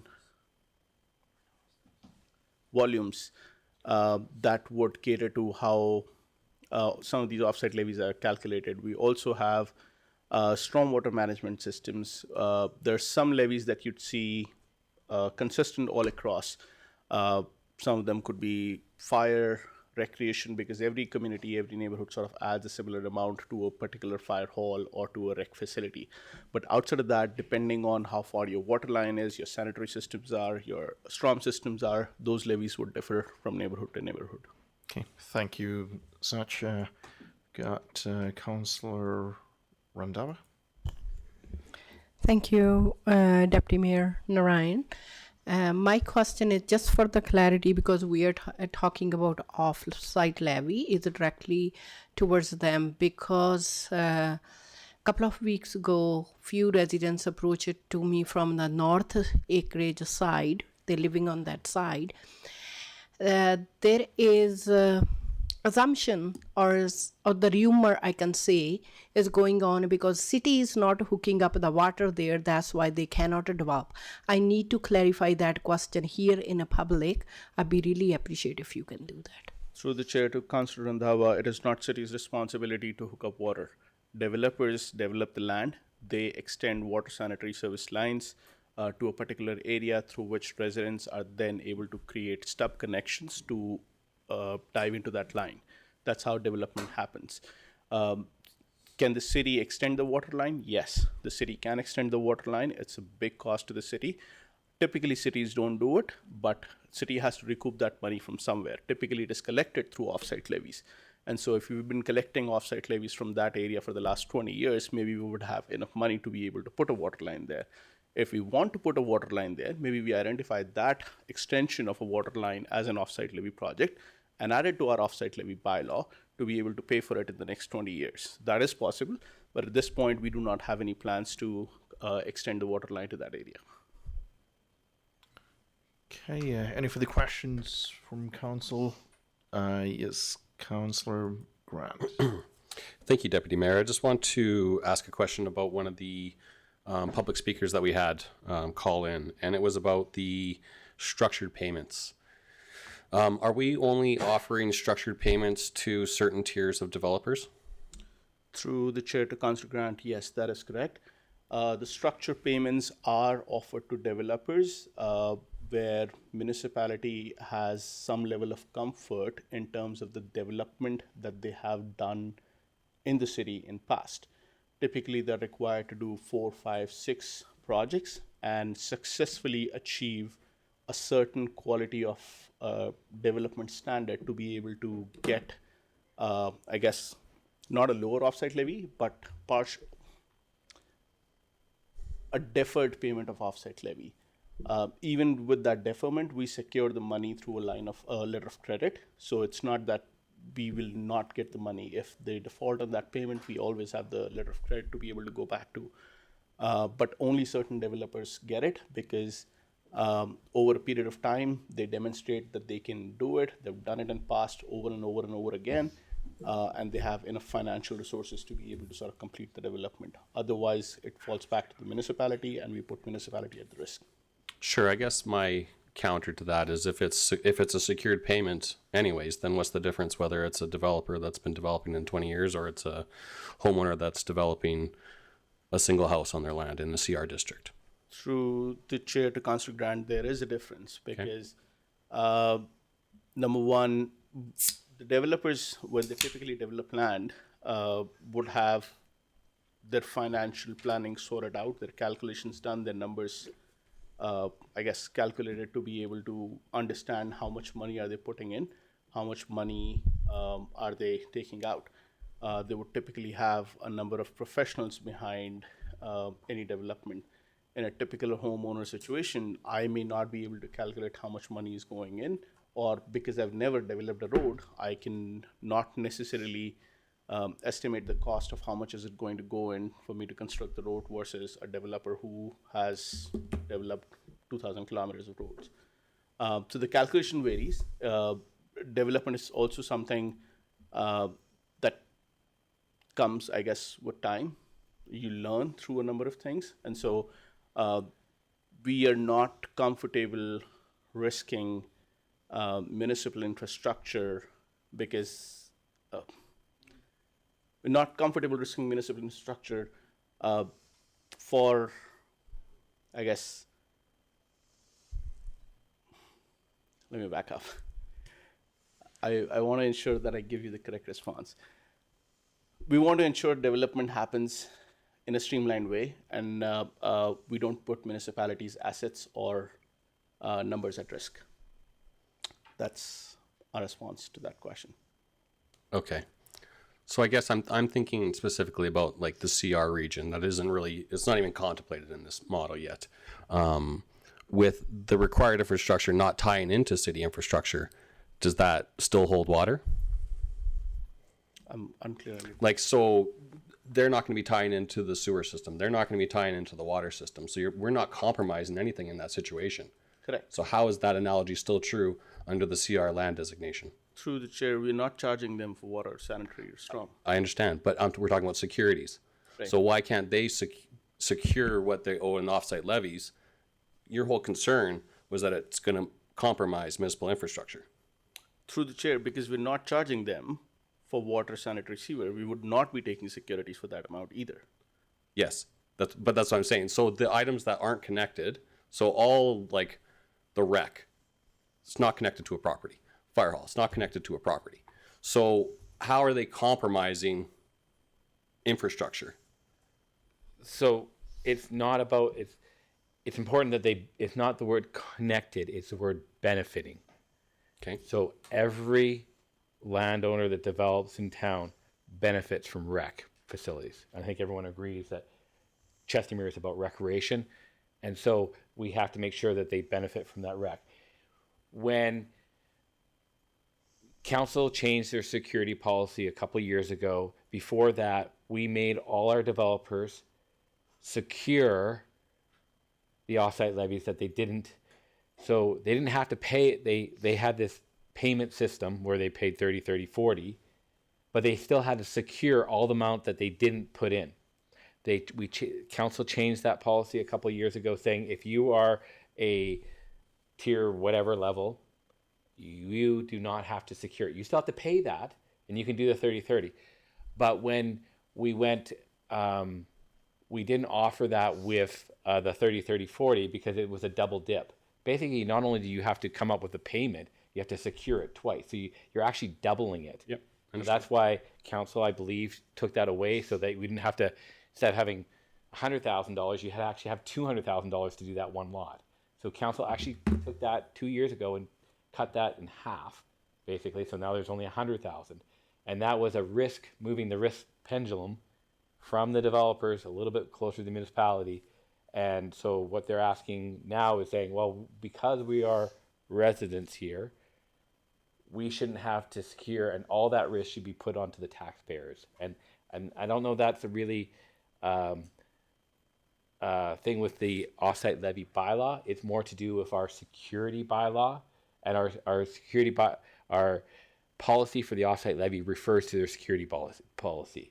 We're trying to we link them all together. So if council wishes to lower that security limit, or what they believe that they're comfortable doing, we need to change the security. That would be my recommendation. Okay, thank you. Okay, thank you. Okay, any final questions for administration? Okay, with that, I'll ask for the motion to close the public hearing for bylaw 020-26. Councillor Schindler.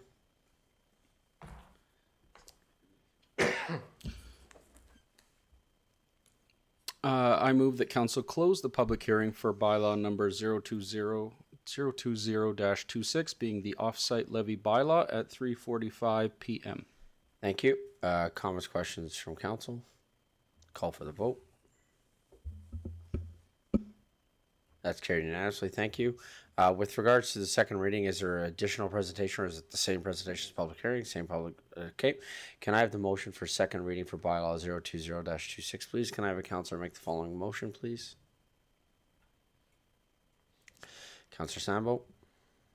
I move that council give second reading to bylaw 020-26, being the offsite levy bylaw.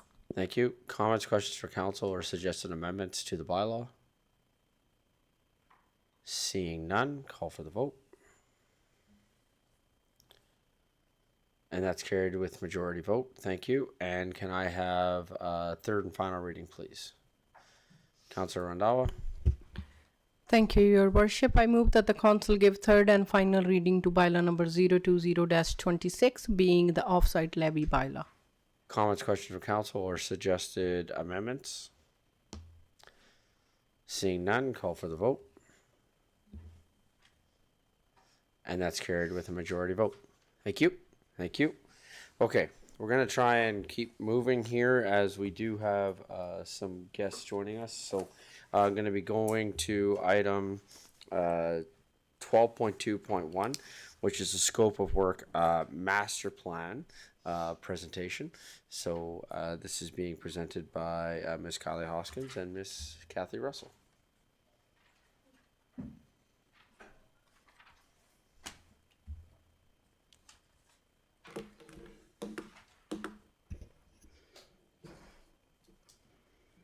Good afternoon, Council, and please note that all of my comments shall be made through the CAO to Your Worship and members of Council. My presentation today is intended to provide Council with some overview comments about the scope of work for the Master Rec Plan. My name is Kathy Russell, Special Projects for Recreation, and this report is being presented on behalf of the City's Recreation Committee.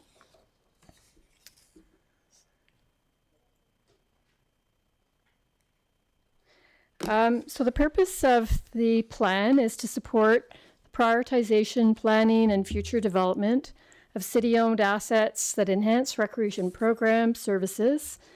Having a plan allows the city to do a number of things. It allows us to understand what our residents want and need. It helps us to understand the state of our recreation amenities, to be clear about the top priorities that we have. It provides us with a ballpark of the costs and the potential timelines.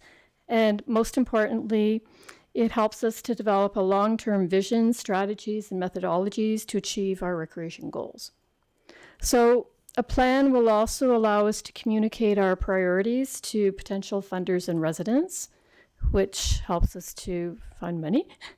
And it helps us to develop more detailed plans for projects that will happen in the future, especially near-term projects, so that it gives us confidence that these projects align with the longer-term priorities. I'd like to explain my rationale for using the framework that's shown on the slide here. Although a rec master plan usually includes a community needs assessment and a prioritization of amenities, I think it's pretty clear that we don't need to repeat these steps, given that we recently did the work in 2024 and 2025. I had heard that from council before. Because of this, I'm suggesting that we incorporate that previous feedback into the master rec plan. Given council's recent decisions to purchase 165 acres of recreation land, the assumption in this document is that it is a time-sensitive priority to move forward with creating specific plans for the Dawson's Landing site, the golf course, and the Chestermere Regional Recreation Centre. So I'm calling this phase the Recreation Amenity Assessment, for want of a better term. The fourth step of the Master Recreation Plan framework focuses more on recreation and park assets such as pathways, playgrounds, beaches, and open spaces. This final phase would include the previous work, which I'm calling the Recreation Amenity Assessment, and it would also include other things like the evaluation of our parks and recreation assets, comparing them against benchmarks, proposing standards and service levels, outlining a long-term vision and plan for indoor and outdoor recreation programs, services, and amenities. So it would provide that comprehensive, larger perspective. The added rationale for dividing the work into two parts is as follows. It would be good to coordinate the planning of the three sites in terms of site amenity congruency and timing. The joint use school site and the CRRC have unique attributes where certain amenities are maybe better suited or amassed over time in one location versus another. Two of the properties are being managed by third-party operators, and it would be good to use a collaborative approach with them. They have in-depth knowledge of the property and would be important contributors. So essentially, the first step allows us to direct our attention to what I would call the big rocks in the bucket. One more point about how we integrate the current planning work that we're doing for phase one for a rec center. In this document, I am assuming that that work that we're currently doing wouldn't stop and that it would inform the recreation master plan as we go along. So nothing is being held up. We're continuing, and whatever happens with that phase one gets incorporated.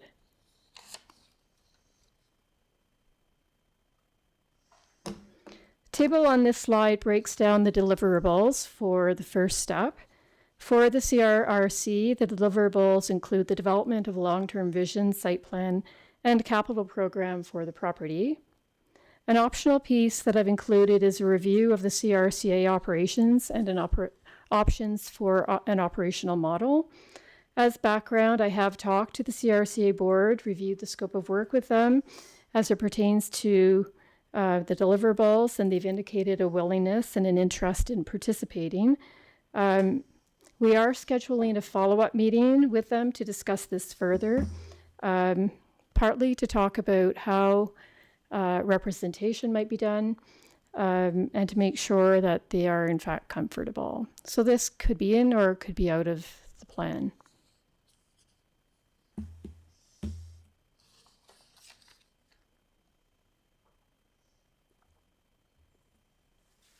So using the framework as presented, the second phase of the plan would likely start in 2027. After having discussed it with the parks manager, there's merit in taking a broad brush approach and developing a plan for open spaces, parks, playgrounds, outdoor fields, courts, pathways, and beaches. These amenities play a very significant role in terms of recreation in Chestermere, and the city doesn't currently have a long-term plan for the development of parks. And historically, Chestermere's outdoor amenities have played, in fact, the most significant role. So ultimately, a recreation master plan would provide a roadmap for current and future indoor and outdoor parks, facilities, and amenities for recreation that would be integrated. That concludes my presentation, and I welcome council feedback. Thank you. I just want to confirm, so this, when we do this, we are going to be looking at holistic, so I think about the presentation that we had today of things that are coming in the Clearwater development. So this will take into consideration other areas, not just the three. Everything that we have with regards to recreation, we're going to have combined within the scope of work. Correct. Fantastic. Okay. So we will look at all of the land that would be coming on at different outline plans and area structure plans. Okay. And include it, yes. Fantastic. So for motions for today, you would be looking for? So I'm looking for two motions as outlined in the request for a decision. So you're looking for the recommendations on the scope of work as information? So the first one is that council accepts the recommendations from the Recreation Committee. Okay. And the second one is that council directs administration to proceed as outlined in phase 1 of the scope of work in the draft master recreation plan. Okay. So seeing no other questions from council, can I have the first motion, please? Thank you. Can I have a councillor make the following motion, please? Councillor Randhawa. Thank you, Your Worship. I move that the council accept the Recreational Committee recommendation on the scope of work for master recreational plan. Thank you. Comments, questions from council? Call for the vote. That's carried unanimously. Thank you. And can I have the second motion, please? Deputy Mayor Ryan. Yes, move the council direct administration to proceed as outlined in phase 1 of the scope of work as noted in the draft master recreation plan scope of work. Thank you. Comments, questions from council? Seeing none, call for the vote.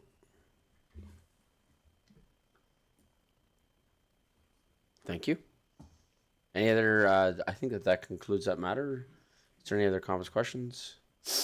Seeing none. Okay, I believe we've come now to the other item that was added to the agenda, which was for the closed session. So can I have a motion to go into closed session, please, at 3:56 p.m. to discuss the following? Councillor Randhawa. Thank you, Your Worship. I move that the council go into closed session at 3:56 p.m. to discuss the following: Community Infrastructure and Development Access to Information Act, Section 19 and 29, disclosure harmful to business interest of third party, and advice from officials. Thank you. Call for the vote.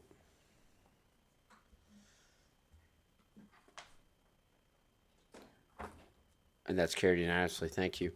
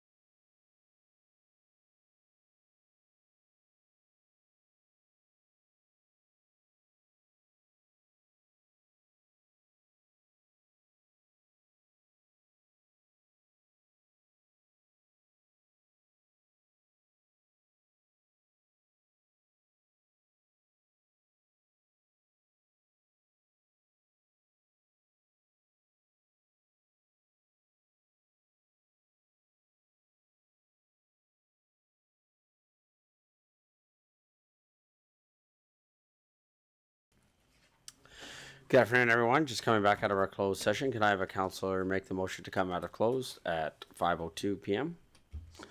Deputy Mayor Ryan. Let's move that council come out of closed session at 5:02 p.m. Thank you. With that, we have come to the end of our. Sorry. Sorry. Oh, sorry. Call for the vote. That's carried unanimously. Thank you. And can I have a motion to accept the community infrastructure development for information, please? Councilor Randhawa. Thank you, Your Worship. I move that the council accept the discussion of community infrastructure and development for information. Thank you. Comments, questions from council? Call for the vote. And that's carried unanimously. And can I get the motion to adjourn, please, Councilor Randhawa? Thank you, Your Worship. I move that the council adjourn the meeting at 5:03 p.m. Comments, questions from council? Call for the vote. Thanks, everyone. See you next week.